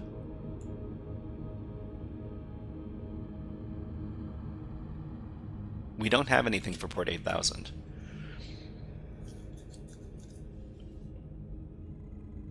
Apache Coyote 1.1. I've never heard of Coyote.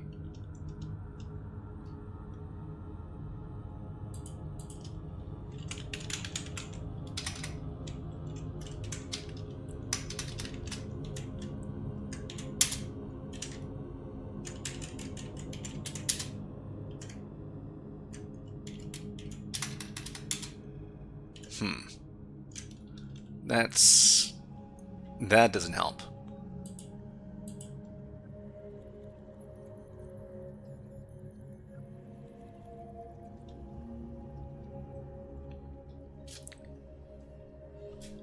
Okay, so this is Windows 7, which means that there's probably there's a distinct possibility that this is vulnerable to some sort of like cheap SMB hack. Let me see if I can remember my cheap SMB hacks. Oh. I forgot to. I really wanted to... Yeah, I was running enum for Linux here. Anyways, I'll leave it running in the background. So, what are my cheap SMB hacks? No. Eternal Blue, yeah. Okay, so how do we look for these with NetExec? NetExec, I think they're called modules. Module MS is Eternal Blue is like MS18 something something, right?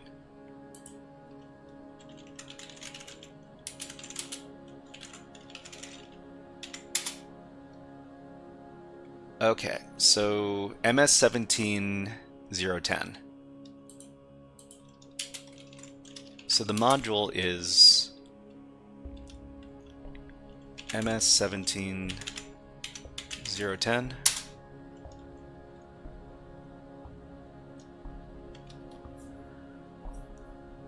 Did you ever use WinPeas or LinPeas? I mean, I have used WinPeas and LinPeas. Unfortunately, you can't use them. You can't use them from the outside. Wait. I think I got the wrong IP address. Let me copy the IP address one more time.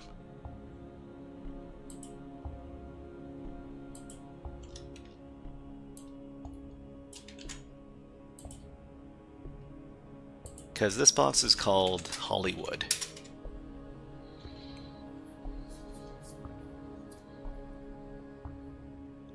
Okay, so this is Hollywood, does not appear vulnerable.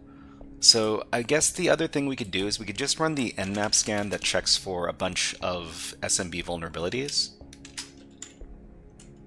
So in that case it's port 139 and port 445. And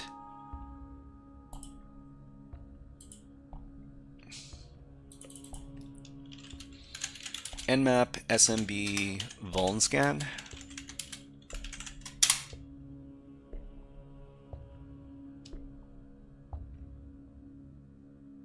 Detecting other SMB vulnerabilities with Nmap.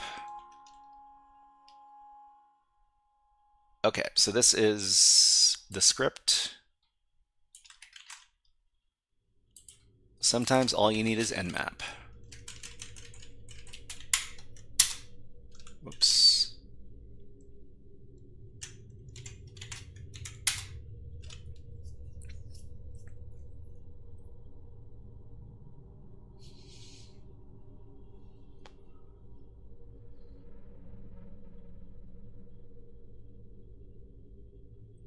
Yeah, I've been,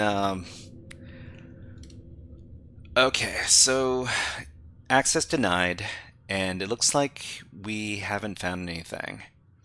But, you know, there are a bunch of different vulnerabilities that we could be scanning on this as well. So, netexec, what are some of the other modules? netexec modules using modules.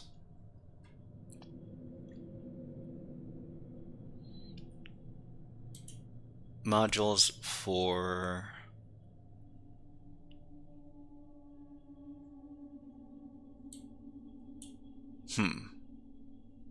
spooler, there's this and that.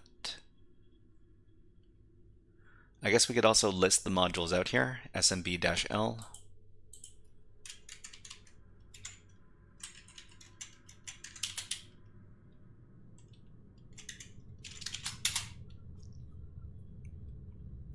Okay, so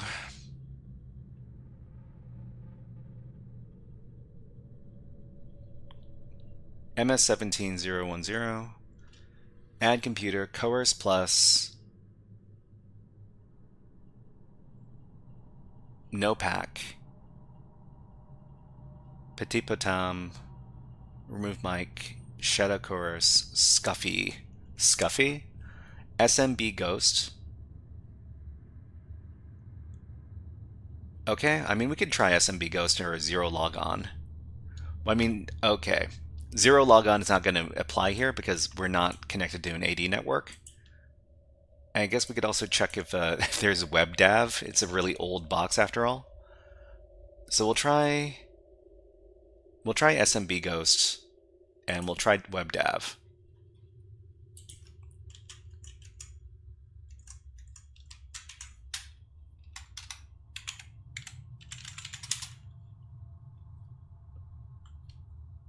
So there's some COM directories in the derb result.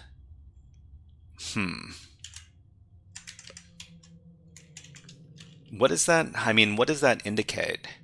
It's been a while since I've taken a look at Windows boxes. But Mohammed, if you could point me in a certain direction, I'd appreciate it. Okay, so SMB Ghost, there was also WebDAV.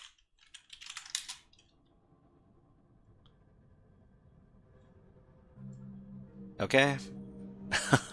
Enumerating WebDAV, status denied. Okay, so what did... Cannot initialize spools. RID cycling not possible. Access denied. No workgroups available. No users available. No nothing. Okay.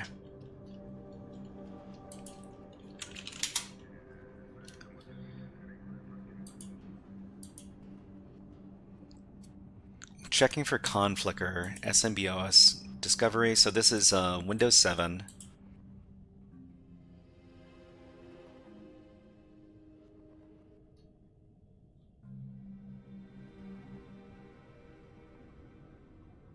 What is this service? Apache MQ. Apache MQ active MQ.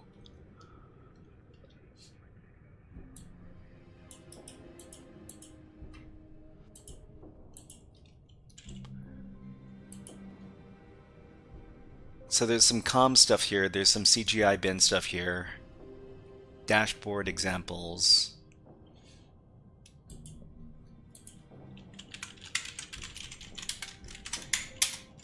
Apache MQ, active MQ. Active MQ. Okay, so well, I mean, I don't even know. That's the thing. That's the thing. You come across a lot of new technology, and the new technology, you just need to figure out how to hack the dang thing. But let's... What does it say for ActiveMQ here? ActiveMQ, this is the version here. And we found that there was something that might be vulnerable here. So we got version... this. Okay, we got ads running right now, and that means we run them on YouTube as well. And let's go ahead and let's see. Here's another bird. He's having a lot of fun. Enjoy the birds. We will be back in about 60 seconds. Enjoy the bird just hanging out here.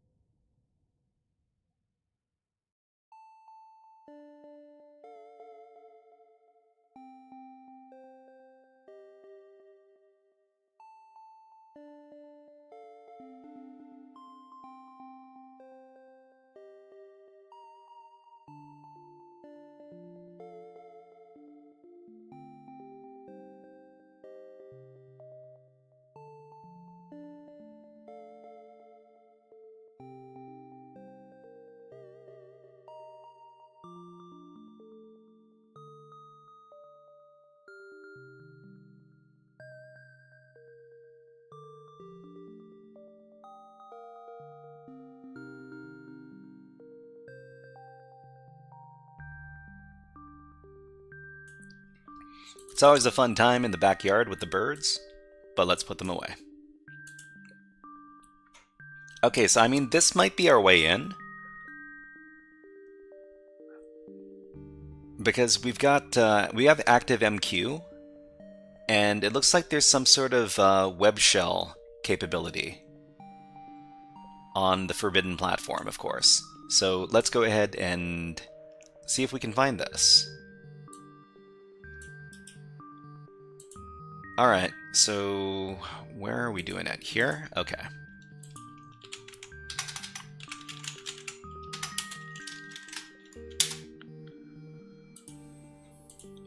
Okay, so we got an ActiveMQ.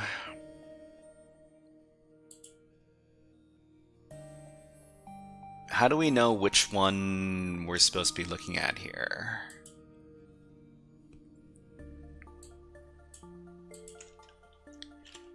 All right, let's search up this particular entry.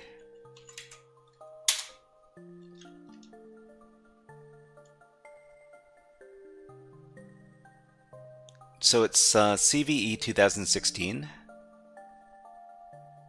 3088. So we're looking for 2016. It should be this one over here. I checked the excellent ones first. I mean,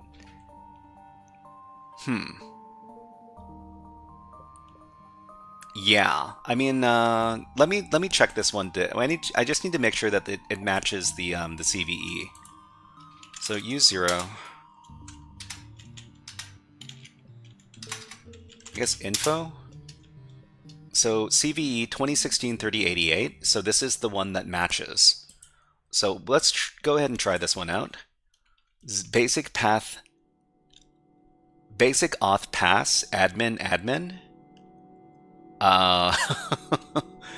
You know, we should probably manually investigate this first, just to make sure that the basic auth, user is correct.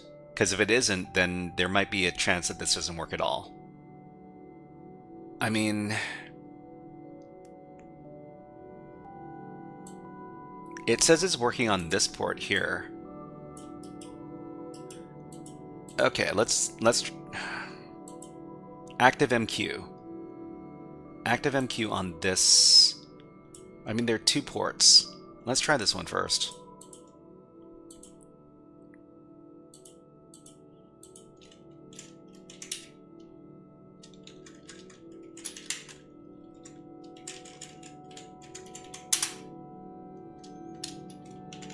Okay, I mean, we receive a message. This was, let's see, 61.61.6. 61.61.6.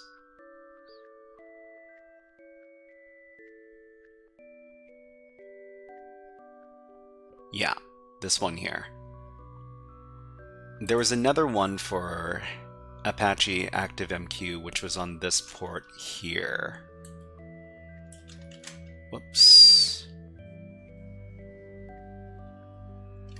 Copy that. Okay, let's go to that port. And nothing returns.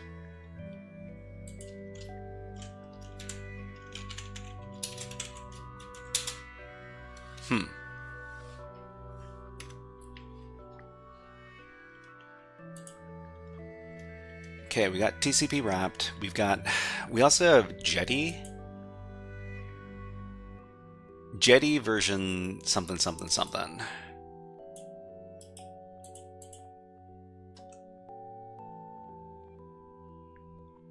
Jetty version 1.16. Okay, it's another thing that we need to search for.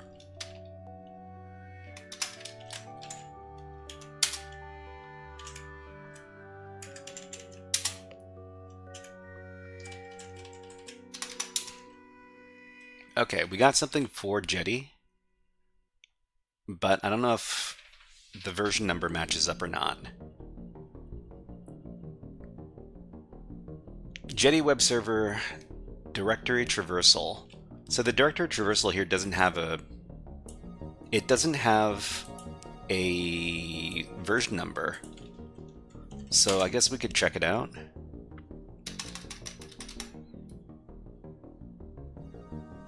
Three 6.318.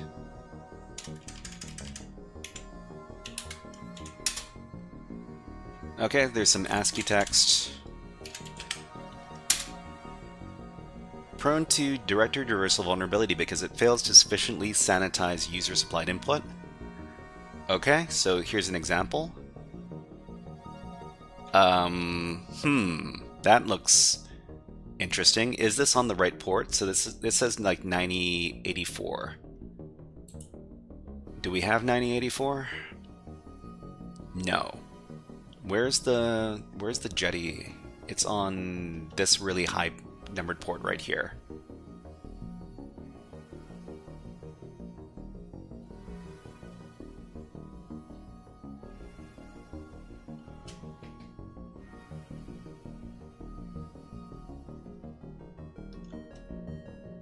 I think I'm being pulled in too many different directions.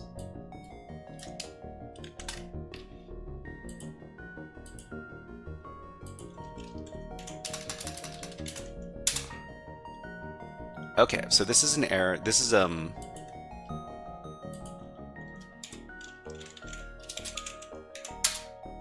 yeah. Okay, HTTP error.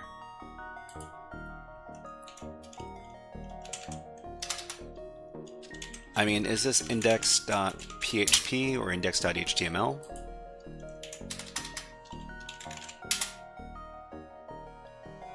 I don't know anything about Jetty. So server error.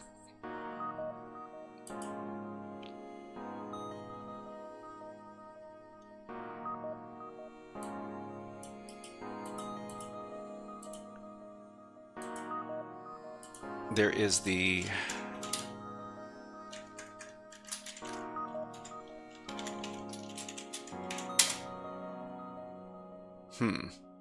TCP node delay enabled, size, okay, active MQ.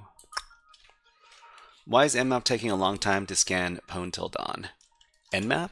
Cobblemaster, hello, nice to see you here.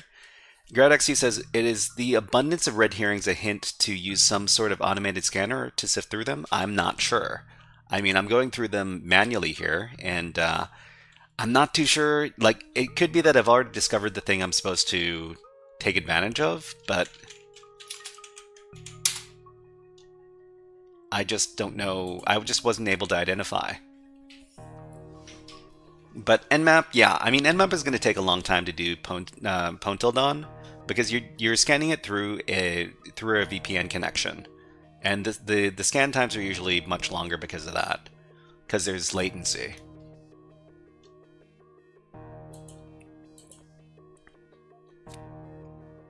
Okay, so I don't know.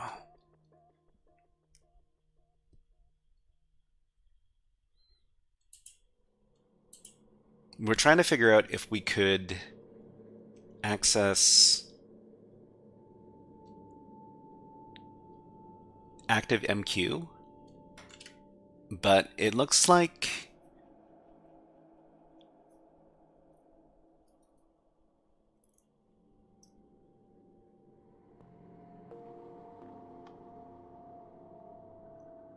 I don't know if this is the regular way of accessing OpenMQ. So the target port TCP 8161. 8161, huh?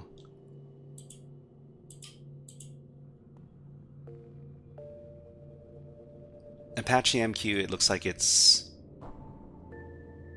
running on port 60 on this one right here.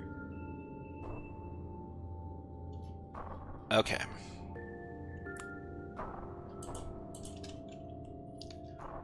So downloads, and then .. all the way over to access this thing.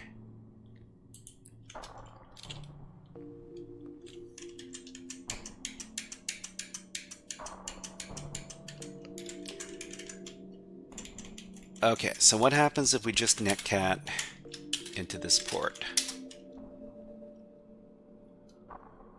TCP, no. Well, I mean, we just received this active MQ stuff, but I don't think we can send anything. Yeah.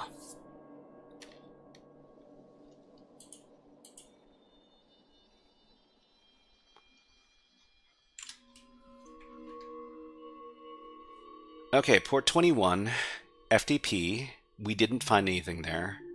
We could try to do some... We could try to break in to FTP with some sort of automated scanner, and Well, I mean, we might as well just use some sort of module for this. So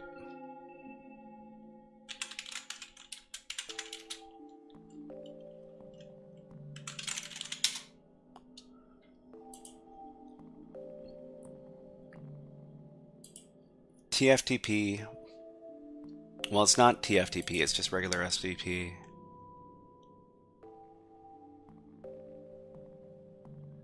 FTP version, FTP login.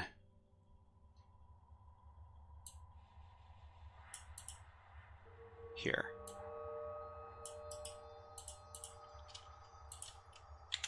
Okay.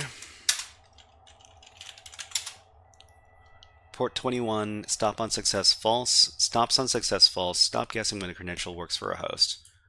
So I guess we'll set stop on success to true. Okay, we got our hosts. Record guest. Record amount. Okay. Okay, we got our IP address.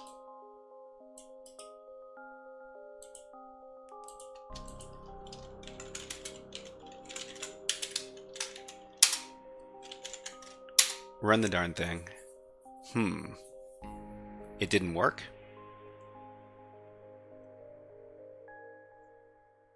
Invalid cred details can't be blank. Cred details can't be blank.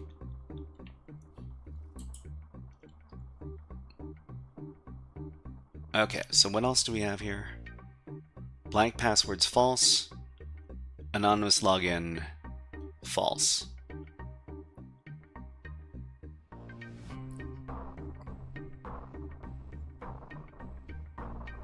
Okay, so let's see. Specific password. Password file. So I guess need to pass the username in dictionaries. Yeah, I mean I kind of assumed it would have its own stuff, but I guess not. So password, pass file, set pass file.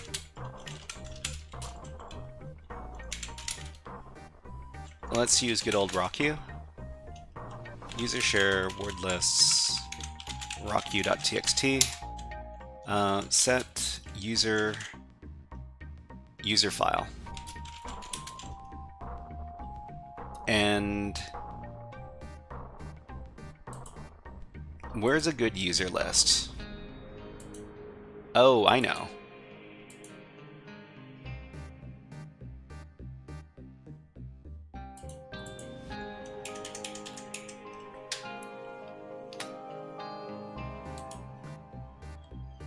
So there's the 10 million usernames.txt list. Over here? This one. So seclist, 10 million usernames. Wow, this is going to take a really long time. This is going to take a really long time. But you know what? Let's go ahead and run the thing, because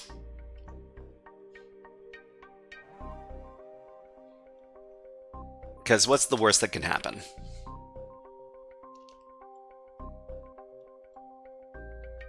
Well, I guess the worst thing that can happen is that it decides to increase number of threads. I think it's throttling us now. Not sure.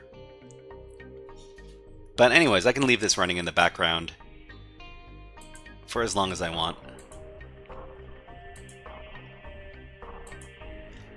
There's a bunch of other stuff we need to take a look at. So there's Finger. We didn't get anything from Finger. We didn't get anything from SMTP. I think there was POP3 as well. So let's see. There's just too much to look at. So POP3, there's NetBIOS, okay, IMAP.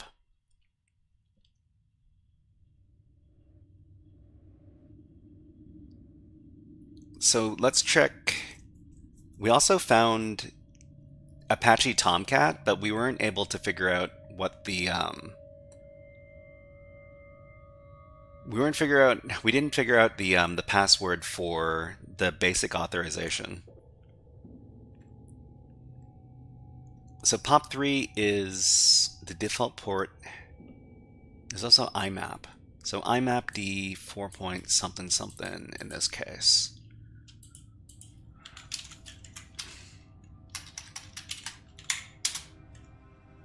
Okay, so not that.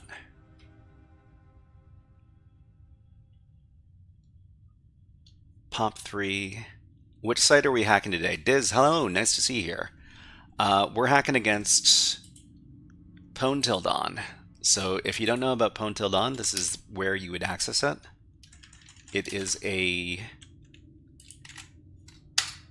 a fun platform, but unfortunately you're getting a little bit frustrated with how difficult this one is. This is supposed to be an easy machine too.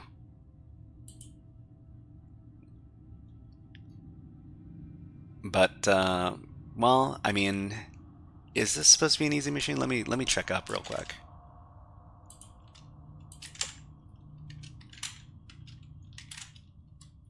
Yeah, this is supposed to be an easy Windows machine, but I haven't been having that experience in this case. It might be because I'm not looking in the right places.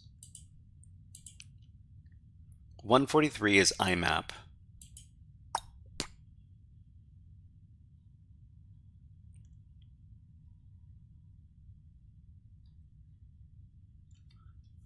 I just need to look at in the right direction. Rethink entire methodology if you think this is rethink entire methodology if they think this is an easy machine. So they also have MQTT here as well. So Mosquito, MQTT. There's some random stuff on port 2224. And there's I've been trying to get to all the services, but there's something like 24 open ports on this machine, all with really interesting looking services on them. So what's on port 2224?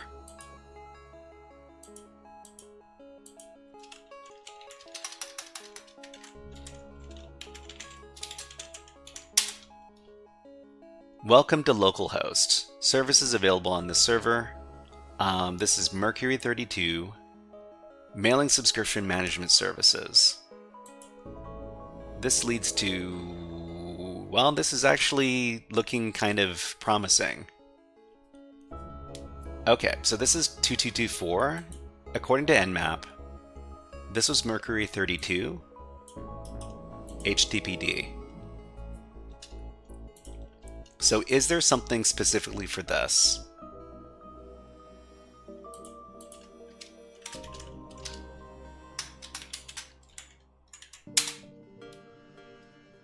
Okay, so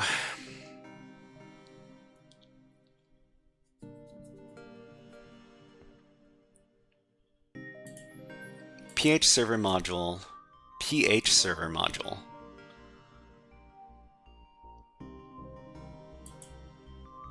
So we're looking at like a web thing. Mailer services, okay. MLSS, Mercury 32, David Harris. This is the HTTP source. And I can't tell which version is being used. Actually, you know what? They might tell us what the version is in one of the other things. So Mercury HTTP services. What do you mean by MariaDB unauthorized?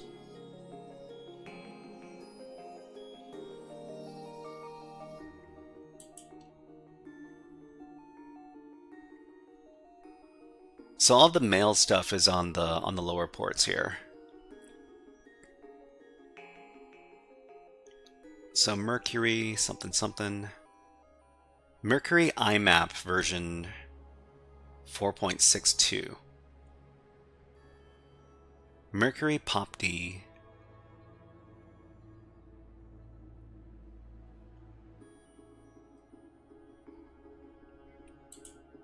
It says copyright 2008, David Harris.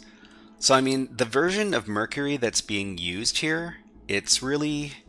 Can we use SQL map on MariaDB?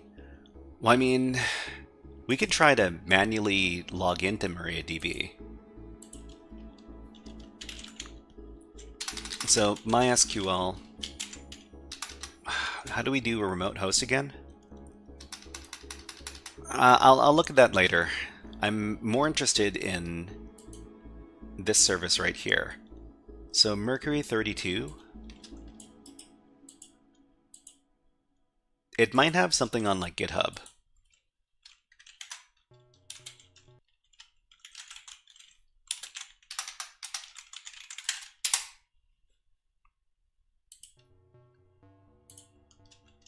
Okay, so Mercury 32. Yeah, I mean, it says here that there's Mercury 32. All this stuff right here. Yeah, I mean, SQL map is it's mostly for web applications that have SQL injection vulnerabilities.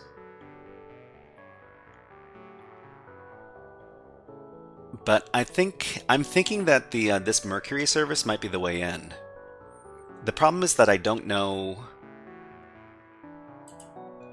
Mercury mail server 4.01, and this is all for Windows. I guess this is a Windows only piece of software.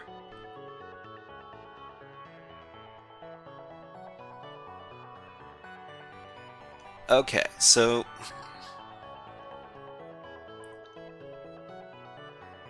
this stuff mostly says IMAP, but there's also SMTP.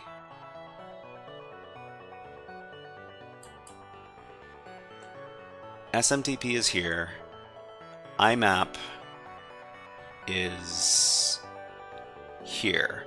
So this is the version of IMAP that's being used for 6.2.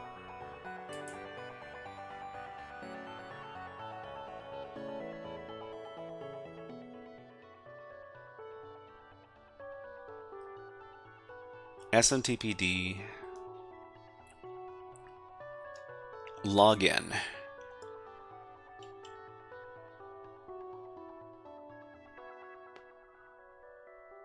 Okay, let's go back. Mailing the subscription services. It says here that the date here leads me to believe that this is a really old version of the software that probably has some sort of vulnerabilities. So Mercury 32 from 2008.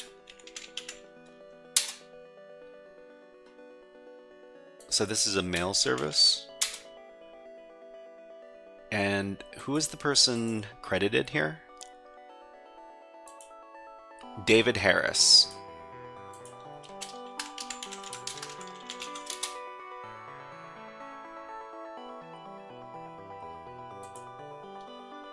Okay. Pegasus Mail and Mercury.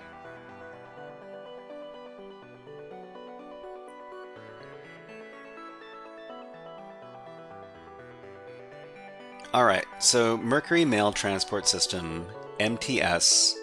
Let's take a look at the Wikipedia article. David Harris, stable release. Oh wait, it's still being maintained, kind of. The last release was in 2021. Okay, so they even got like a website over here.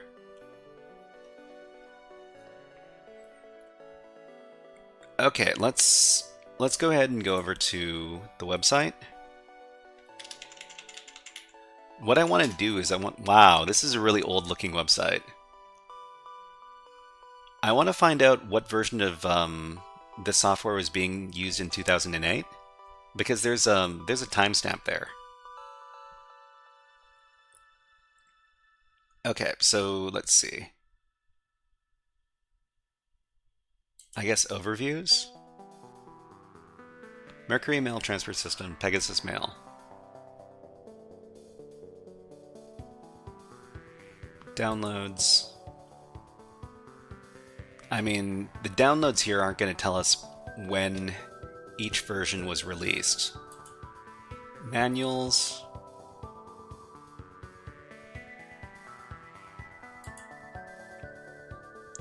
Okay, so, oh man. Let me ask the AI. Maybe it can find this stuff more easily for me. So we want to find out which version of the Mercury Mail program for Windows was in use in the year 2008.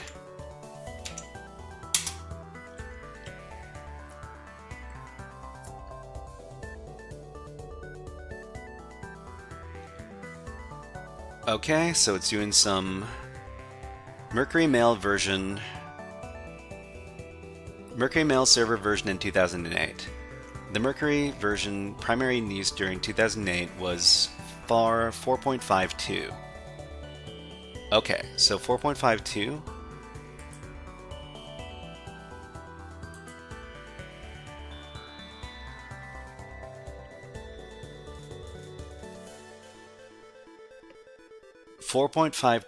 Means that there might be one of these two vulnerabilities in place.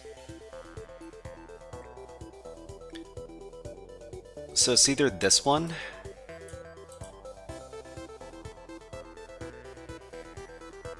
authenticated overflow, search authenticated overflow, but where is it located? Okay, so let's copy this one over. Take a look at it first. So this is a Perl script.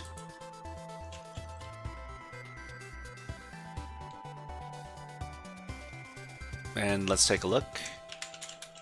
We got another ad on YouTube, so we'll run that one on... we got another ad on Twitch, so we'll run one on YouTube, and everybody enjoy watching the bird having a lot of food. Okay, we're going to be back in about 60 seconds. Just have to have a little water break.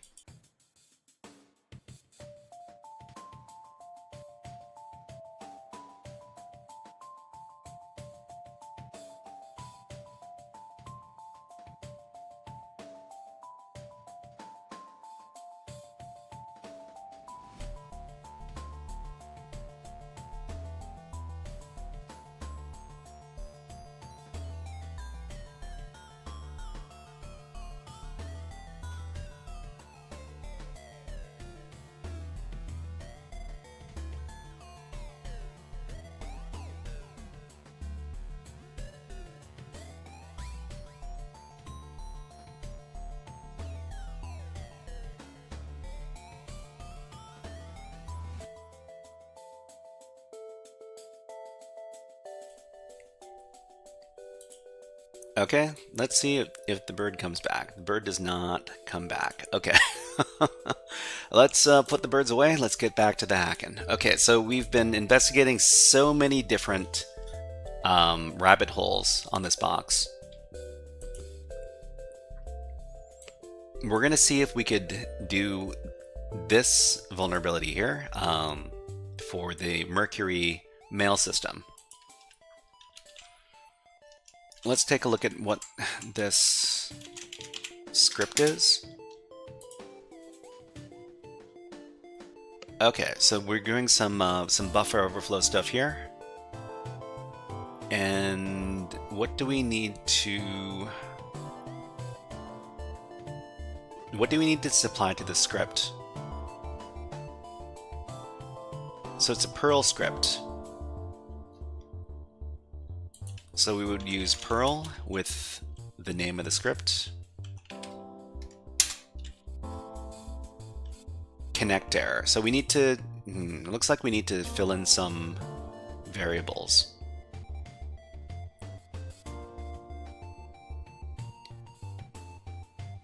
Oh, we might need to we might need to craft a payload.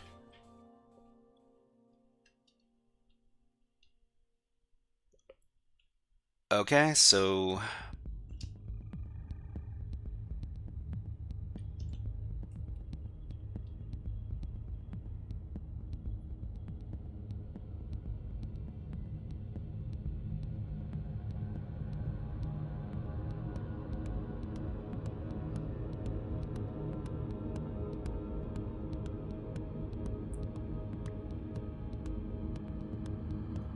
we need a username, a password, we need a port, we need a IP.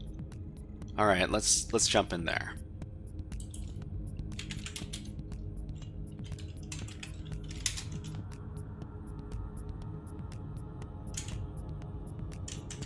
Okay, so we need to switch out the IP address.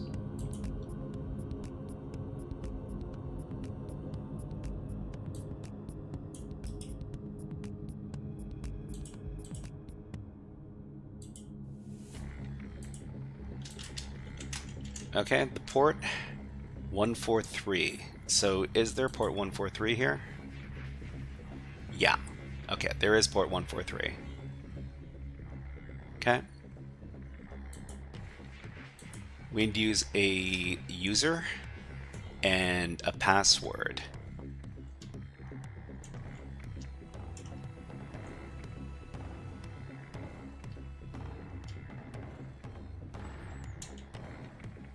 And it looks like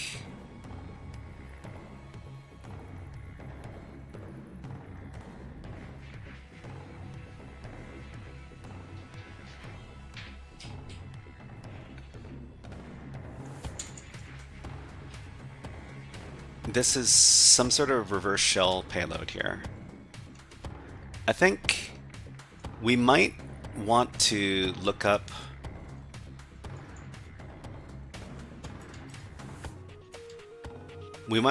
the CVE to see if there's a better exploit out here.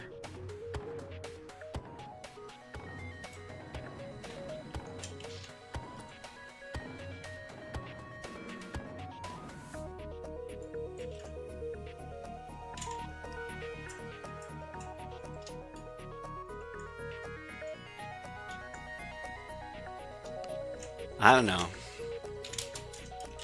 Okay. Connect error. So it couldn't connect. What was I missing in the variables here?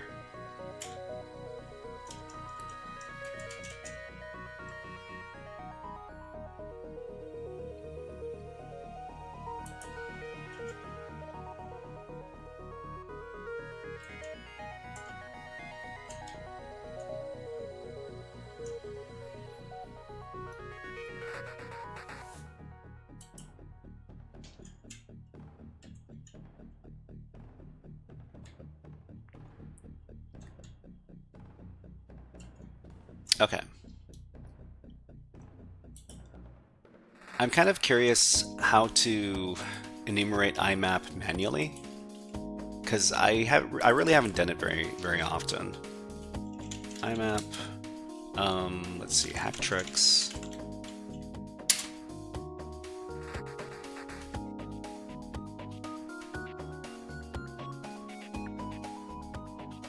Pop. Pop, I mean, is pop and IMAP are not the same.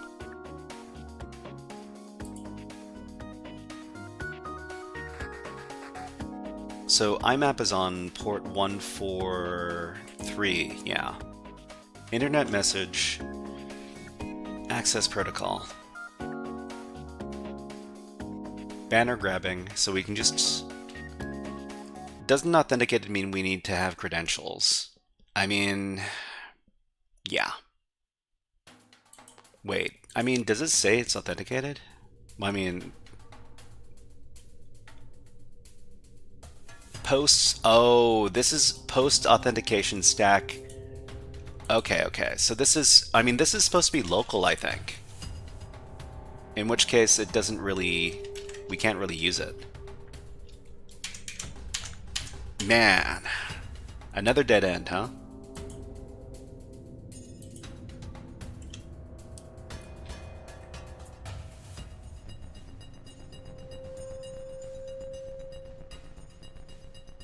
PH address book.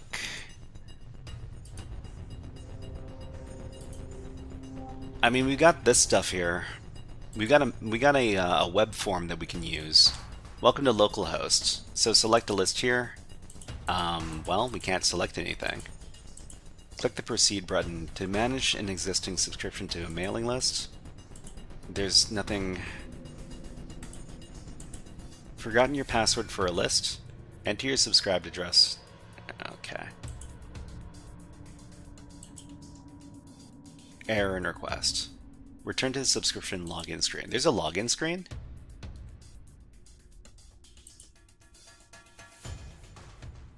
Oh, the login screen is supposed to be at 2224. Okay. Let's see. Here it says 2224 is... There is no 2224. It's not, the port isn't open. Okay.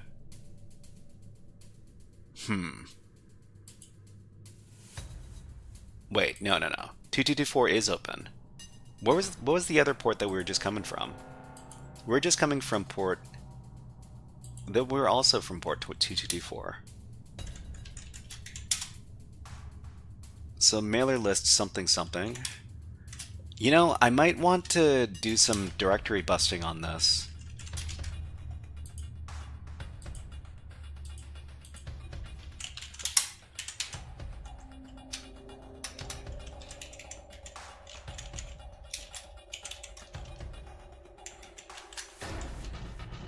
Okay. This is a really old service, so Derb might be okay. Derb didn't give us anything. Too many errors connecting to the host. Huh. Okay, so if we curl... I mean, we get something with curl.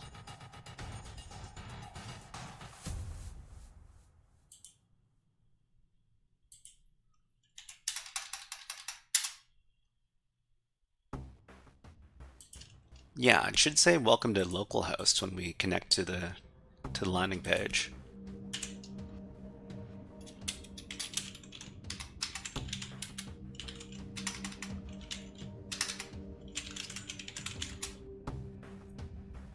Yeah.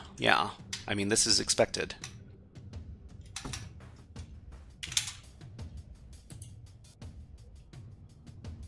But I guess it doesn't like our brute forcing attack.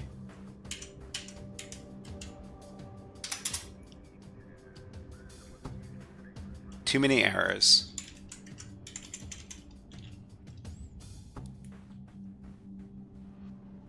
We can try Nikto.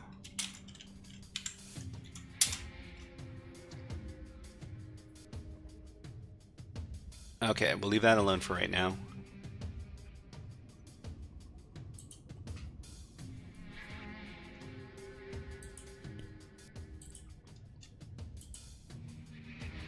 We haven't managed to find anything for FTP so far.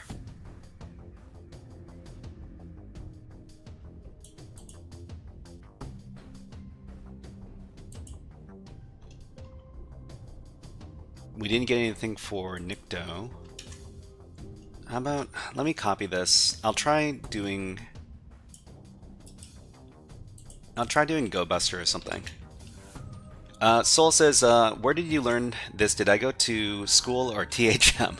It's either school or THM, huh? I mean, I'm mostly self-taught. I didn't pay to go to school for this. So I taught myself a lot of these skills over a long period of time. Okay, so let's do some GoBuster. Let's just look for directories.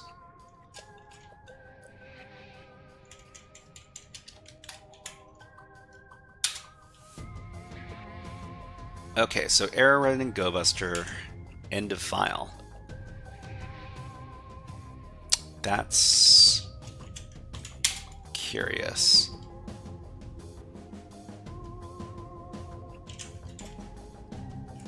Let's set the threads really low. Let's just do like 4 threads. Yeah, still can't scan. Okay.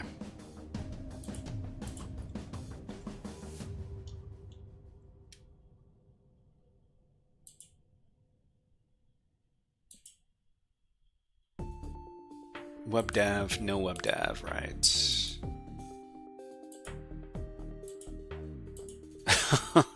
Man, I've been smashing my head against this for the last 2 hours or so. Wish I could catch a break.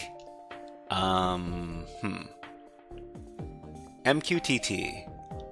So MQTT is... How do we... too many things. Okay, so this is port... Mosquito, so MQTT. So MQTT, let's see, telemetry transport.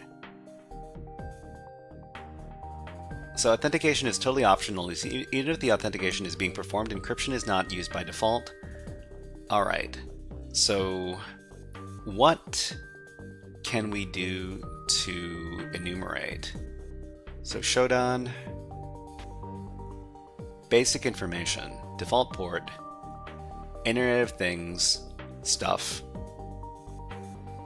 You need to use a Python MQTT client shell. Subscribe yourself to all topics doing this. You can also do MQTT pwn, or you could run this code to try to connect to the MQTT service without authentication. Okay, so this is a Python script. This is for IoT devices.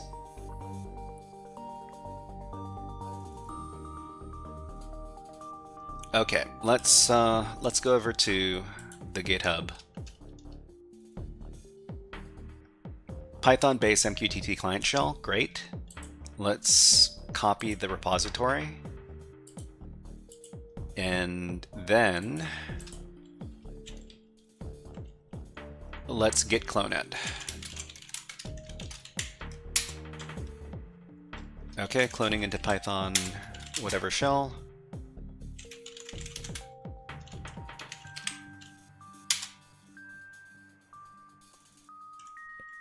Okay, so how do we use this thing?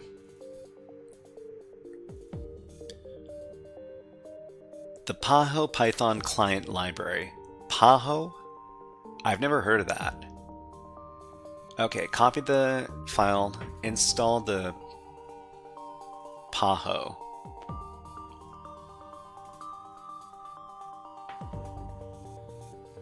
Okay, so what do they recommend over at here? Connect. Notice that you need to indicate before this the params of the connection by default is going to be localhost what?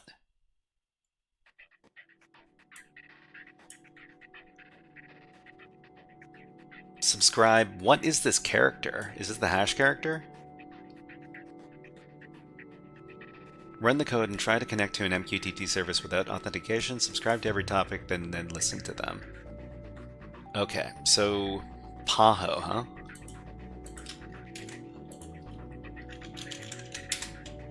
Import Paho.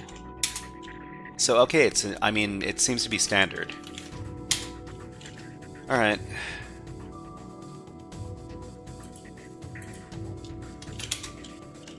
Let's take a look at the code for the shell, because it might have some variables that we need to.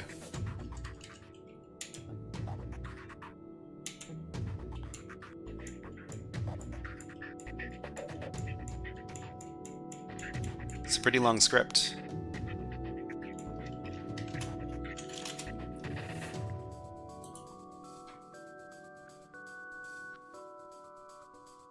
Okay, so notice that you need to indicate before this the params of the connection.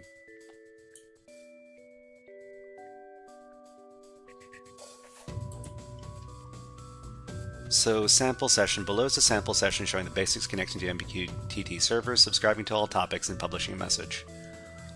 So, run the thing, and then logging off connection. Connection, localhost,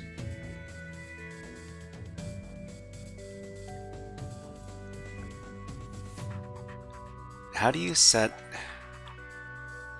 playback file? Delay.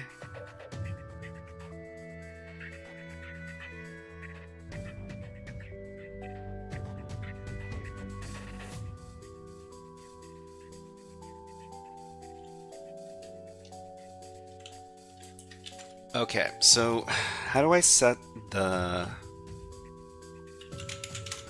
server? How do I connect to the server? Connect or connection?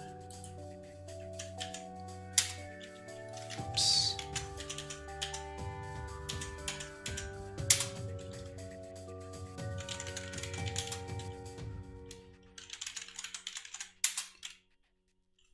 Okay, so I obviously need to connection arguments, host equals, port equals. Okay, so connection, host equals something, port equals.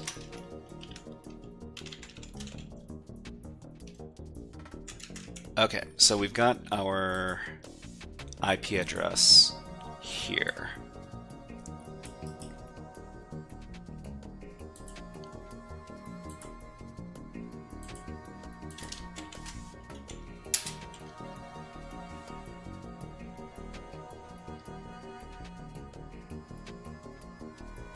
Unknown syntax.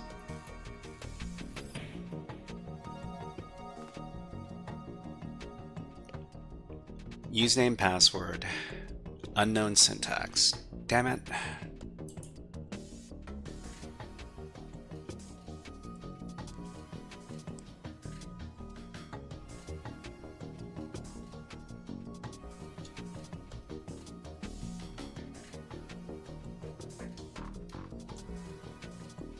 I just want to connect to a remote server.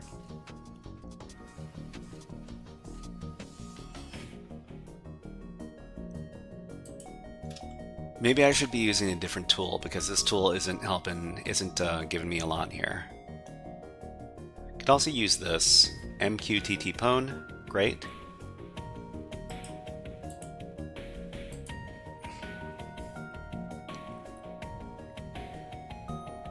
Machine-to-machine connectivity protocol, great, great, great, great. All sorts of documentation here.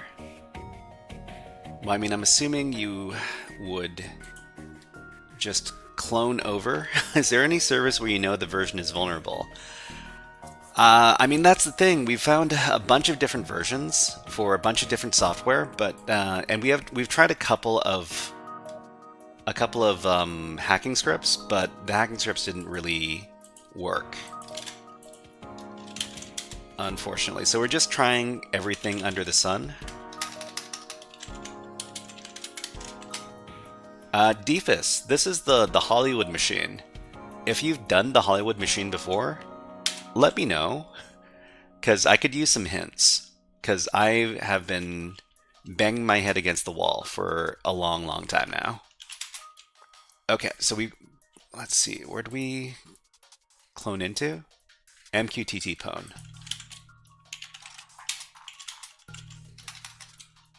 All right, so read the docs requirements. That was a hint. That was a hint. Are there any services where you know the version is vulnerable? Oh, that was the hint? Well, I mean, I don't know. Because I've tried a bunch of different services. Okay, so we need to read the documentation.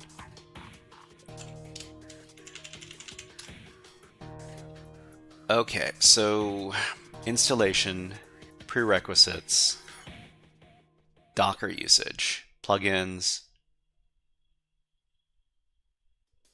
What does it say over here? Or you could run this code to try to connect to an MQTT service without authentication, subscribe to every topic, and listen to them. Too many of these things.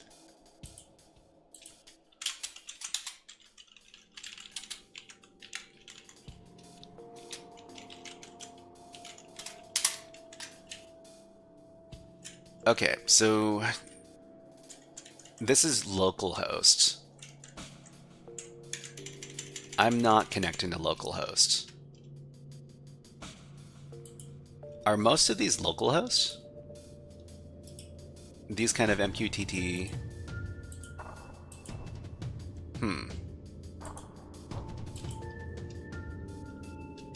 Okay, so this is the thing.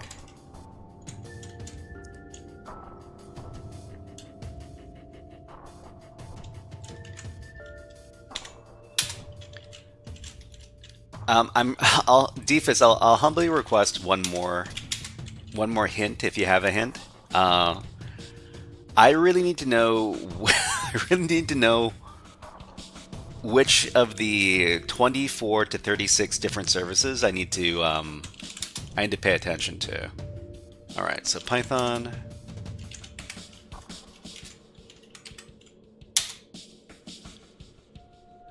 Callback API version 1 is deprecated. Upgrade to the latest version. Client.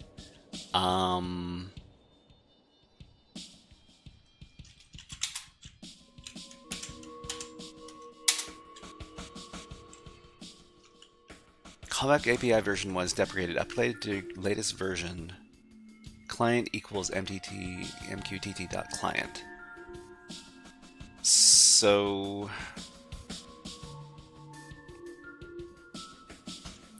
the script just isn't going to run.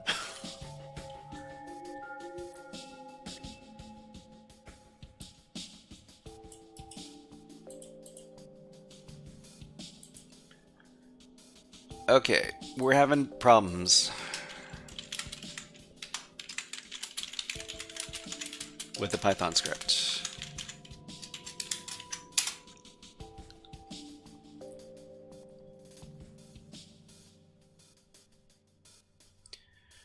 Okay, so using older callback API version of the PAHO MQTT client, here's how to fix it. Update your MQTT client initialization to use the latest callback version. Okay, so replace this with client API version 2. Okay. Replace some stuff in the script.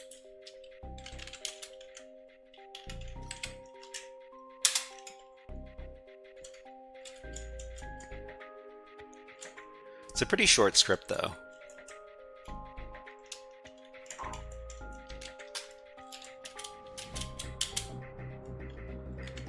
Okay. Let's try running the thing again. I mean, it ran the script, but nothing appears. Which doesn't help me.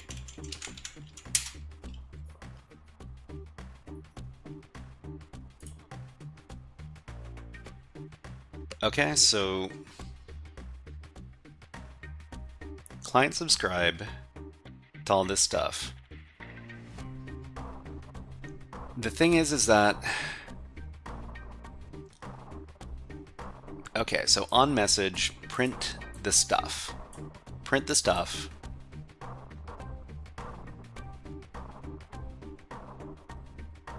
But it looks like we didn't receive anything from the server.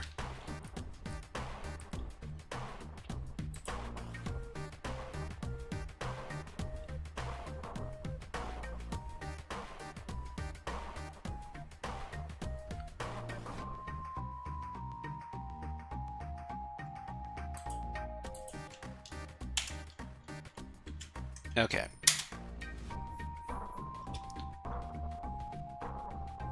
Okay, Defus says there's a website with a login, and you should be able to figure out how to log in. How many of the websites did we encounter that had login pages? There were two. There were two websites that we found on the server that has login pages. So there was Tomcat. Where was Tomcat?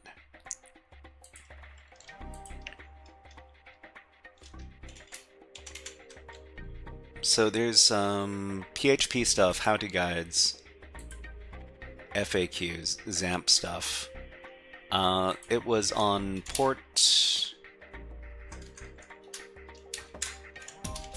8080.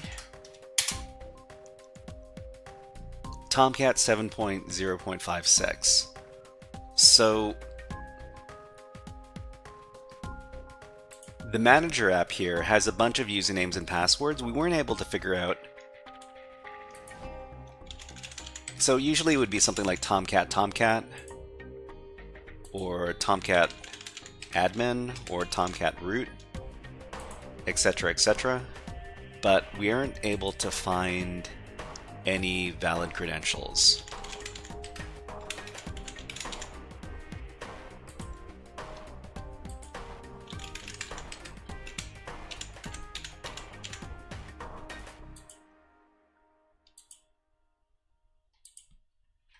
But I guess we could try it one more time.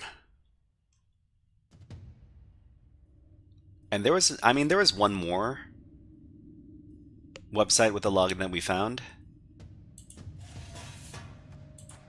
Just got to go back and figure out which ones were serving HTTP. So there's also Splunk, but Splunk...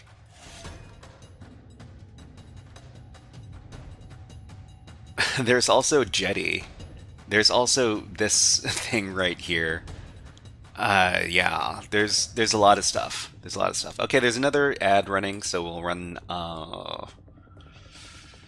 Okay, it's time for the baby birds. The baby birds will make me happy again. Here you go. Okay. We're going to be back in about 60 seconds. Enjoy the baby birds and the music. We'll be right back.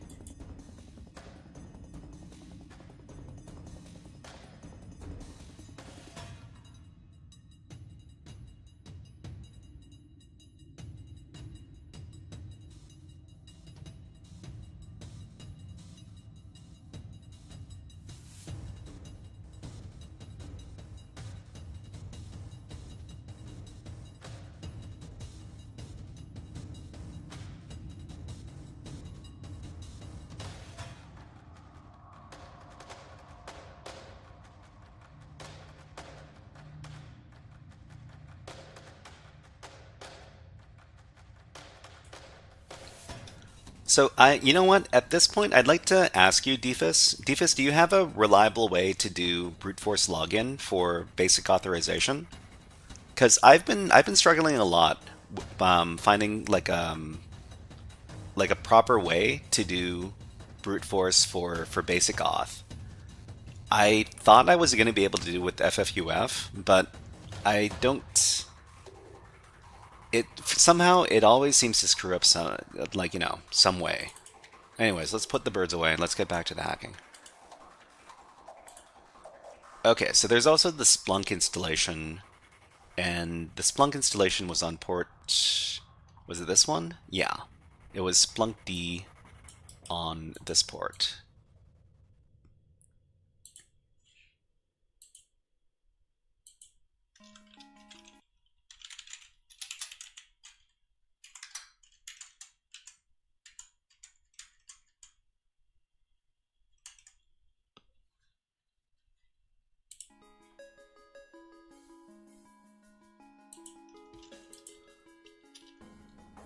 I guess I would use Hydra for basic auth. Okay.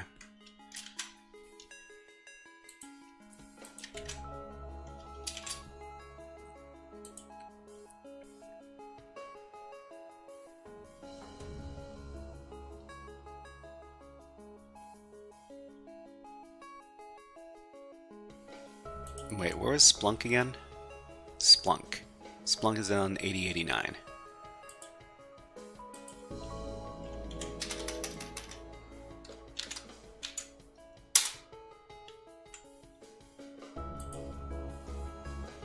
Connection was reset.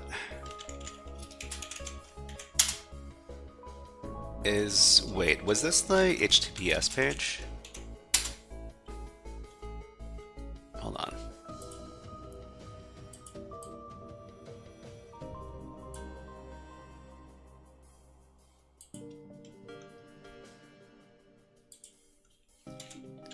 HTTPS. Yeah, so this is the Splunk thing. It says Splunk build 8.0. There was a login page here asking me to log in. So we could try to do some brute force attacks against these.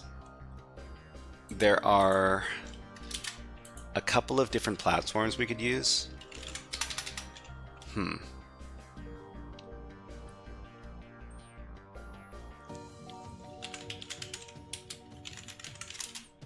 I mean, there's Tomcat over here, and there was a manager login utility.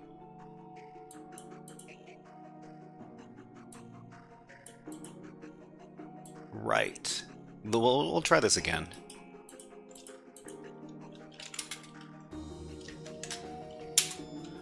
I used this one time before, but manager HTML, yeah, this is user pass file,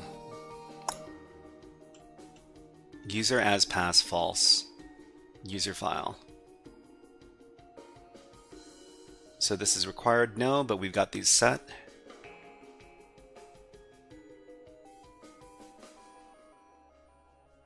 User file, user pass file, password file. We've got these all set.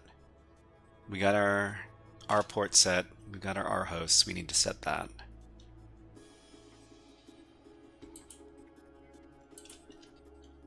This is the IP address.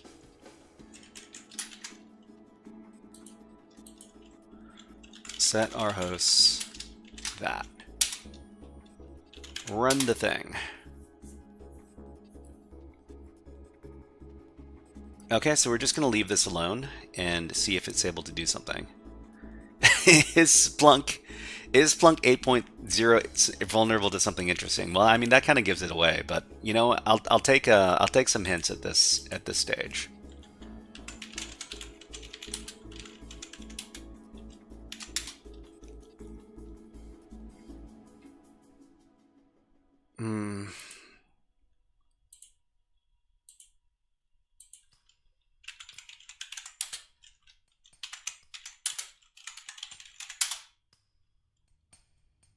Okay, so we got sensitive information disclosure. Is it really a vulnerability? It's a good question. So anything I'm looking at should be fairly old. It was possible to access these endpoints unauthenticated.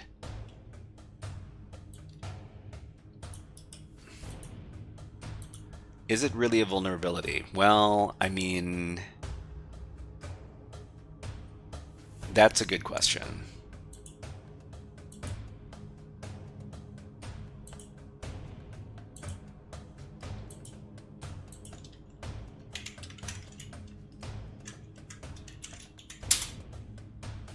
Not found. So that wasn't found. There were some other endpoints here as well. So info paths list embed.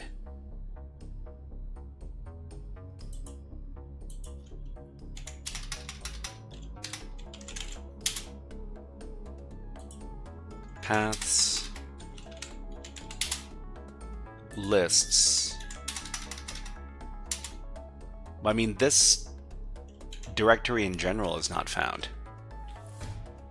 So I guess we should be looking at another English GB, IngDB, ing gb.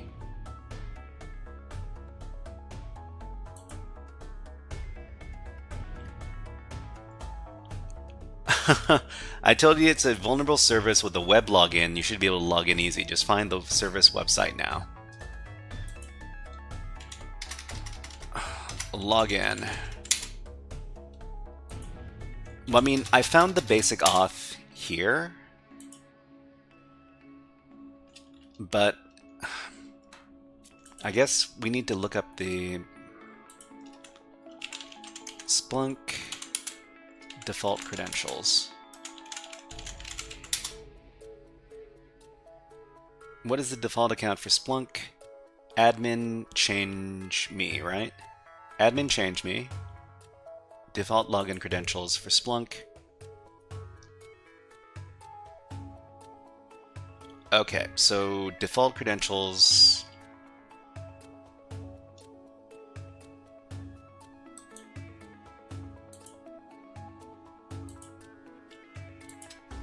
Admin root. admin root. Okay, admin root. Admin Splunk. Admin change me.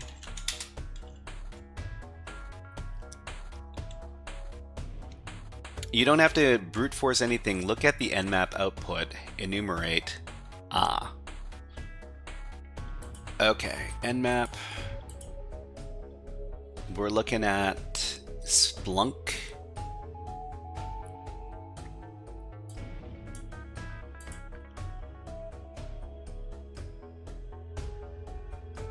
There was also a robots.txt entry.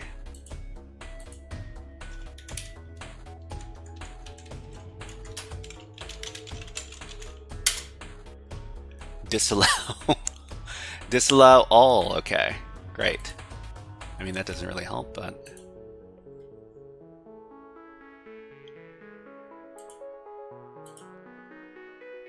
HTTPS, splunkd, support at Splunk,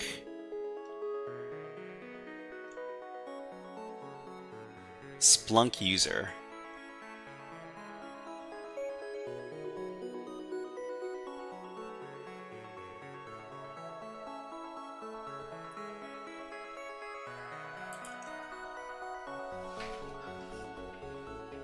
Okay, so I mean, the other thing was that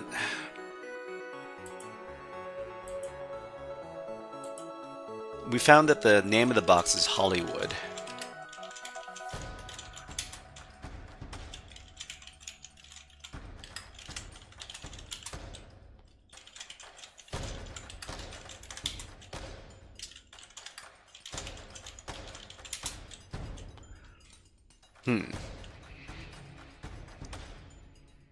Okay, nmap output. So this is the whole entry here on the Splunk stuff.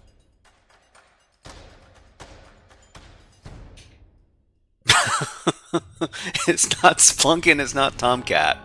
Well, I mean, I appreciate that you are helping me out here. Okay, so Mercury. I mean, what else do we have? We've got Mercury 32. There's a lot of web ports open.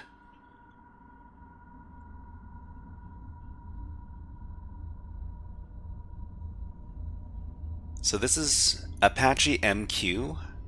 This is not... There's Jetty on this port.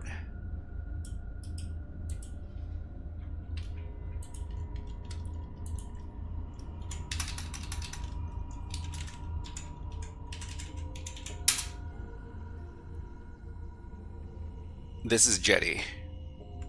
But you also said that is Splunk 8.0 vulnerable to something interesting. Okay, so there's the version here for Jetty. Jetty 8 point something something. I'm getting pretty tired.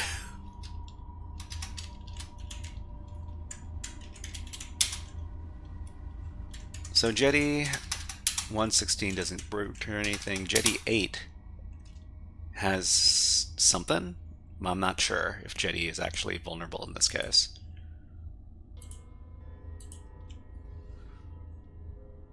TCP wrapped. This doesn't point to anything. Apache active MQ on this port here. But I'm pretty sure this doesn't really give us anything if we navigate to the port.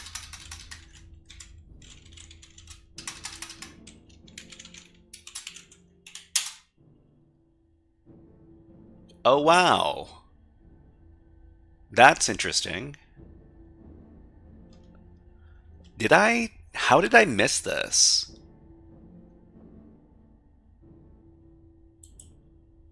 This has, active MQ.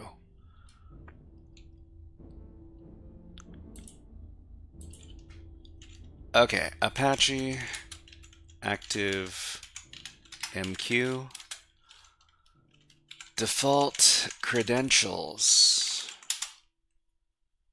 admin. Oh man. Oh man.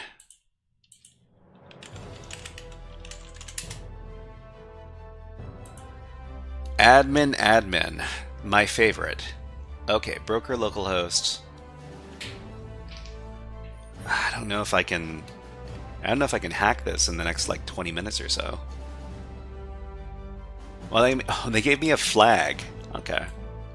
Well, I mean, if you're given a flag, you submit the flag. This was such a pain in the butt. This was such a pain in the butt. Okay, well, I mean, what do we do next? I guess we keep on looking around.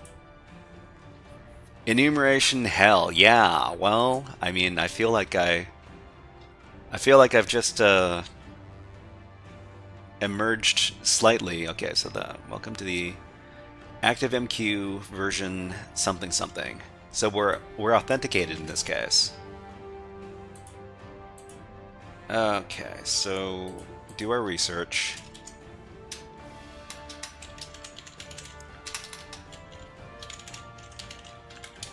This version right here. Okay, so we've got directory traversal and command execution. We got a little note here.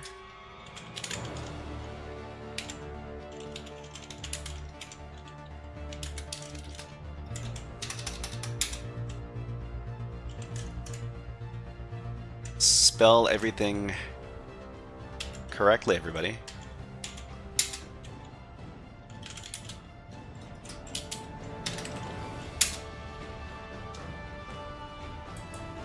Okay, so what does it say we can do? Directory traversal. I've only been able to reproduce this in Windows, where the slash is a path delimiter, okay?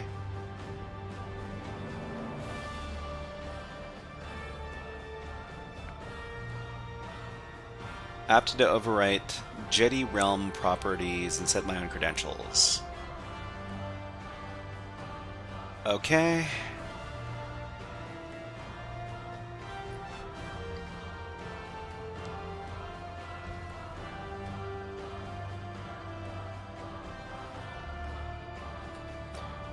All right.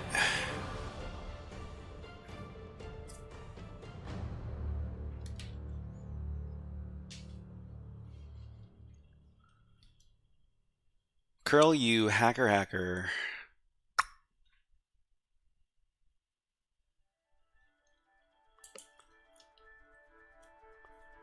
/admin cmd.jsp. Command equals something. Yeah, maybe I should just use good old forbidden platform. Well, I mean, do I want to learn? If I were to do like a walkthrough, I would be learning how the thing works. But if I just want to...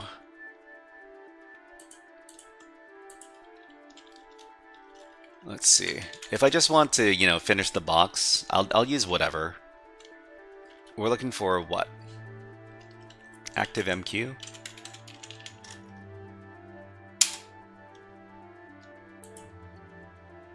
And I need to make sure that the version is correct.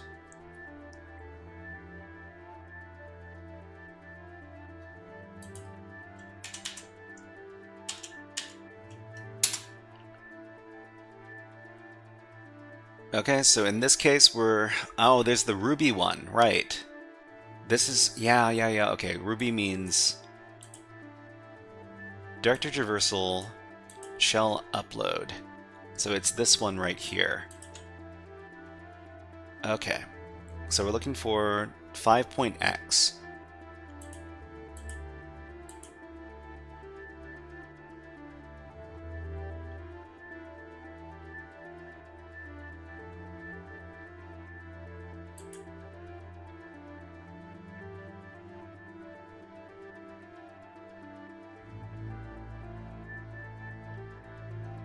I need to make sure that it's the correct version.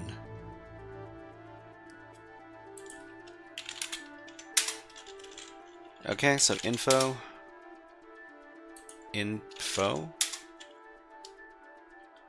So MQ 5.0 before, yeah. So this, I think this is the right one here. So admin. I was looking at this earlier. I'm pretty sure I was looking at this earlier. I feel so dumb. Oh well. Comes with the territory. All right. Just plug in.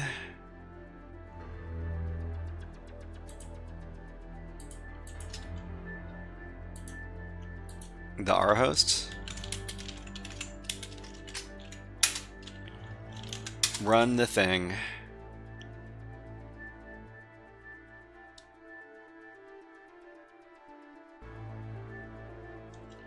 And do I get a reverse shell or do I not? It was completed, but no session was created. You should have known there was a possible vulnerable service running. Yeah. Okay, so I think we need to play around with the options because it didn't work. So Java Universal, maybe that's not what we're supposed to use. We need to confirm that this is our IP address.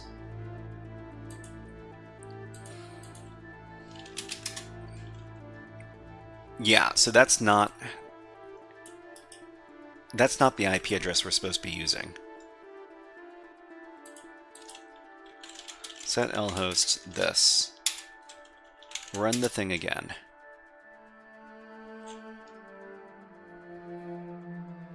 Okay, so it looks like we might be getting some access. Alright. Well.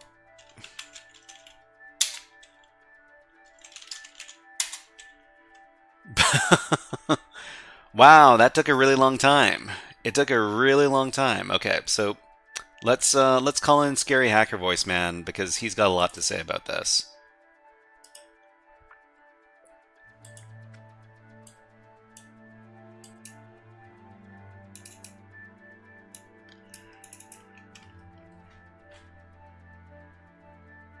Hey there, it's me, Scary Hacker Voice Man. The Scary Hacker Voice Man comes out every time we break into a server, and we just broke into this one.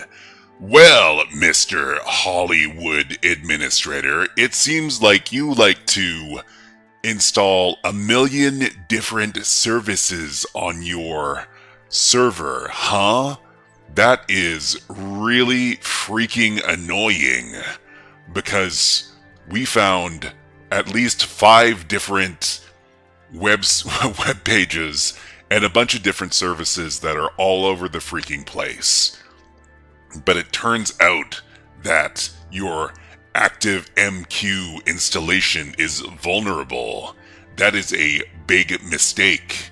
We were able to find and enumerate the ActiveMQ service, and then we found a hack for this particular version, and then we used a forbidden platform to get in. Maybe you knew about these security problems, or you maybe decided to accept the risk. Well, you accepted the risk. Ha ha ha ha ha. And now we're in.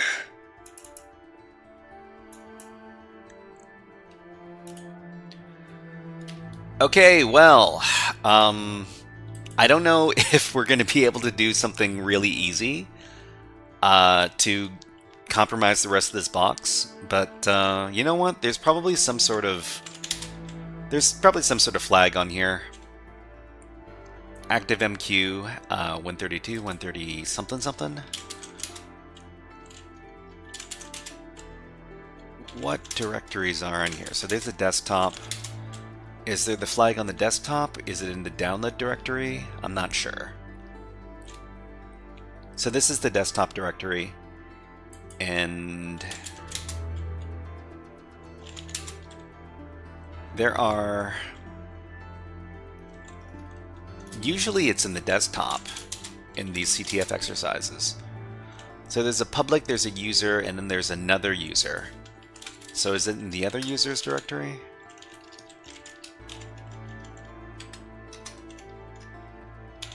(9R2 RLQ9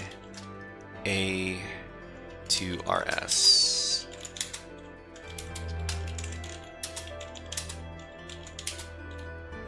Nothing here. Okay.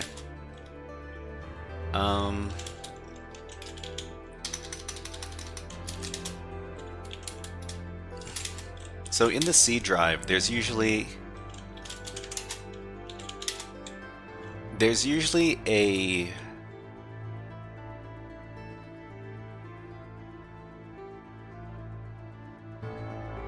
in this case there's a XAMPP directory with all the configuration files. So we might find some stuff in there.